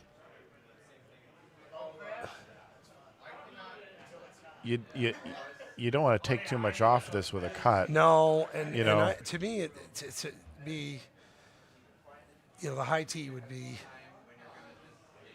tempting. Now the original but you're shot not- was you're going through trees. I you're- think this is the shot right here. That's me. No high tee because you want some bite when you land. No, let's see. Well, this is probably the shot I would hit, but It is going high a tee. lot of coaching, which is good. Going high tee. Kind of push this out, let it come back. Yeah, is it going to come back though? That's That's the trouble with the high With the high tees. tee, You you're gonna can't lose it. get the bite that you normally would and, get. and I think up one though. Yeah. you're like I guess. Yeah, if it's safe. you eagle. Yeah. Yeah, he's safe. And actually, Paul's probably thinking, "I'll make that. Yeah. Yeah. I'll make that putt." We're not done here though. 18 is a monster. Well, too. he can. This course is This tough. is a really good chance to gain a stroke It right is. here.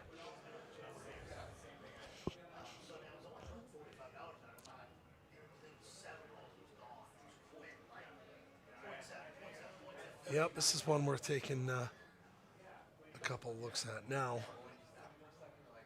Because you're right about the high tee. That's going to land, and unless you land on the cup, which you really don't want to cut over that water, you're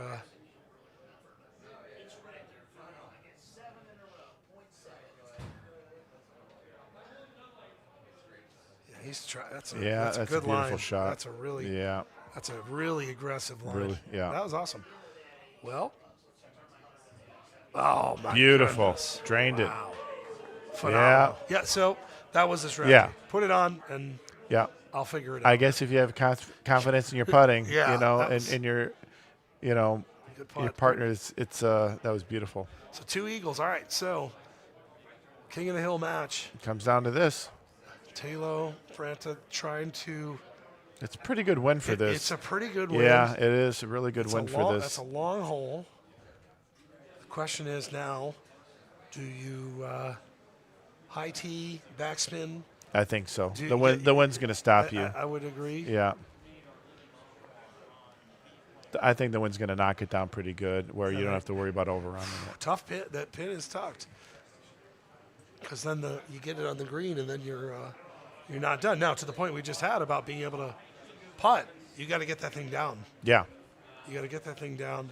This was a really challenging hole, but all right. So he's going medium, so no high tee. That's a good That's a shot. good shot. Really good. It's very safe. Yep.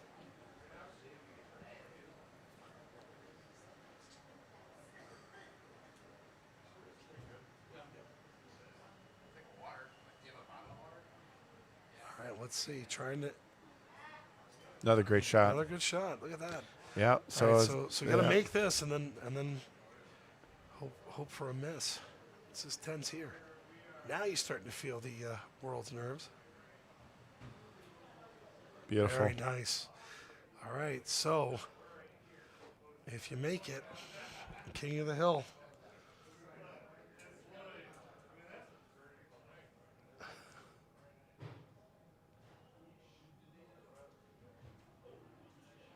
Oh, that changes things. That, I mean, Yeah. so they were Yeah. up Wow. a stroke.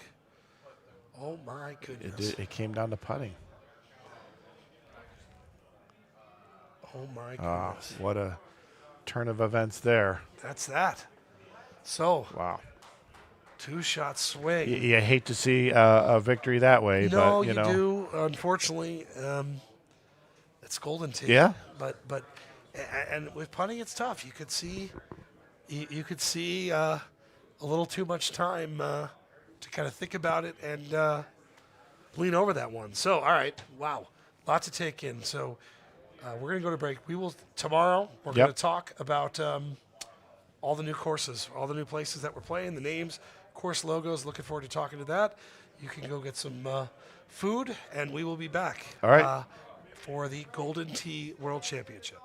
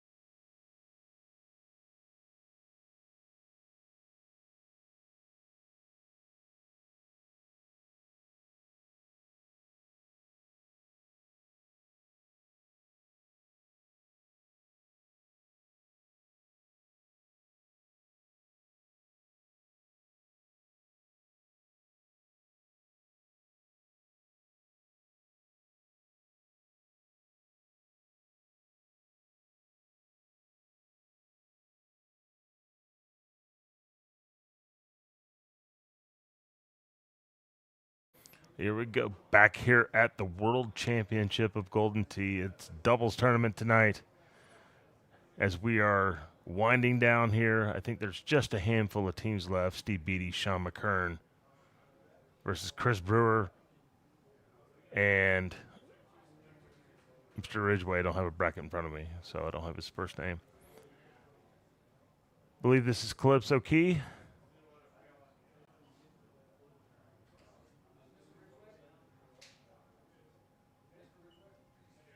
Potentially Jamaica, but I believe it's Calypso Key. Yeah, Jamaica's got a drivable. Charles Ridgway, Chris Brewer, Steve Beatty, Sean McKern. Steve Beatty, third place here in 2023. Chris Brewer, winner of the National Golden Tee Tour. He won the Florida Open one year. Only one tournament since he played his last World Championship, and that was in Texas.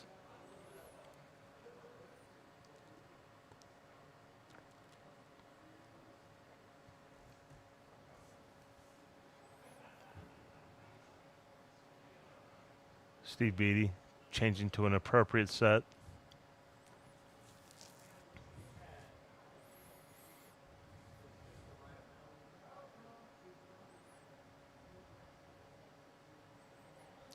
Looking for the appropriate club set. Does he want 2 drivers? Does he want 3 drivers?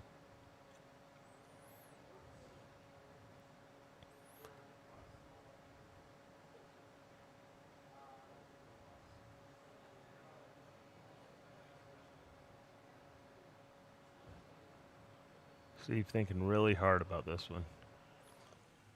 What does he remember about Calypso?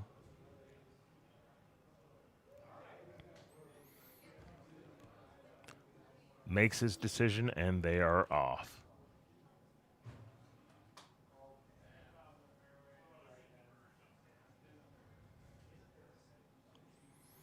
Sure, some guys go to GoldenTeeFan.com, kind of get a look at what these courses look like, what would be the most advantageous strategy.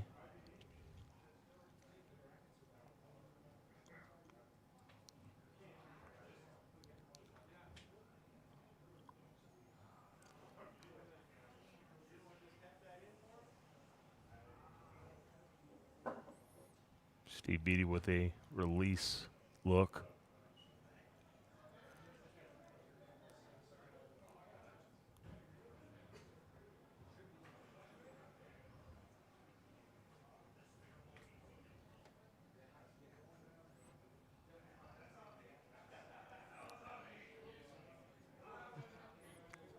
Charles Ridgway getting some coaching.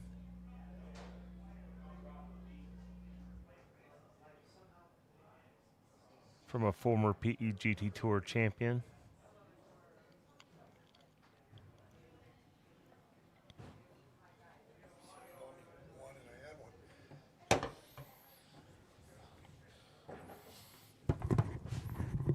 Sitting down here with me is our captain, El Capitan, Adam Kramer. How you doing, buddy? Good to have you back in the booth as we bring the doubles tournament home here at the World Championship. That last match was tough. Mm-hmm. It had World Championship vibes, unfortunately. Mm-hmm. Putt in the water. And that was King of the Hill match, wasn't King it? of the Hill. Yeah. It's tough when you stand over a putt for a long time. It's not going to get any easier. Mm-hmm. It's going to get harder. When you had that situation, what would you do? Would you get up and rip it, or do you like? Well, so you're talking about Craig and his putt. That's correct. And, you know, the only thing that Taylor can tell him is just to make sure that you get it out far left. Yes. But, you know, there is a small chance of being too far left. And so I think Paul probably played that appropriately and said, let him putt this. Don't put anything in his head. Yeah, I and mean, let him make it. punting is such a feel thing. Like, you just got to make it or not. And, okay, that happens. But Yeah. you could just kind of feel it. You know what I mean? Yeah. You know, I've called a lot of these. It's a pressure putt, man. It sucks, yeah. Big time pressure putt.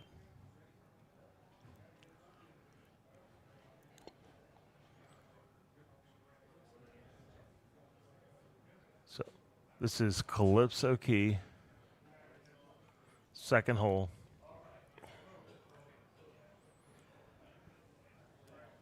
Working on some technical issues, so we're in full screen. How's your Calypso knowledge? How is it? Strong? I'm like hit or miss on some of these. I've been pretty good. Ans was pushed my knowledge level a little bit. No, this one, yeah, I have some memories of. It's, you know, the further we get from some of these courses, the one, you know, that's the ones you start forgetting about. But I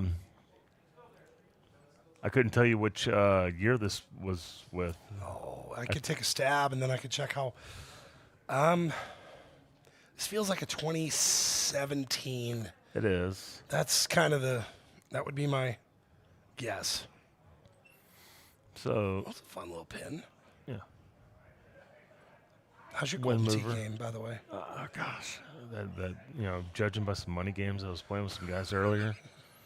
Room for improvement? I mean, you got to pick your spots with some of these guys. Oh, you know. yeah. We're watching the Paul Taylor in this tournament right now, and he's done nothing but collect my money for a better part of 2 Paul decades. Taylor, by the way, had 2 moved decades. from playing Golden Tee to playing Phoenix Link. It looked like he was doing all right on that, too. Mm-hmm. Paul just plays with such a confidence. It's we talked about a little bit. I talked about with Jim. It's just fun.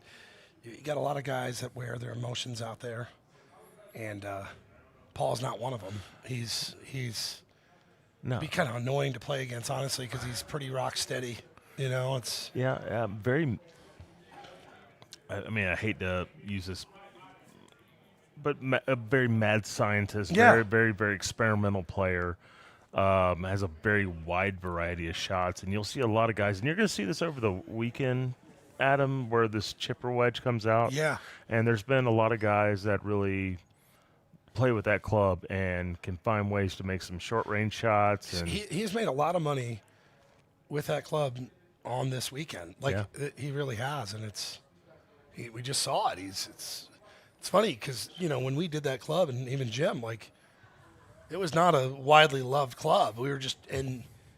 It's like any one of these things, you could find a purpose with it for sure. yeah, I guess the key instance was in the 23 World Championship where they were playing Nordland. Yes, and exactly. The par 3 or the par 4. Sorry, the shorty. Yeah, and to see that come into play where nobody really had been looking at it, been a dismissed club at that point, to be honest. A lot of, stouts at one point were a dismissed ball, Yeah. or were just a ball that nobody would ever think of. Right? It's Yeah, until and then you watch somebody do it, and you're like, hey, that's pretty cool. it went from being nothing to a standard operating procedure in Yes. a matter of a handful of years. Yes, the chipper's a little bit different, but cool to see it in action.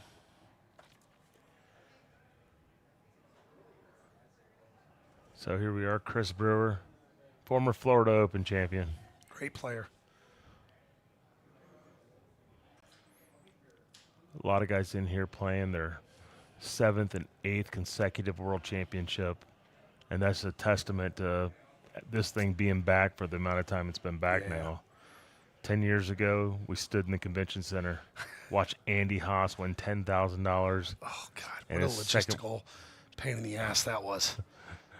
It was awesome. It was kind of cool, and we were just happy to have it back. But it was tricky. It was tricky, just in terms of time and everything else. You're on the shows. We can stay here as long as we need to Sunday night. Oh, Steve. Steve with a rare missed putt for him. That thing was right the whole. That was like one of my real putts.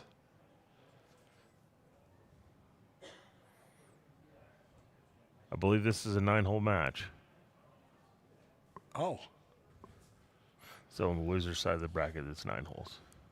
I learned something today. Yeah. All right. Well, that's a little bit of a bigger deal than that's.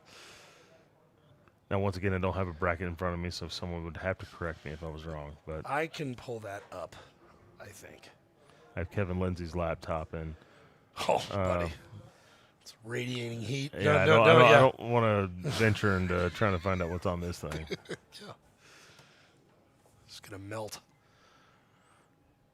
Although I probably have some fun with his Tinder profile. If I can get Yeah.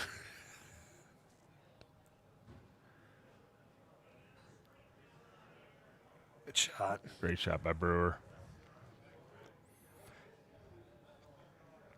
And as I said before, this is Steve Beatty playing with Sean McKern. Steve is playing the Breeze golf ball for the benefit of Sean McKern. It's nothing Steve Beatty typically normally does. He is a full win Cosmo player, does not veer from that. But because of these circumstances, he's going to do what he can to make Sean feel comfortable. That's pretty awesome, actually. You know, we were talking about that earlier.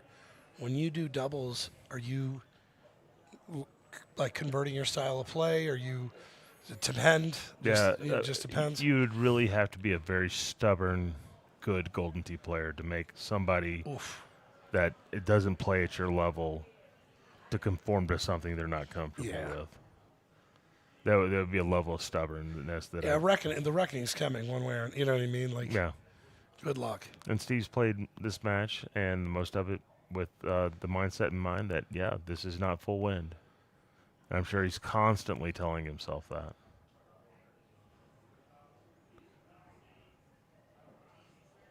Seeing another camera down here. I think Sean Tickner has entered the room. Yes, saw him earlier. Our net worth just climbed just a little bit. Yep. Our collective net worth. He was very interested in the Voodoo Ranger that sits in front of me. Oh. Just a big IPA guy, aren't you? Oh, yeah. What do you got over there, an Ultra? Yeah, just I grabbed a bucket of Ultras. I was sharing some Ultras with the Los Schiavo clan earlier. Nice. And that's kind of what I've been stuck on. Wearing my Hurricanes jersey. It's gone over well in this casino. When's the next game? Sunday night. Oh, yeah. You bet you're eating all sorts of shit here. I got a world championship to worry about, and the champion going to be crowned on a Sunday. I was begging. We got U.S. soccer tomorrow. Yeah. We got Knicks coming up. Like, that was quite a scene last night, by the way. This is as a Knicks fan, that was UFC on Sunday at the White House. Right, yeah. I mean, you don't think this is a sports weekend? This is a good sports weekend. The Worlds typically falls on some mega UFC event. Like, it's weird the way it works out. Not always the same time. I think the PGA Tour is actually at a TPC course in Canada this week. Mm-hmm. I should go through all the TPC courses and guess at them so you can tell me which one is going to be next year. Guess what? Tomorrow, you get to find out. Jimmy Z. Oh, it's fun talking to him. Yeah? Oh, man. We talk all the time, but it's cool to... Because, he is so far out in front of all of us. You know this. I mean, you've come by. You see how the sausage is made. Yeah. He is knee-deep in 2028 stuff. So it's funny, even talking tomorrow, I was like, hey, I'll have it up. Mm-hmm. Because he's... Is he, he's got to be super excited about Silver Strike, right? Yeah, he's really excited. Couple of the guys from Florida are here, actually. Yeah, that's what I heard. Which is amazing. And these are guys that really have... caught on and loved it, and no, he's pumped. He worked his ass off. Because we did it in Unity, it was a completely new physics engine. You couldn't just port Silver Strike, and Silver Strike originally was a port of Golden Tee that we manipulated. So we wanted to do it right, so we built a new physics, real engine from scratch. Now the problem to build it is you need to know what you want to build, and so the vision from that guy is unbelievable. Took about 18 months, I'll bet. Frankly, you're constantly looking at ways to make it better.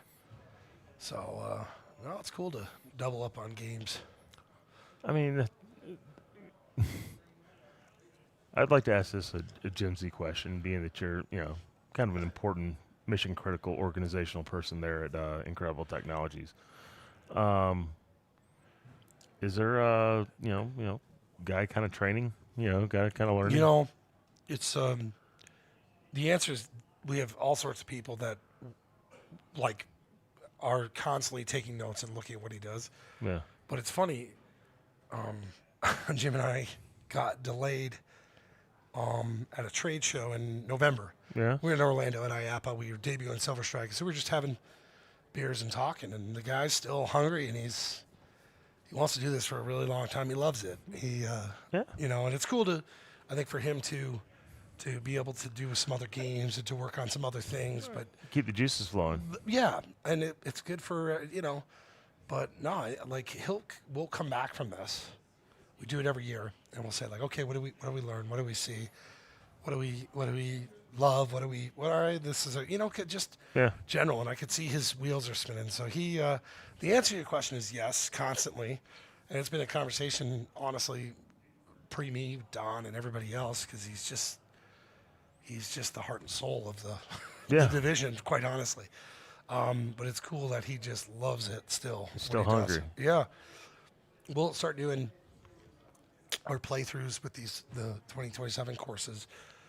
So he does his work. We'll do some beta testing, and then the artists really fill in the whole vision of this that we tested.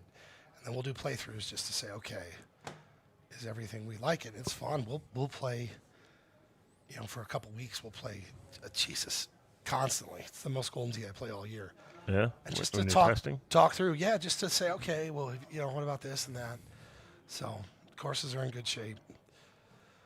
Be fun to showcase those tomorrow. Did you all hate Gunnison when he made it? It was well, to me, and I'm really interested to watch people play it. Yeah. Because to me, it always felt, it just felt a little bit more challenging. But it's the problem though. It's like, What a beauty shot this is, by the way. I still have a mindset of, I love it. I love getting kicked in the face by a Golden Tee course. So I'm like, wow, this is hard. Yeah. Can I have some more, please? So you enjoy the challenge? I love it. Yeah. I mean, we were talking Southern Oaks earlier. Yeah. That's an awesome course. You want to get better at Golden Tee? Go play Southern Oaks. Because he's right. I mean, 18, you could argue, is a shortcut like that. I don't think he expected to be a shortcut. Which, by the way, isn't always there. And to me, every time I try it, I'm usually parring. Yeah, when he made the game, he didn't have the option to high tee either. That wasn't a thing. No. Or when he made that course. So but that's a course where you got to hit golf shot after golf shot. It's fun to watch. I think for him, he even said, he's like, I would love to do more of these. But that course to the level of it is probably not going to be beloved by everybody. It's just straight up golf, which is cool. 3-stroke advantage for hats for bats. And I believe this should be their last hole of the match. It's 3 strokes.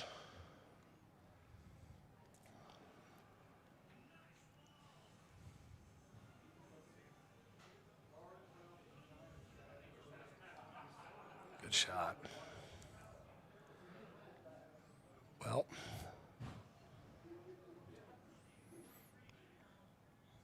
handshakes, hugs. yeah, there've been a lot of it's just different energy right now. It won't be that way. But 4th place. Oh, and he's gonna make Steve go putt this. he's like, he's like, no. there we go. Yeah, we've seen a little bit of that. There's a concession. So, by the way, Mr. Partner Chris Brewer's here, Richard or Mr. Ridgway. There's Chris Brewer hanging. Yeah. Chris will hang up because he knows the stage is coming up. Well, moving now. Mm-hmm. It's pretty amazing earlier seeing 3 world champions, on the stage at one time. That was pretty good. Yeah. There's the So stage. here comes. A little bit more room this year on that stage. Mm-hmm. Phil Garceau, Clinton Grover. Coming on up. So I believe now there would be 4 teams left. That must have been a 5-6 game. Once again, 9 holes. I haven't gotten a chance to talk to Clint yet. Pretty early. Interested to see what his mindset's going to be this weekend. First off, lit up I've already talked to him today, and he kind of lit up when he saw the bowling game. And Clint, who's a bowler by the way, he's a fantastic bowler. He saw that, and I know he wanted a piece of it, but he's also here to defend. You know, when we were talking about this with Paul, Paul won, and Paul's a great player, and then he got second, a year later, and like I feel like his whole disposition kind of changed a little bit, and for the bet, like he's just that he had arrived, and then it hasn't been the same since. Yeah. I'm curious with Clint, what do we get? Yeah, well, two different, very contrasting players. Where Clint is just based on his feel. He just adopted click chipping not too long ago, but he is still a measure of consistency. We spoke his name a lot at this championship over the years, believe it or not. Remember, 2018 was the silver bracket champion. Would go the following year, and a whole part of that top 3 finish for him at the 19 World Championship. Yep. And then to come here last year and just, granted, 18th hole was kind of maybe a little bit of a gift, but to take the championship. And that 18th hole was almost $40,000 won by Clint Grover at the World Championship. not too bad, huh? Yeah.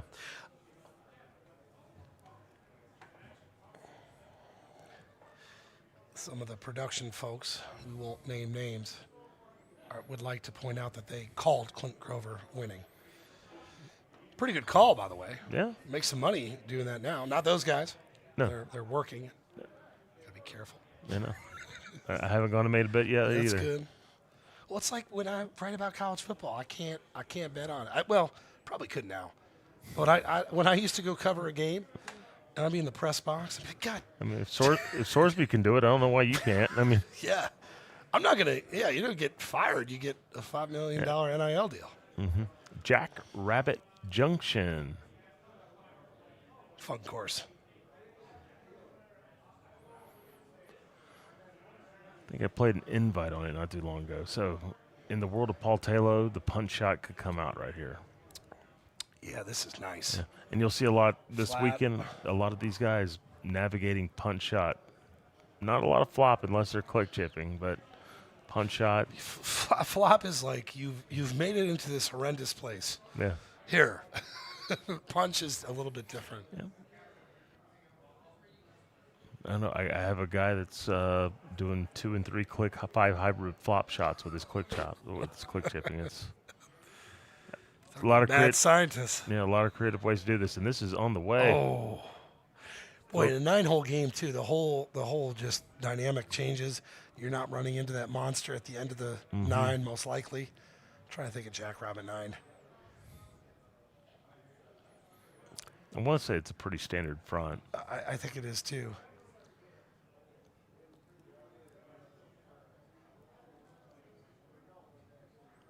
Jackrabbit 9. Yep. I will size this up.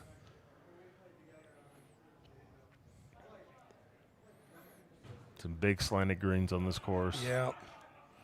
Doesn't yield a high Remember, par. 18 is the par 5, right? Yes. Dog leg left. Mm-hmm. Oh, well, yeah. I mean, it goes to Left. the right and then to the Yes. left. Yes.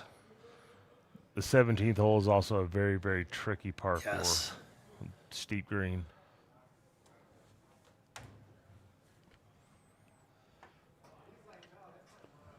I just got a text from Duffer Dan. I'll tell him you say hi. Dan Scarmetti, Duffer Dan. a legend of the business. Absolutely, dude.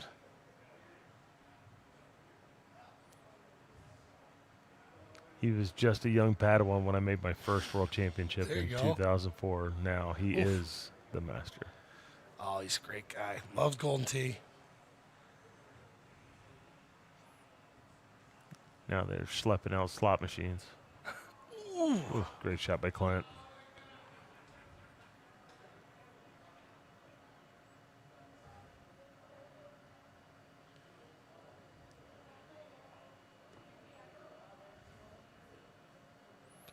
get this comment section back up here.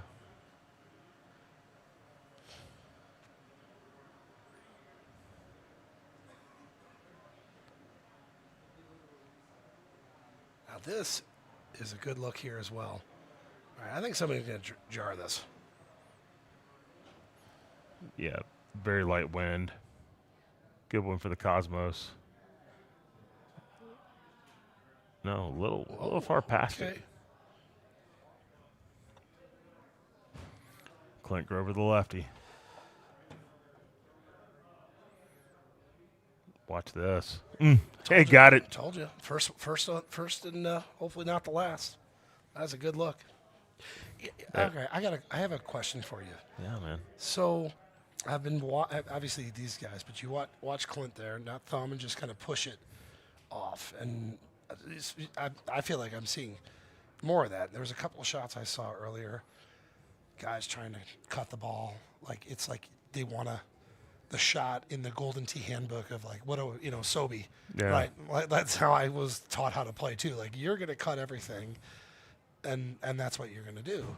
It feels like you're seeing more of that, which is eliminating a lot of variables. Mm-hmm. It's not necessarily by the book, the old school book, but that was fantastic. It was wonderful, and guys like him and Evan Gossett. Evan was the one. Yeah, playing so controlled with just one swipe. Where most guys like to control with their thumbs, there are a handful of guys that we call it the shove, and just kind of shove the trackball in the position of which they want to go. And for guys like Clint has never played thumbs a day in his life. It's not his thing. And Evan, who does play from time to time with some thumbs, but in general can basically use his right hand to slap it in the direction that he wants to go. Yeah. Not worry about the pullback, not worry about that variable, which is what you were talking about, I believe. You watch players who are on this stage. Oh my God. Brewer. Double egal. And now that ties it up, doesn't he? Let's get a little kick from the old dusty dirt. Yeah, watch this. Little dust on. Dusty dirt. Yeah, I mean, he might do it here. Yeah. Yeah, look at that. And now, backspin. By the book, that's not no. But, God, it makes it easier. Mm-hmm. Not having to cut in and cut off. No, just like I've done this shot 1 million times. I know what it's going to feel like. Go. He said, I mean, to me, it's a thumber without using the thumbs. Yeah. And being able to generate maybe a little bit more power. And the fact that they can be so good with it, though, that's the thing. But you stand over thumbs, too, and you shot like that. Yeah. It's fun to watch.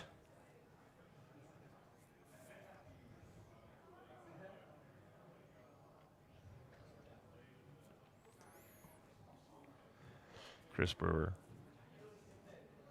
Easy 6-wood up here. When I say easy, about 119, that's a medium power 6-wood.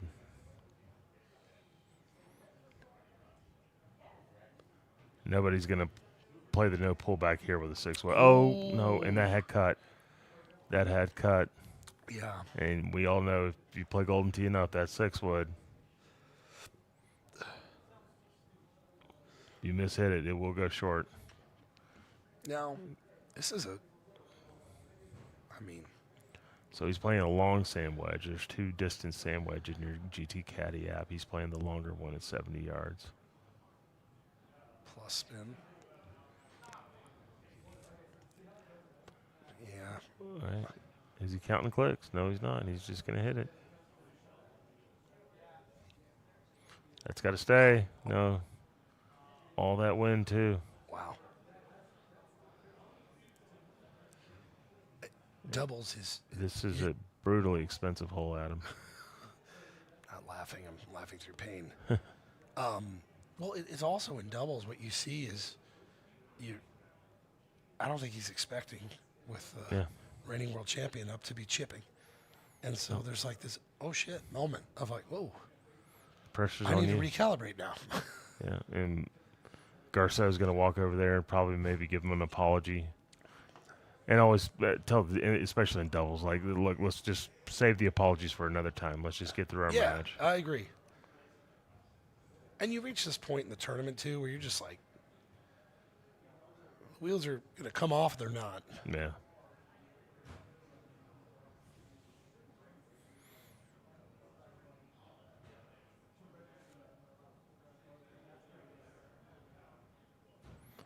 Thank everybody for watching us here on YouTube and all the streaming platforms.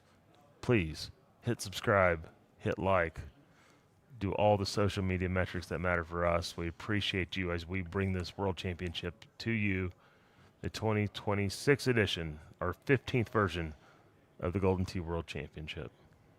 Please hit that like button. I think we're streaming on LinkedIn this weekend.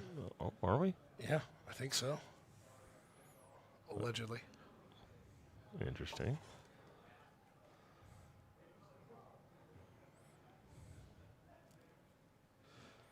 My wife just asked me, what are you up to? I'm just going to send her a picture of this. You know, my son turned 7 yesterday. Now, what's interesting about that is 7 years ago, my wife was induced early with my son Cameron, so I could go to the Orleans for a Golden Tee World Championship. So shout out to my wife.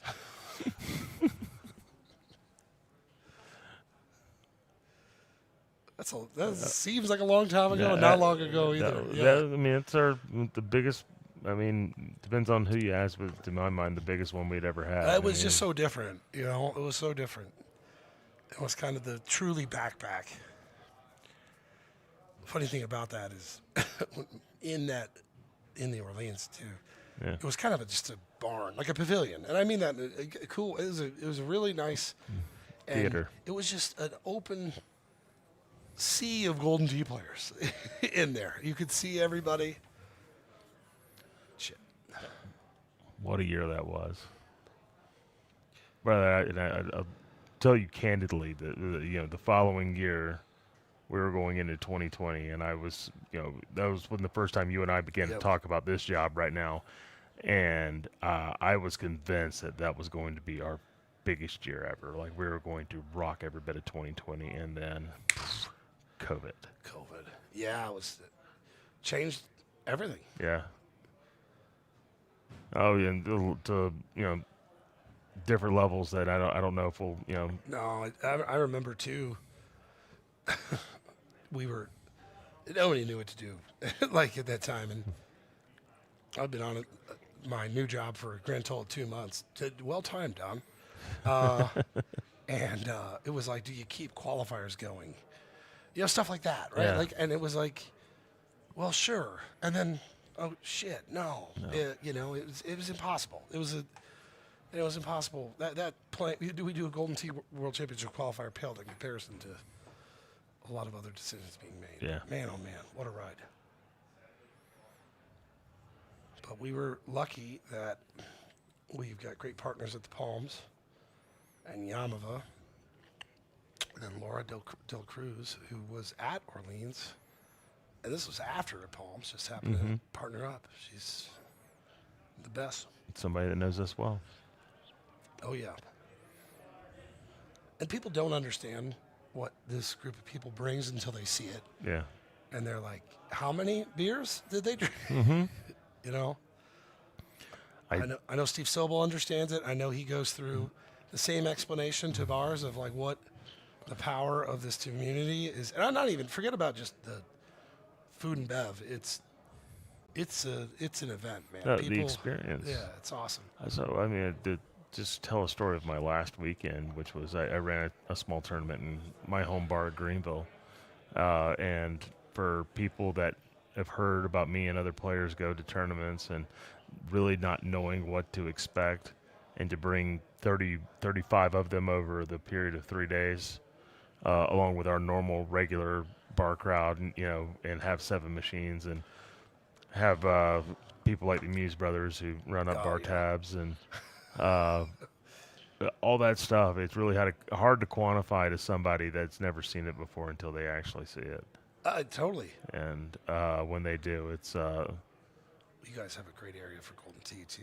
yes. And once they do, they want more. Yeah. What a great shot! Get up! Wow. That had a great line. I forgot about it. This is has swing hole aspects to it. I love a hole like this where you've got a couple of different alleyways, and look at all the tee boxes too. So there's lots of different ways to choose.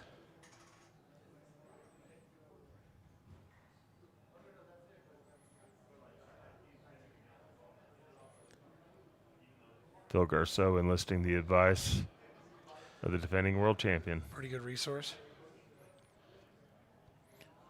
I mean, you think we still have Paul Taylor, who I said earlier, when you're Craig Franta, and you draw Paul Taylor as your partner, you're pretty happy. Carry me, sir. But not just carry me from a skill, but it's having your own little golden TAI. Yeah.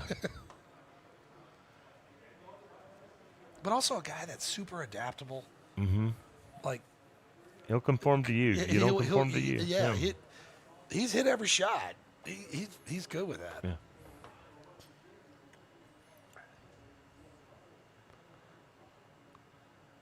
I love this part of doubles. Yeah. A lot of conversing here. A lot of conversing. That's why we were so excited to bring this back, because it's just, once you get into matches on Saturday, it's oohs and ahs, and you don't have this. Yeah. I think the team element of golf in general, I think, is really compelling. And went over, and it's carrying beautifully. Really nice. That's a great shot. Well done. 6 wood. When it goes, it goes. So what club are you hitting here? And with that lip.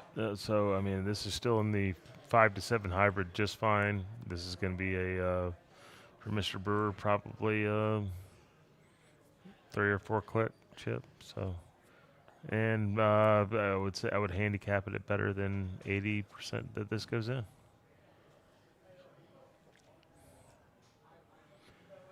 And he's playing like he's going to chush it, so. Yep, and he made it. Not a click chip, ladies and gentlemen. That was a chush. That's the way it should be. Get Sobe on this stream. Although I'm still a palm. I feel like I've never asked you your thoughts and feelings on click chipping, but I think I'm just impressed. I think first and foremost I'm in awe. Yeah. Because the timing and just how much time people have to figure it out. Yeah. I can tell you, Jim's taking note of it as well. Okay. And with the courses this year, you're going to see a lot more crown greens. Okay. And not to eliminate it, but to counteract it a little bit. Okay. And not to say, I don't think it's bad. I think it's amazing when you can take a game and the mechanics that have been in it for a long time. But, okay, we'll try this now and see how it goes. Yeah, I completely love that idea. I would tell you the adaptability of these guys. Just to be honest with you, you can throw throw all that stuff around them. They're going to figure a way. Totally, and I love that too. So I think just keeping it fresh and keeping them mobile and. Mm-hmm.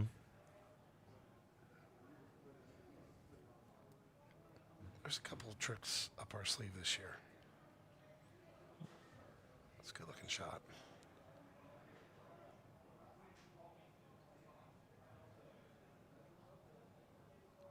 Appreciate everybody tuning into the chat here. Some players I know, some players that are normally here, that like Dan Usselman from Canada, is typically playing in this championship, not here today, not here this weekend.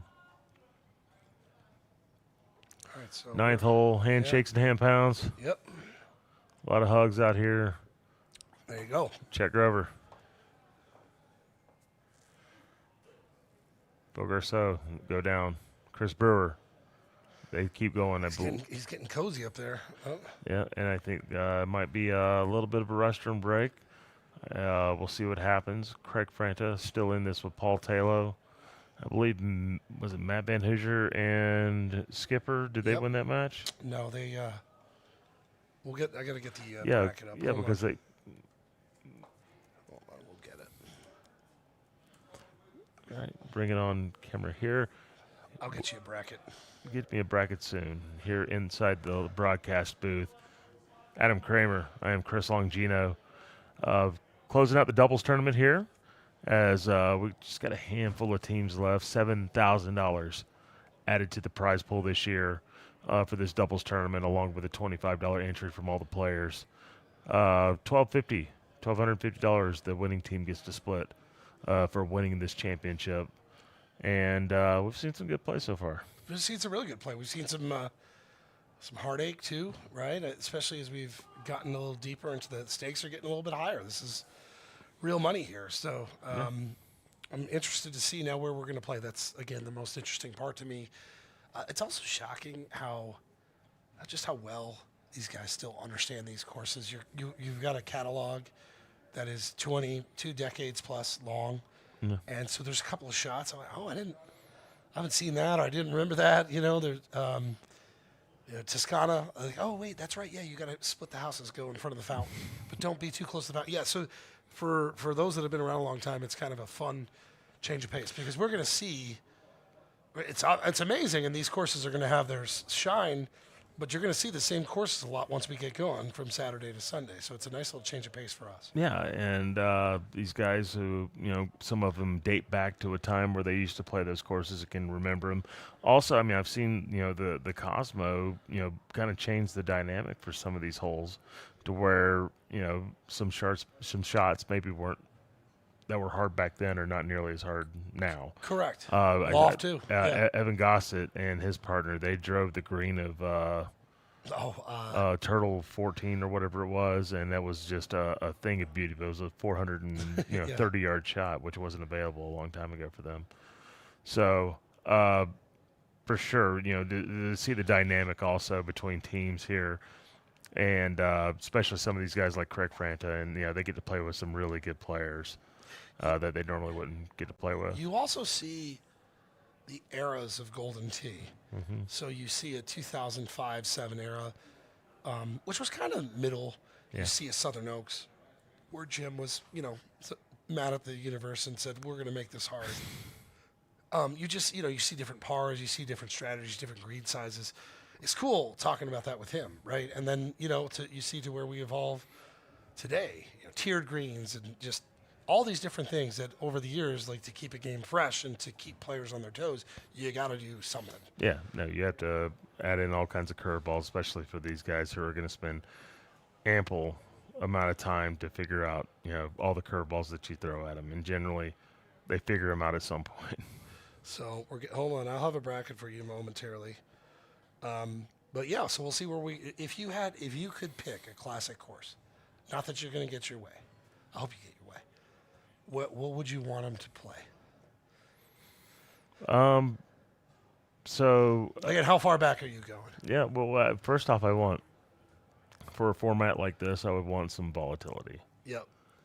And so, something that's very, very scoreable, something that has like Rattlesnake comes to my mind really. Yep. Just to you could see some changes within the first couple holes. There's 2 double eagle looks in the first 7 holes of the game. So that would be a course in my mind would really, really open some scoring, and because they're only playing 9 holes right now. So that front is as volatile as it gets. Yeah, and so that's one that comes to mind. I would think, last year Kangaroo, that's a course that comes to mind. It's got some holes that, one could be drivable, or one could be chipped in, swing holes. That's what we're looking for. Yeah, I'm trying to think. I go back to where I started really playing, which was 2005-07. I always loved Rustic, and Rustic with the equipment is always interesting. Mm-hmm. That front 9 with 1. Honestly, you got 3 or 4 holes, including 9. Like it's just fascinating. A couple holes on that front that have really changed. So I'd be interested with Rustic. I've always liked it. I think it drives Jim crazy because it does show its age. What is amazing though, it's 20 years old, so of course it's going to show its age. I don't know if the players necessarily care. They just Yeah, no. okay. The joggers look old. they are old. That's fine. But I would like to. Yeah, we go back in time a little bit. I'd be good with that. Yeah. Doesn't age well visually, but the No, players still love it. They do, and that's been the fun thing with some of the remasters that we can do and kind of rework these things. For standing up to his favorite machine. So when you get into this groove and you're on the loser side, What's up with this shirt, by the way? I mean, have we not talked about this yet, or have you guys? I have mentioned not seen it yet. Okay. Let's. Have you talked about? We haven't. Look what this shirt says. I mean, and it's probably a real city. I mean, just knowing him.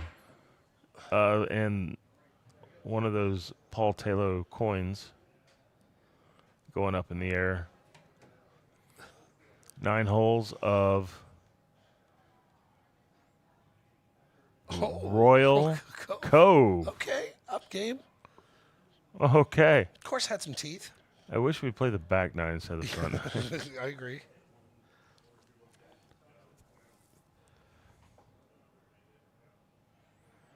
So now it's okay. What do we have to do here? Chris Brewer breaking all of our FCC laws right now. Get him in a polo tomorrow.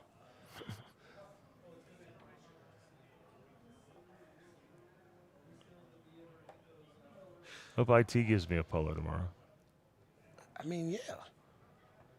I just steal one last year. I didn't get one last year. Did you know that? You got all the special, hot colored IT polos. Yes, but it's all right. I didn't get one. It's okay. I'm curious the rule for grand finals, because are they going to play 18 holes in grand finals or assume not? It's got to be 18. I should know this, but if anyone could confirm that would be outstanding.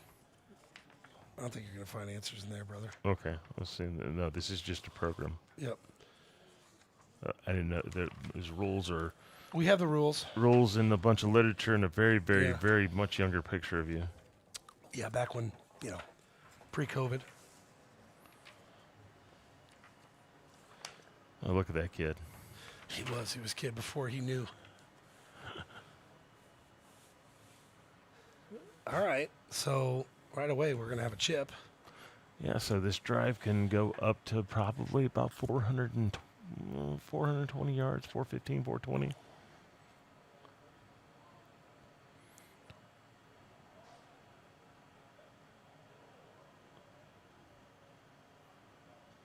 Big long shot here. Can I ask a question? Why release and not roll?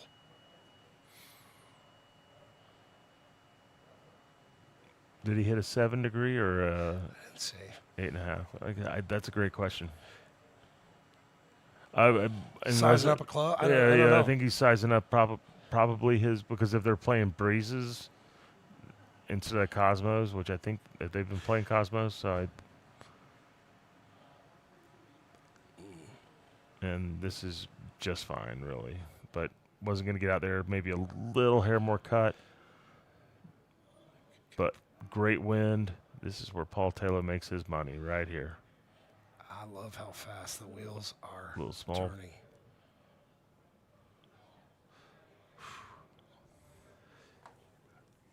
Paul, when he hits, it almost looks like he's glitching. Like there's just a. It's like a pace change. It's hard to know.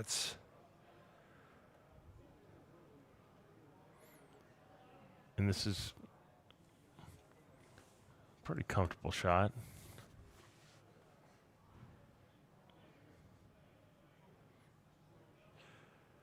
All right, so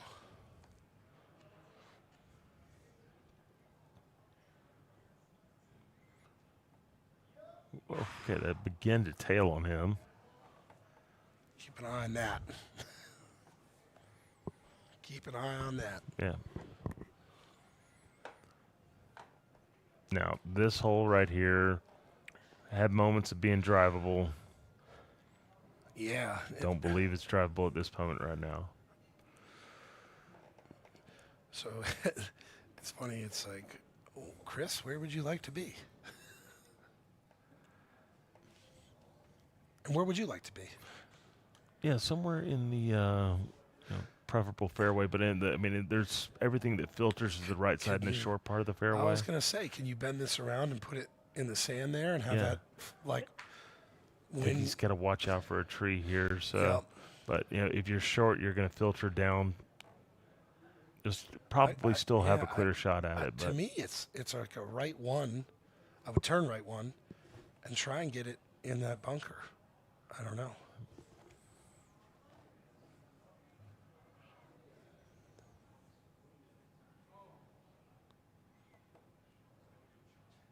And he's going to hit a 10.5, which is a 10.5 and a cut. Kind of throws him into. Okay. If it's a clear bush in front of him, that means Brewer's got a shot at it. Now, the best part about a guy like this is the breeze though, so. But this is what I would. This was. Yeah. Hard to bend it all the way around, but that's fine. Good shot. And will be quite attackable for Craig if he wants it. Going to play shorter and play a harder shot. Let the release take it on. A little bit of advice from Craig. From Paul. His advice is make it.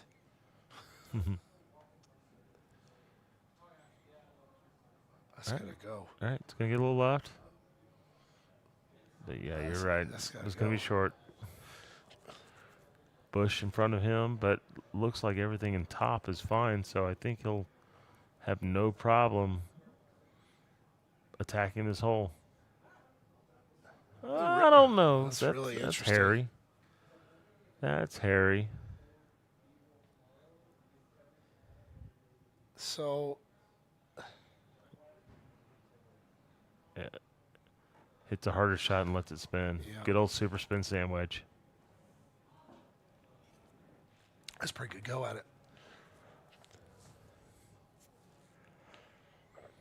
Tie ball game, 2 holes in. And very, very attackable par 3 here. I think we got both these guys too. I'm thinking we're doubling up on GSPs. I'm gonna say make, but I think we got close.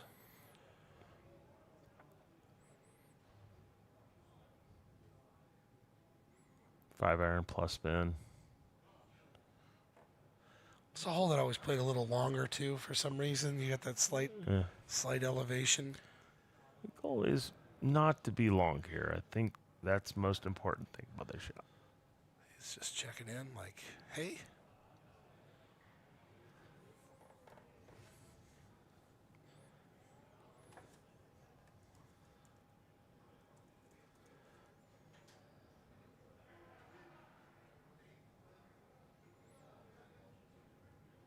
It's fine.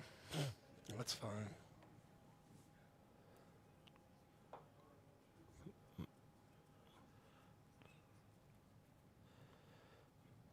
Appreciate everybody tuning into the stream. We are down, I believe we are down to 3 teams left. Yes. I was trying to look through the bracket.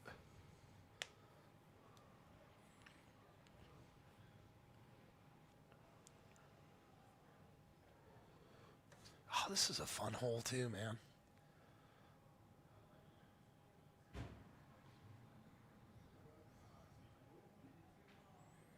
Tees kind of changed the game here.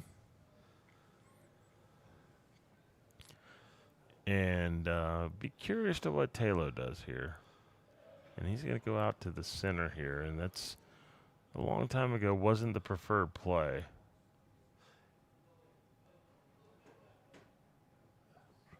And he's going to make Craig have to hit this thing, which is not terrible. It's a little small cut. I mean, his alignment is perfect. It's still, Yeah. and you got a good win for it. it still just feels like a claustrophobic shot. Yeah. Good pin. A little small cut. Oh, this is on a great line. That's It's on a great line. Fantastic shot. Wow. I was told earlier by the family of Craig Franta that his son Connor is watching this, and Connor, who's going to play in the championship this weekend, and Connor cannot stand the fact that he's actually listening to Paul Taylor because he never listens to him. I think that's very relatable for a lot of folks on a variety of fronts. Yeah. Oh. And went for the jar. Went for the ultra shot. That was pretty good.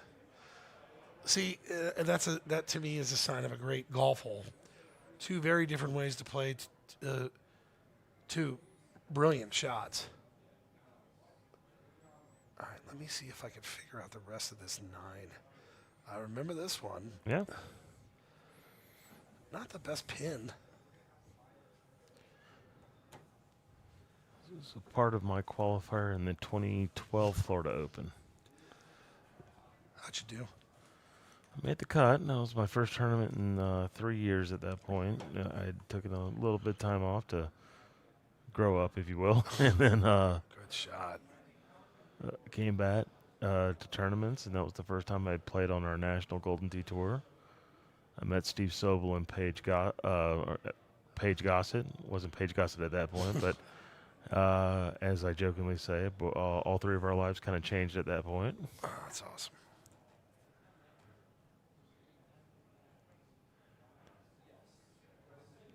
And they still convey the community of Golden Tee more than anybody. Oh, for sure. And bring it to 6 different spots every year.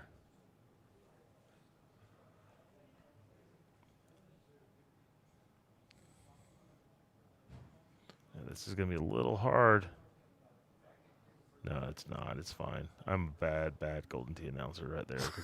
I'm so used to hitting that ball around. 255 5 wood. Yeah. No, but it also it had a little bit of cut in it.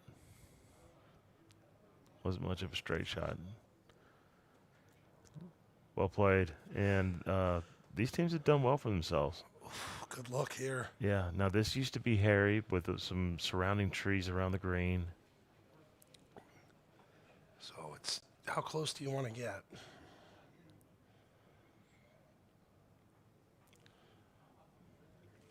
I mean, this is. Fortunately, this is a helping wind. You know, I mean, they're going to put it into an area in that second fairway that's just basically going to try to be out of the way of some of the surrounding trees in the green.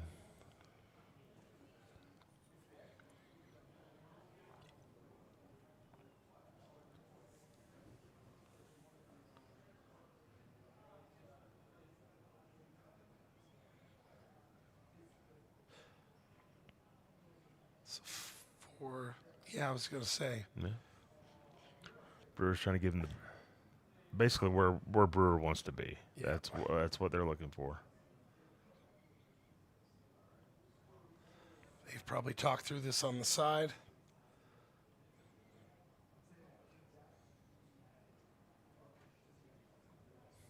Closer isn't always. I guess analytically, yes. I think he's looking at the biggest window, And this is a very, very, very, very gettable shot here. Wind behind them. Oh, that's a plus spin to bring it back.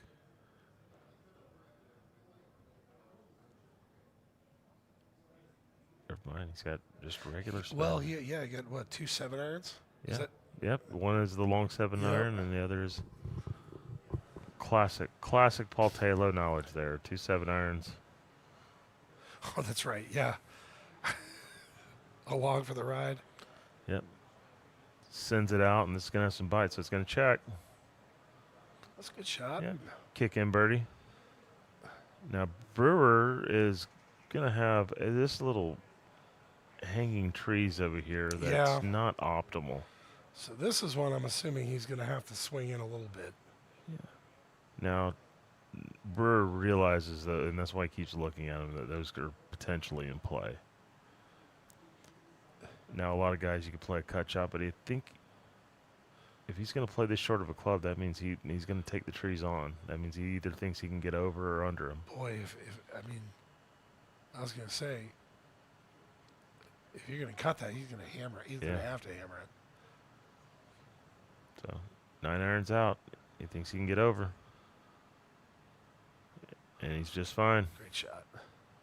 That's an interesting little look there. That little Paul's positioning was excellent.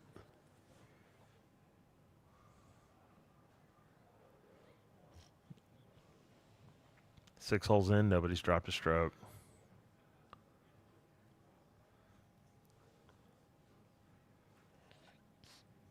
Good pin.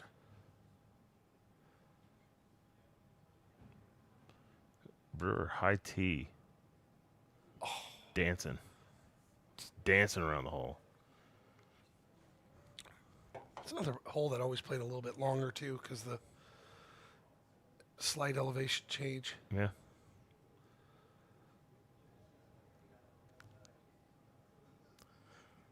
I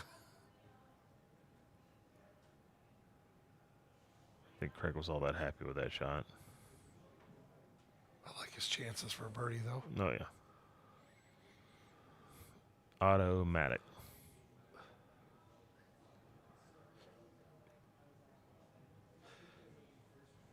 All right. It's always interesting, this hole during tournament times, because it felt like you get some different looks and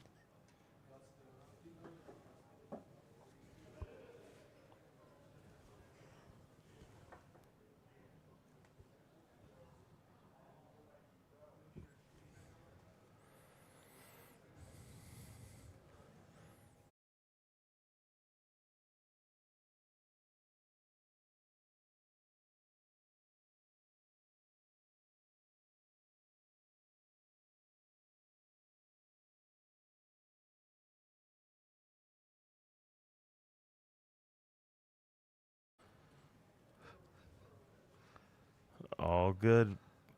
8th hole here.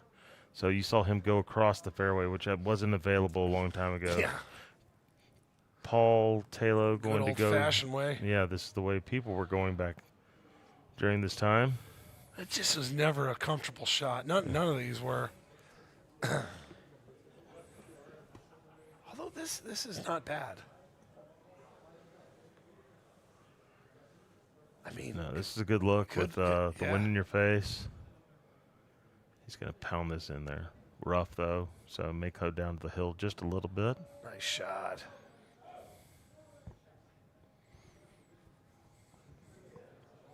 It's a little slippery.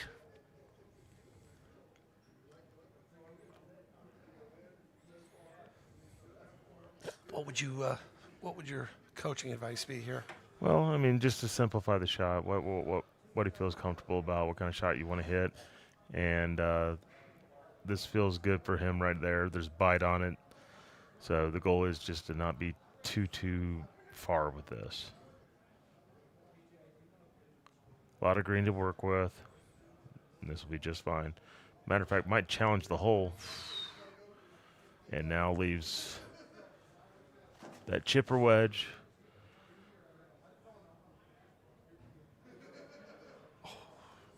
Three clicks, I think. I think came out a little funky. Mm-hmm. All right. Hole 9. You get a good one. Pretty good look, too. This was always interesting, though, because it's traditionally, I think, longer hole than the traditional shape of the shot. Like, Yeah. this is a 3-5, you know what I mean? And you could get the 3-5. This is back. So I kind of like these tee boxes, too. Jim and I were talking about it a little bit. Because look at the size of that tee box. It's a Very favorable wind for a shot like this. Wind blowing in the direction of the hole. You can kind of play it into a direction and let the work. Now, Craig, I think, or Paul's going to have the next shot, and that's with the stout. That's going to be a little bit more of a challenge. Big full coming. Oh, Surprised by that? felt spontaneous. Didn't see that coming. He was looking at straight ahead and then just clicked one right. It's good that Taylor's hitting this shot.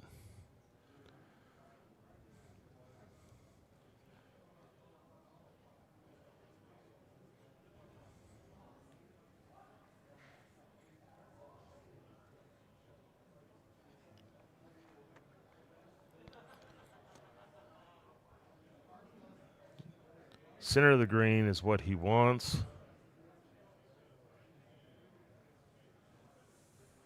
Brewer has put his partner into a bit of a difficult predicament with this chip.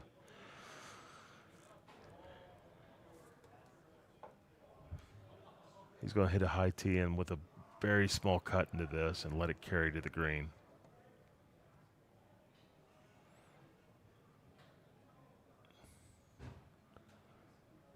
Hits it well outside, but this is on its way. Yeah. Sit. And he Good will shot. have a chip as well. Good shot. 2 chips right here. 2 guys that, well,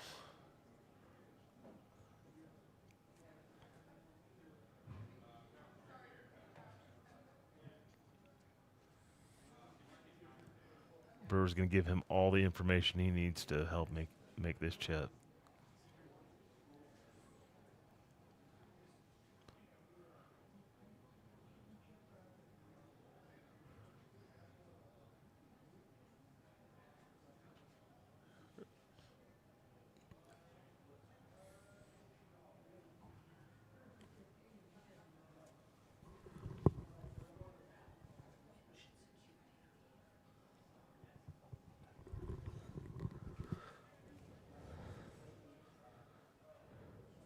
Missed that chip.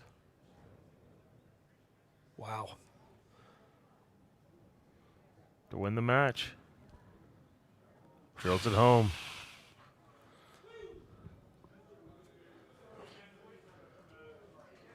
This train, Paul Taylor, Wow. Craig Franta.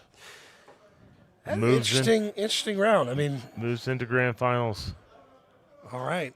Chris Brewer played not an optimal first shot. No. Ricocheted off. And Charles Ridgway missed the chip, sending Craig Franta and Paul Taylor into grand finals. Oh, that tee shot was a little surprising.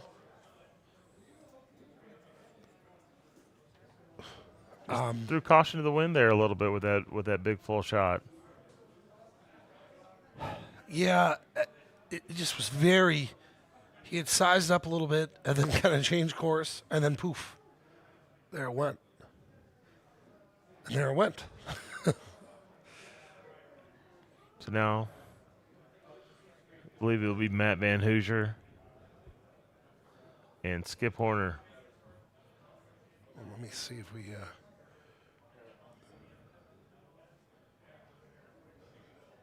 Yep.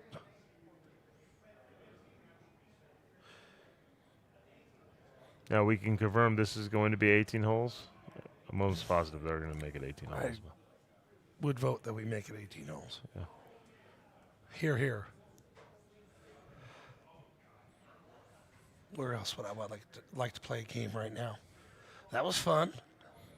Enjoyed that. How about I could do a little Mount Everest. It'd be fun. Doing Tundra? Tundra.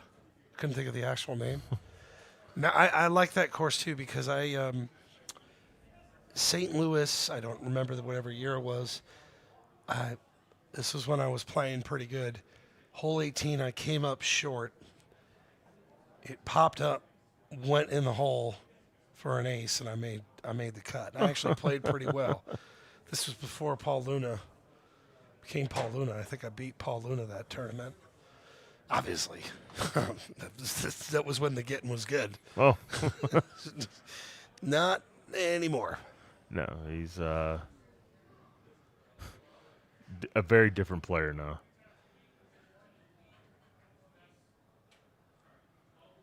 Just think here, in 72 hours, we'll be crowning another world champion. Yeah. Tomorrow's really interesting, too, because kind of multiple ways to get into the tournament now. Yeah, there's 6 available spots. I think 4 of them would be closest to the pin. 2 of them would be 3-course qualifiers. CTP is such a fun. I mean, I just think of Dave Sandmeyer getting his spot Yeah. and then going to bed. Going to bed. What an energy that was. Oh, my God. And then he found out the next day he made it.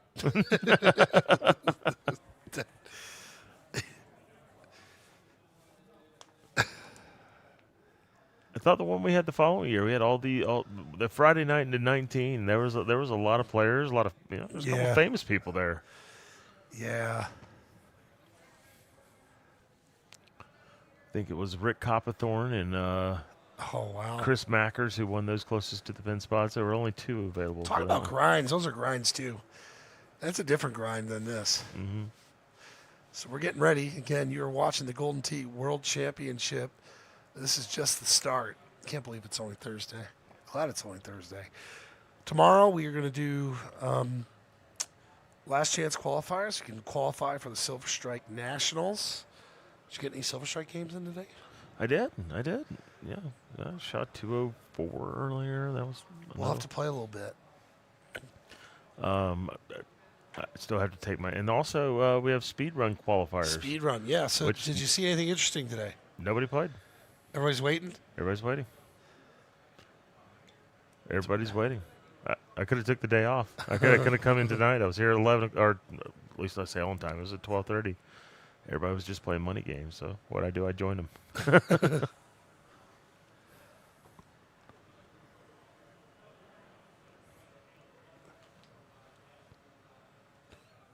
All right, so we're Hopefully waiting. Brochures, programs you have for the players this year. Great question. Some good pictures in here from our former world champions.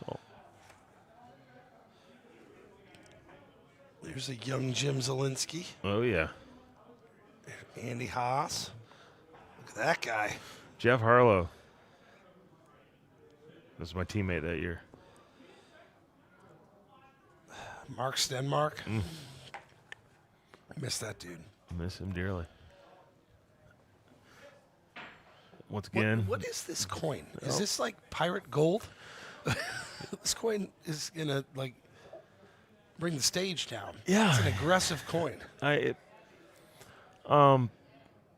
A common conversation on Discord amongst a few of these guys is the price of silver per ounce. Big silver guys. Okay, so Huge silver guys. And Paul Taylor captains that crew. so this is gonna be fun. I gotta say, I've been very impressed watching Skipper play. I have. And he and Matt are. It's an interesting pairing. It's kind of a good energy. Very different people, but boy, it's worked. They met each other for their first tournament, or one of their first tournaments, 22 or 23 years ago. Something that would be shown on CBS Sunday morning back in the day. Brian Bernhardt defeating Chris Eversole on Oak Hollow. Later that year, I would meet both of them for the first time at officials' timeout in Arlington Heights.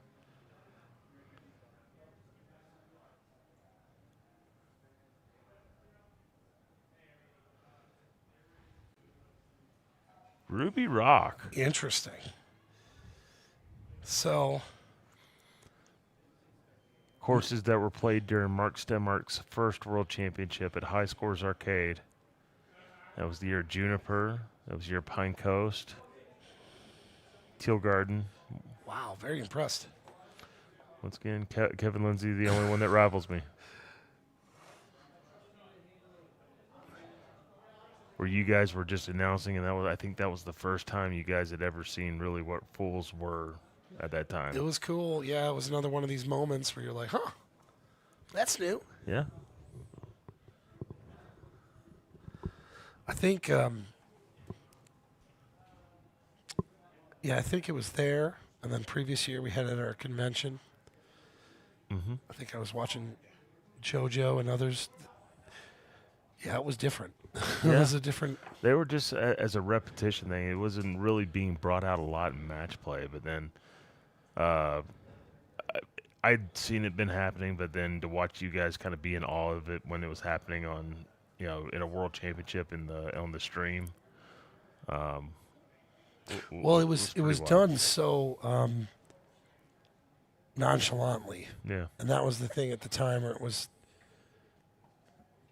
It's a shot that's pretty violent by nature, Mm-hmm. and to see it so well executed is. Away we go. By the way. Yeah, and I think Skipper, who is mostly a stout player, who also does click chipping, very much plays with both arms. Yeah, he's got the kind of the Sobe going on. Yeah. So we've kind of panned out here. We're getting ready to watch. I think they're looking at Golden Tee Fan just to see, GoldenTeeFan.com to see what the course of which. Yeah. I think they got 18 holes to choose from. So who wants to tee off? What are the swing holes? Ruby 18 is not all that difficult. Mm-hmm. This is not a terribly challenging course. No. Yeah, it's got moments. No, I mean there's a couple longer setup continging holes, So but both players playing the Breeze or the Stouts. this will be fun to see what. Yeah, there's not going to be really a click chip going into this. They're No. going to be playing wedges. Or maybe a 9-iron, but no, he's got his gap wedge right there.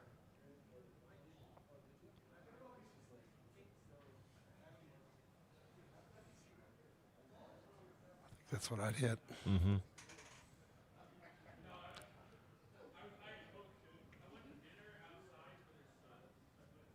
And he's going to keep it. I assume you want to hit it. No, this one you want to hit a decent sized cut to cut off some distance. Yep. Yeah. Tough. No matter what you do, I feel like you can never cut it off enough. Just, and when you're being soft, you also get in danger of being too soft. Exactly.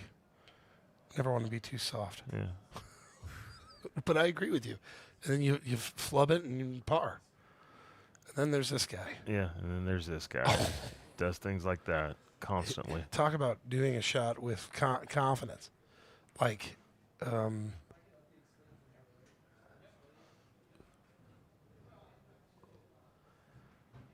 So if this goes to a second match, I'm guessing it'll be 9 holes. I love how hard he. Yeah. Jams at home. This is a full, and I, why not? Now this hole right here.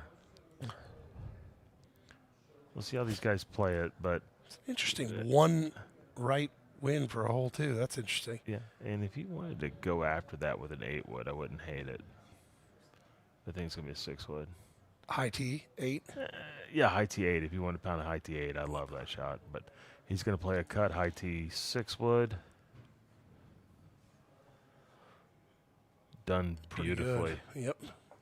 Matt Van Hoosier, former MC here at the World Championship, playing in his 3rd World Championship.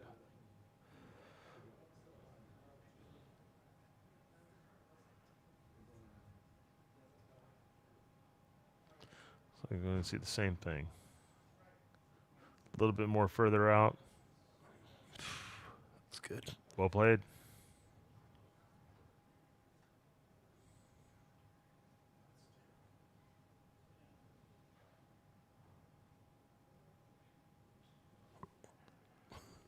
Where are we going? I, Roads?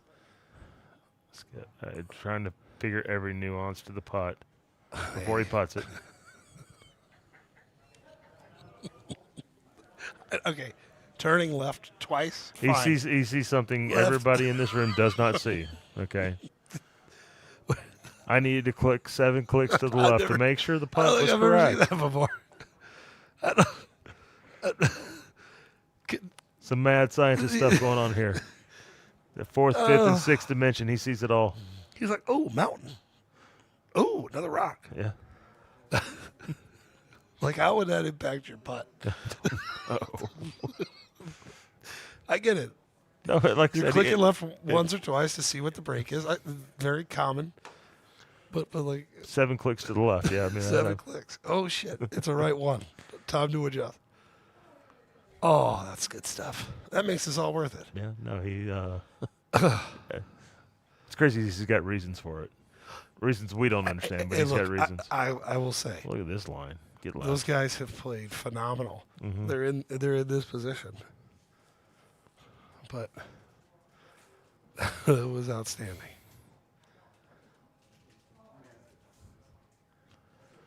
I will ask him. I will have an answer for tomorrow, okay?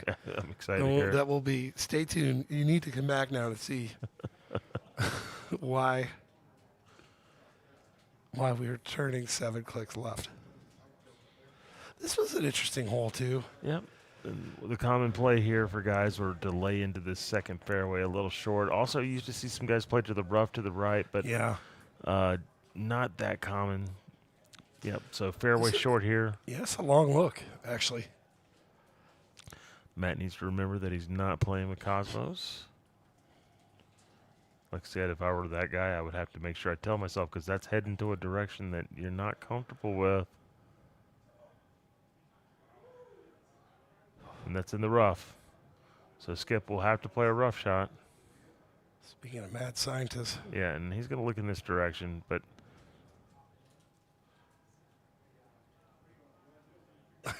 What do you want? What do you want to do? yeah.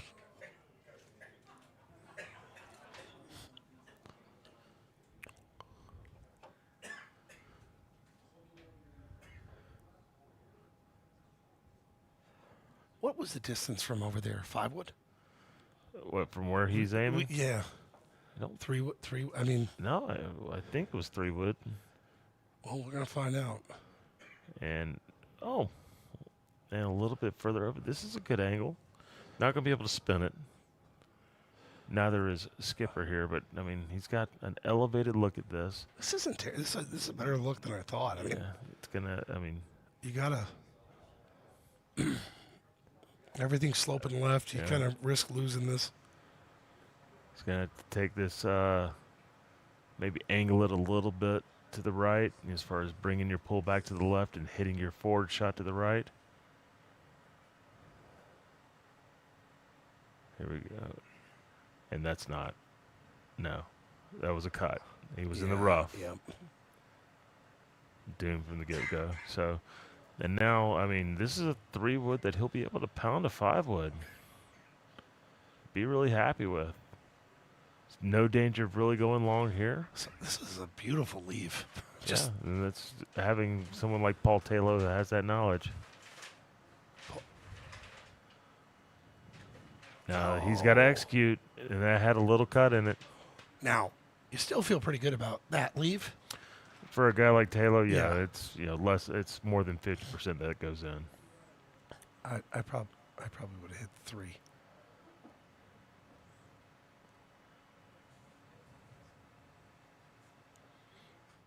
And how about Oh. Matt Van Hoosier, That's a an awesome bailout eagle? shot. That was perfect.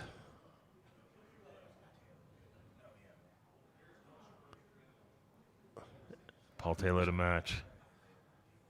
Now you've got to have flop. Yep, pulling up the flop wedge. He's up against it. Oh man, That's a bit of a surprise. I was getting excited to tell you that there were 2 eagles with 0 putts. Unfortunately, not the case. Yeah. Van Hoosier, Skip Horner go up 1. Once again, a golf ball that Matt does not play, and now this hole right here. Now this one always is tricky because it's just a weird cadence to the hole, right? You're kind of like that pin is Kind of hard to get around. I mean, this is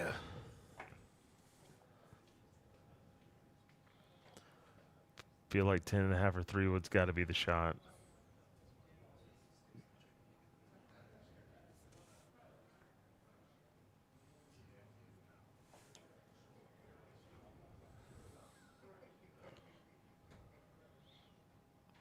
This is correct with a 3 wood, I feel like.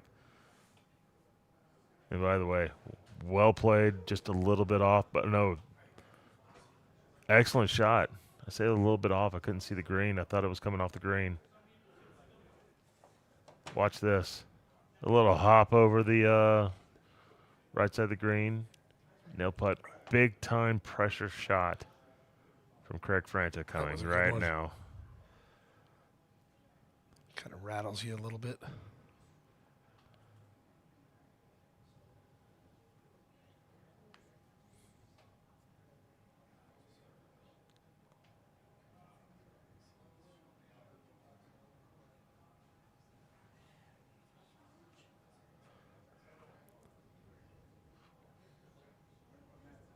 He's going to play 10.5 where Skipper played 3 wood.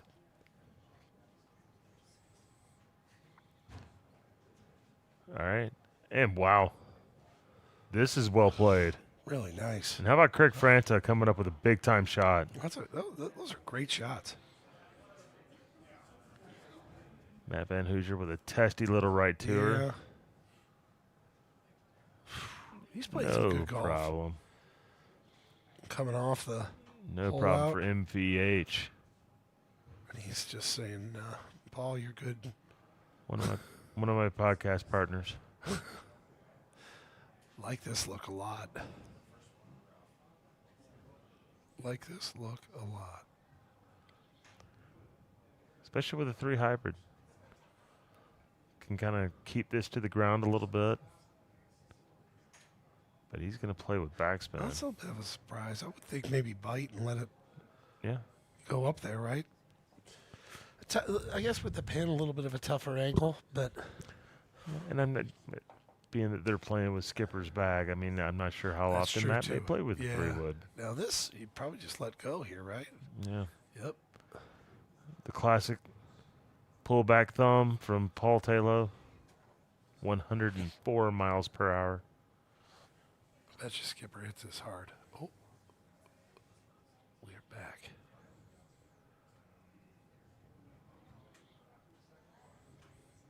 He's playing good golf, man. Yes, sir. He's playing good golf.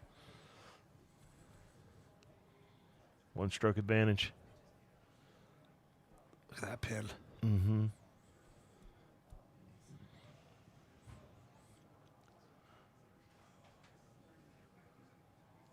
It's a good leave. And there's not a lot of conversation there. Just, he basically, I'll put you out there and you'll take what I give you. There seems to be some comfort on this course for some reason. Mm-hmm.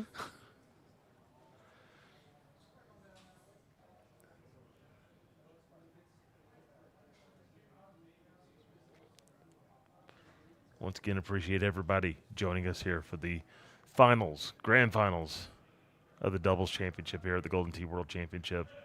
Please hit that like button. Let's try to get to 100 likes before we get out of here tonight.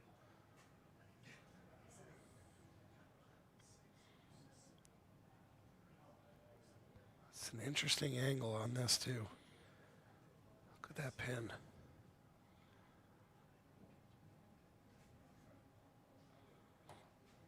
That's no gimme there. No. With 3 the- drivers with to the- choose from. Yeah. He's going to play the 9.5. Oh, what a beaut. Oh, just a little bit over. Leaving a small click chip for Skipper to deal with. And now for important that Taylor gets himself a quality shot that's a putt here. Oh, That's wow. no more than a putt. Jeez. Just a little kick in eagle. Tell you what, man. He's playing phenomenal.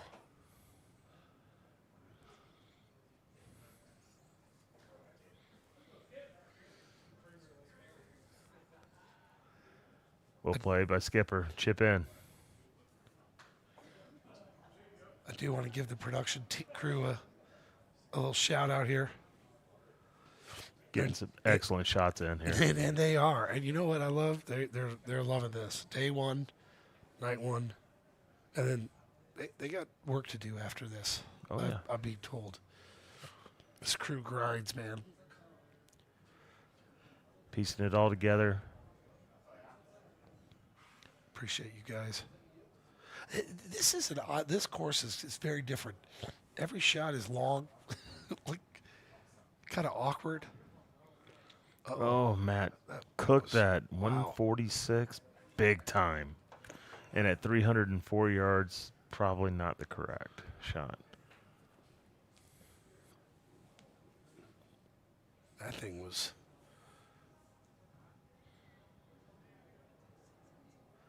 Watch the hands of a world champion. Gloves becoming more prominent in our game is. today.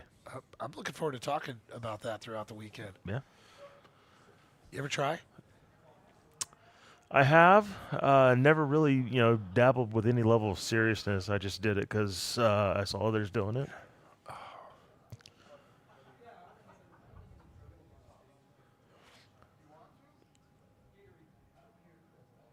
Oh. Back to an even match. Miscue by Matt Van Hoosier. Yeah, I think it was.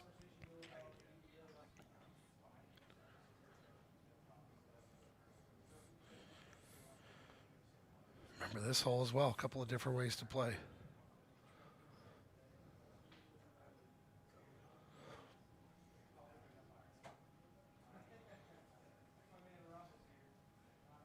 Paul Taylor trying to coach Craig into giving him the best shot.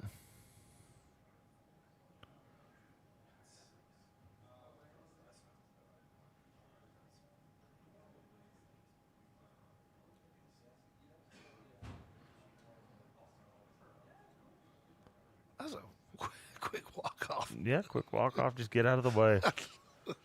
I like the whole. This mannerisms of this match are. They're outstanding. Yes, they are. The doubles. This is where it really is fun. Skipper Horner, his first world championship. Oh, go. Attempt to qualify for his first one back in 2003 where he was a little short.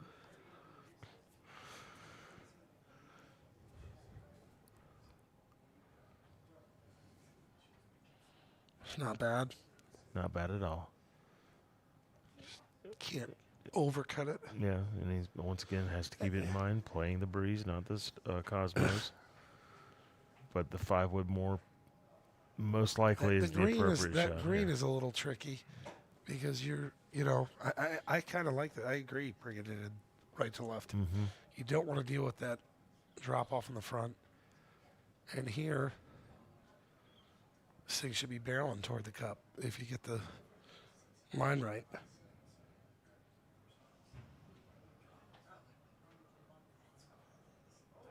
Oh, well played. I love that. Matt Van Hoosier.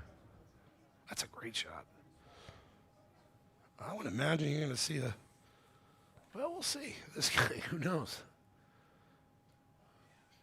Taylor to answer. A little different with the 5-wood too. Also going around. No spin.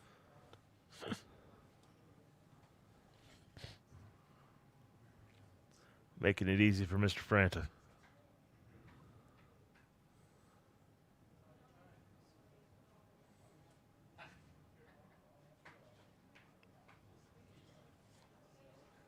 Love the G down in the corner screen here. Gatorade, a sponsor of ours? Yes. That's excellent. Yes, sir. All right. So I'm going to rip this one.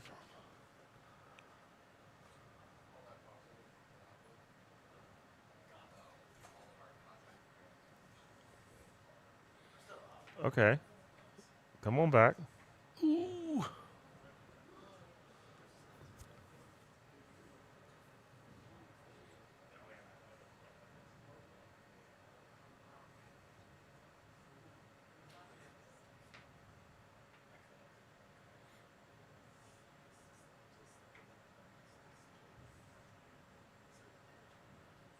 All right, Matt, what do you got?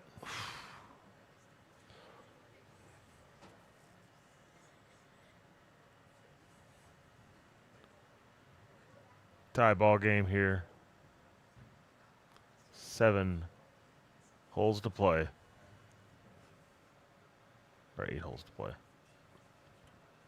That was the 10th. Some tucked pins, man.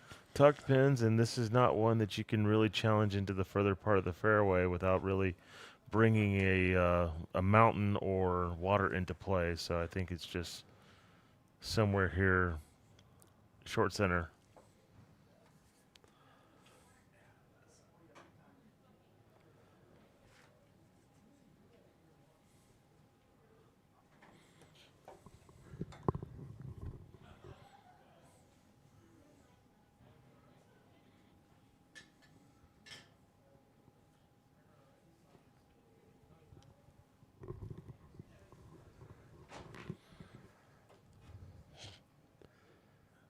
We are great here at the World Championship doubles competition.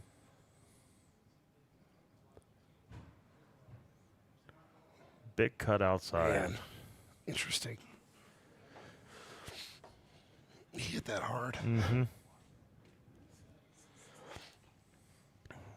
It's a shot that warrants it too. You can, but again, this is the kind of shot I was talking about earlier. That Yeah. I hate cutting this 6-wood with this because I just don't trust it.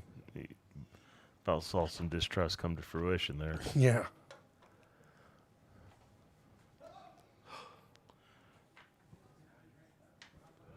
Craig Franta displaying one of the weaker parts of his game, which is his putting, and some people will tell him that. Well, we've seen it already today, unfortunately. And now Craig's got to take a couple steps away.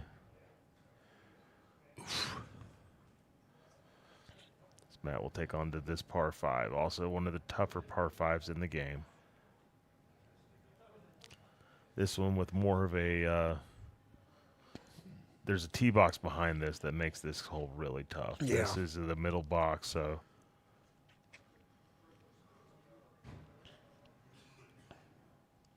And like a pro, That's Van a Hoosier. fantastic drop. Yeah, wow. Exactly where you want to be. And Franta's going to have to shake off that putt because he's going to have the difficulty of the second shot coming in. I would imagine, too, he's got to be pretty tired. This is... Yeah, I mean, this would be 12:47 where he comes from. A lot of golden tee.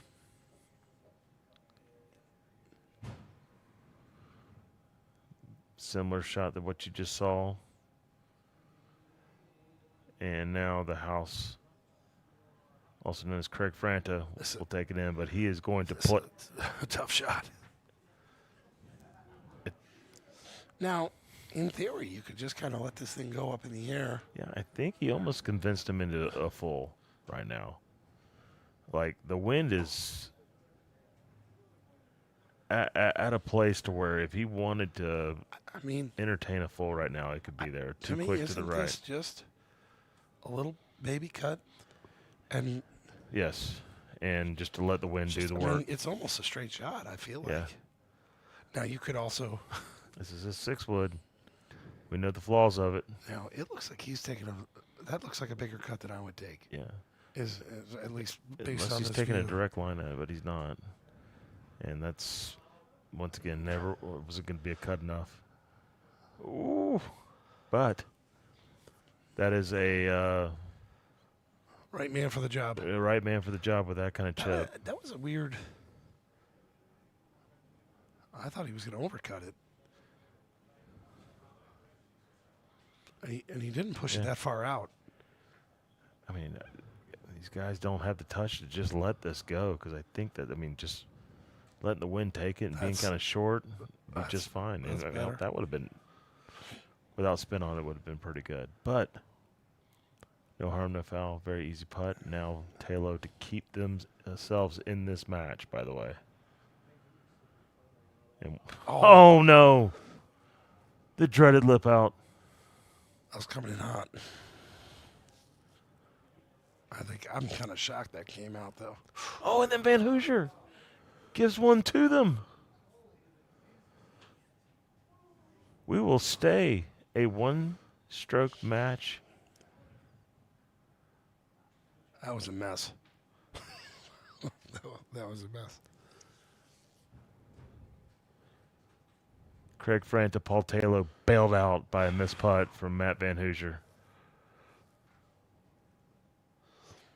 And now with a Good look. good look, a great way to get a straight wind.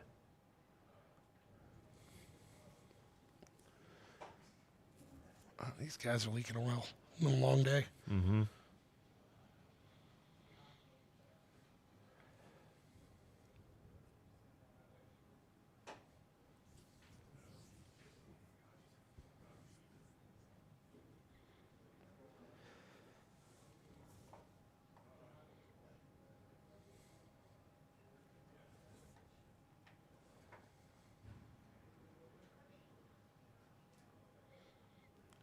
Once again, the straighter this wind is, the better it is. That looks for pretty good right there.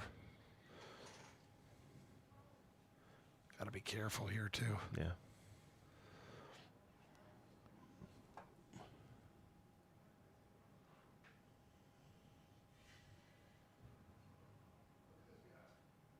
That's going to carry. Wow, that really stuck. Yeah, it did. I wonder. Are you thinking about it? He's looking at it. That full is right in his range, but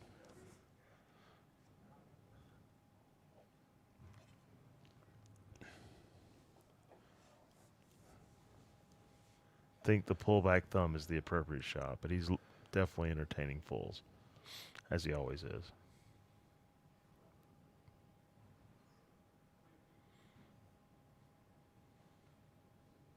What distance control? That's good.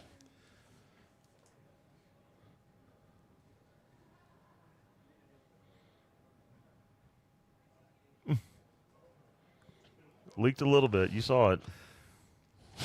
I don't know how many putts we're just going to assume at this point right now. No, not at all. So this one, another fortunate, or when I say fortunate, they're playing the breeze. I underestimated this course a little bit. This isn't bad. No, this has got challenges. It's just awkward. Big up 11 green here.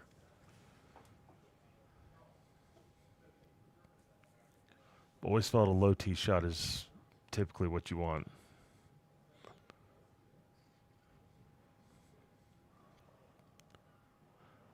Sit. And you went too far. And we'll leave that lethal chip right there. For old Skipper. Whatever you do. I was just thinking, by the way, if he... Whatever you do, leave him a putt. And watch this. The fulls are out. Pulls are out. Straight on. Watch this climb. Oh. I'd rather have this. That is worse than what we're seeing here. This is a good look, actually, for him to try to be aggressive.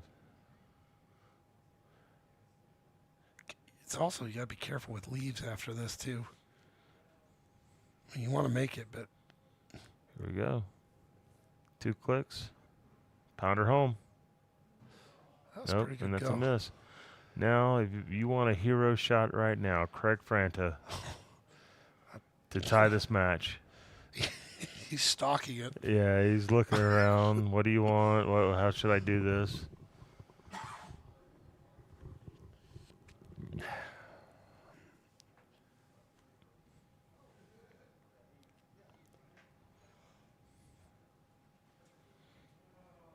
Tag. You're in. Yeah.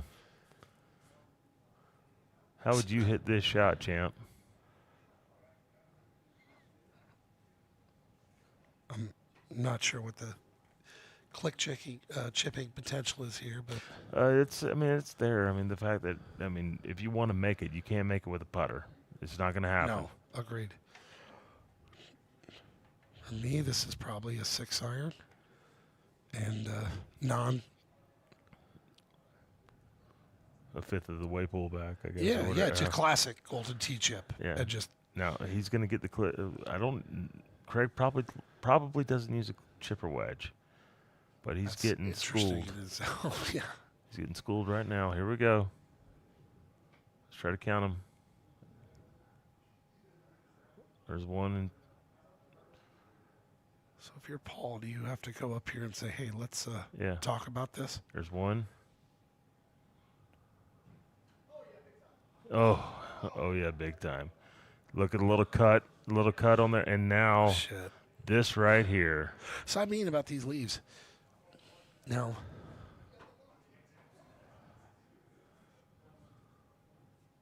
The pullback wasn't straight. That's what cost the chip. Now Taylor. And he misses coming back, and now Franta's on a hill. So I mean, you got to worry about making the shot, so it's hard to worry about your leave, the same pool. But Yeah, I'm trying to remember the texture of this hill right here. What are we looking at? Because if it's something like regular rough, it's very puttable. It's heavy rough, but he's got the chipper wedge out again. No, is he going to putt this? I think you got to putt this. Oh. As Well, takes a two-stroke advantage now. A whole nother layer of comfort as we head into the knee.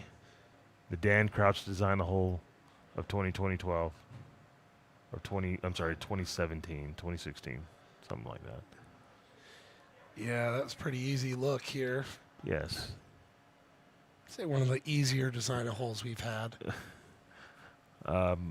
If you had a vote for everybody's favorite design a hole, this wouldn't be in the top half. Very, very simple par 5. Normally, distance is not an issue. Yeah. And I think that's I don't disagree with you either, and that would be probably why. Yeah, it lacks. Well, it's not that unique really for No. a par 5, but this is also a fan vote kind of thing that we have for design. Oh, that's hole, right. so, I forgot about that. This was the fan vote era. yeah.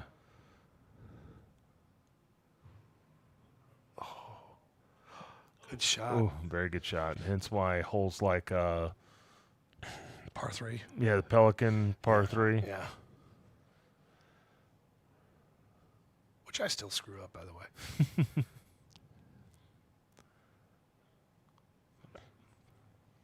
So hole 15 here, if I remember correctly, is this drivable par 4 should have water surrounding the left side. And big green, all sloping towards the water. Really weirdly sloping towards the water. I remember this too.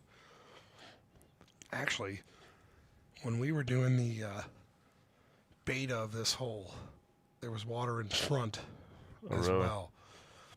And it was impossible. It was really, really hard. Yeah, I remember you guys talking about a couple holes like that. Before. Yeah. Sandhill Woods 18. I remember watching Andy Haas do some player testing and watering it 7 times in a row. I'm like, well, but this was brutal. In fact, I want to say at the time it was like 18 because we'll do that. We'll mix the holes around once you. Great shot, Taylor. But it was just so you had the slope and everything. I was just kind of an odd. Yeah. What a hairy putt. Yeah. What a hairy putt this is. Nice putt. Nails it home. He's playing good, man. He really is. For a guy that hasn't played in this setting, he's very confident. Yeah. Has a good partner to help him along the way. So, also another one here where they are playing with the breezes, so not all that wind is in play. Good shot. Very good shot. So now for some Craig Franta magic, if we can get it.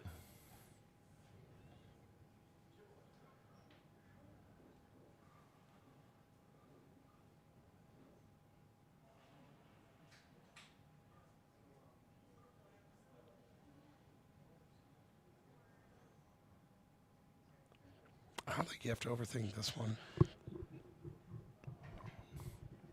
Sandwich with a breeze. Now, the question is, is it kill it with backspin or hit it controlled with bite? So this is always an interesting spot, too, when you're chasing. But is this really where you want to, Yeah. I bet you Craig's going to learn some stuff from this. No matter what the result of this tournament is, he's definitely going to walk away with a host of knowledge. Well, if you're going to go after this, you got to get it spinning back up the hill too. Like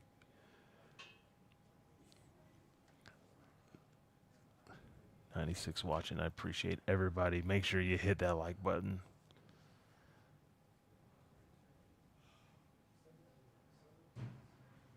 And he destroyed it with bite. It's a decent line at it, but Yeah. So now Talo and Van Hoosier both will have putts here.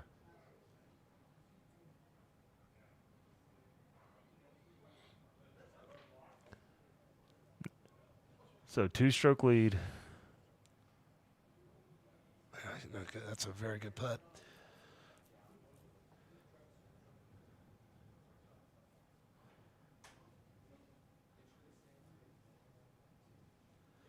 It's always interesting if you're contemplating a layup. People aren't used to laying up. No. I always struggled at it because it's not like you're sitting in your bar practicing laying up most of the time.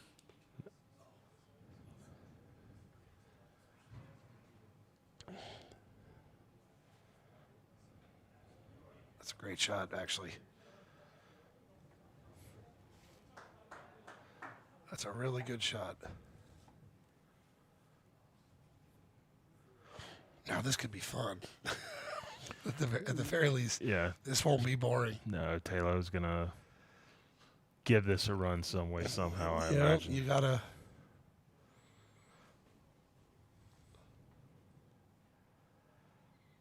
Now, you got to give this a run.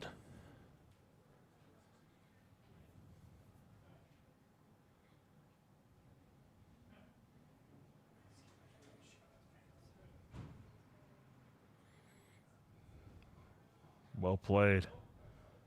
And that's going to be a chip. So I think what's important here is that Mr. Horner just slaps it onto the green. And Boy, he did that fast. Yeah. That was very confident. So now to make everybody feel really good about this, let's see Mr. Franta knock this in. No, this is, concession at this point. Yeah.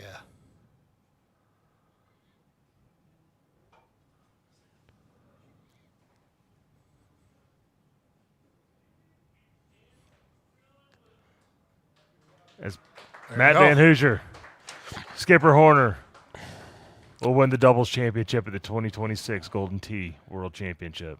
That was kind of where we started the night. Yeah. And where we ended. Very impressed with those two. Incredibly awkward. Oh, my gosh. There you go. They will they'll split $1,200. Lift me, Matt. They'll split $1,250 for first place. Hey, great playing. As Travis Tressler, our trophies. doubles tournament director. Oh, there we go. Oh, look at Travis getting in there for the picture, too. Yeah. Oh, look at this. The dream team. Travis Tressler. Oh, that's awesome. The poster child of doubles. Hey, and we appreciate Travis, too, man. This is a labor of love. He's had a long day as well. That's awesome. Good for Van Hoosier. Good for Skipper. Guys who have been around the game a really long time. And good. You could see the vibe was good, man. Yeah, no, the energy's good for our first night here at the World Championship. Very, very, very just vibrant moods in here tonight as we continue to march forward here in 72 hours from now. Like I said, we'll crown us another champion. Congrats to Skip and Matt for winning this. So tomorrow we're doing speedrun qualifying. We're doing Silver Strike qualifying. We're doing last chance qualifying. We've got closest to the pin tomorrow night. and we're going to be live at 3 p.m. Pacific time for all of it. You're doing speed run tomorrow? We have qualifying for speed run tomorrow. We'll do the finals of that Saturday night. Tune into us. We got action for you all weekend. Yeah, so we will fill up our field tomorrow, and then Saturday, qualifying Sunday, we're going to give away a $30,000 top prize and crown a world champion. Brother, really appreciate you. I appreciate you, man. And good win tonight, by the way. One more. All right, for Chris Longino, Madam Kramer, we'll see you guys tomorrow from the Palms for the World Championship.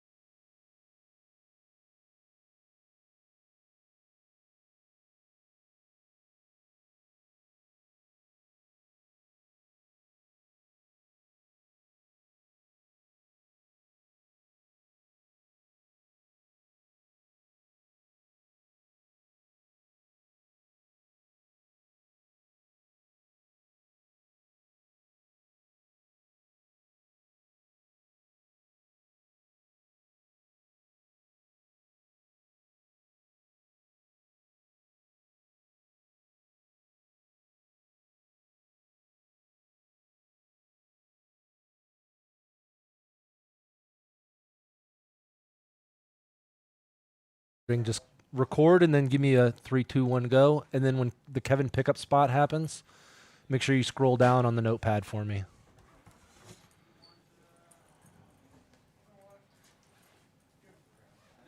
I'm about to murder this right now. I just got a feeling it's about to be a clean ass.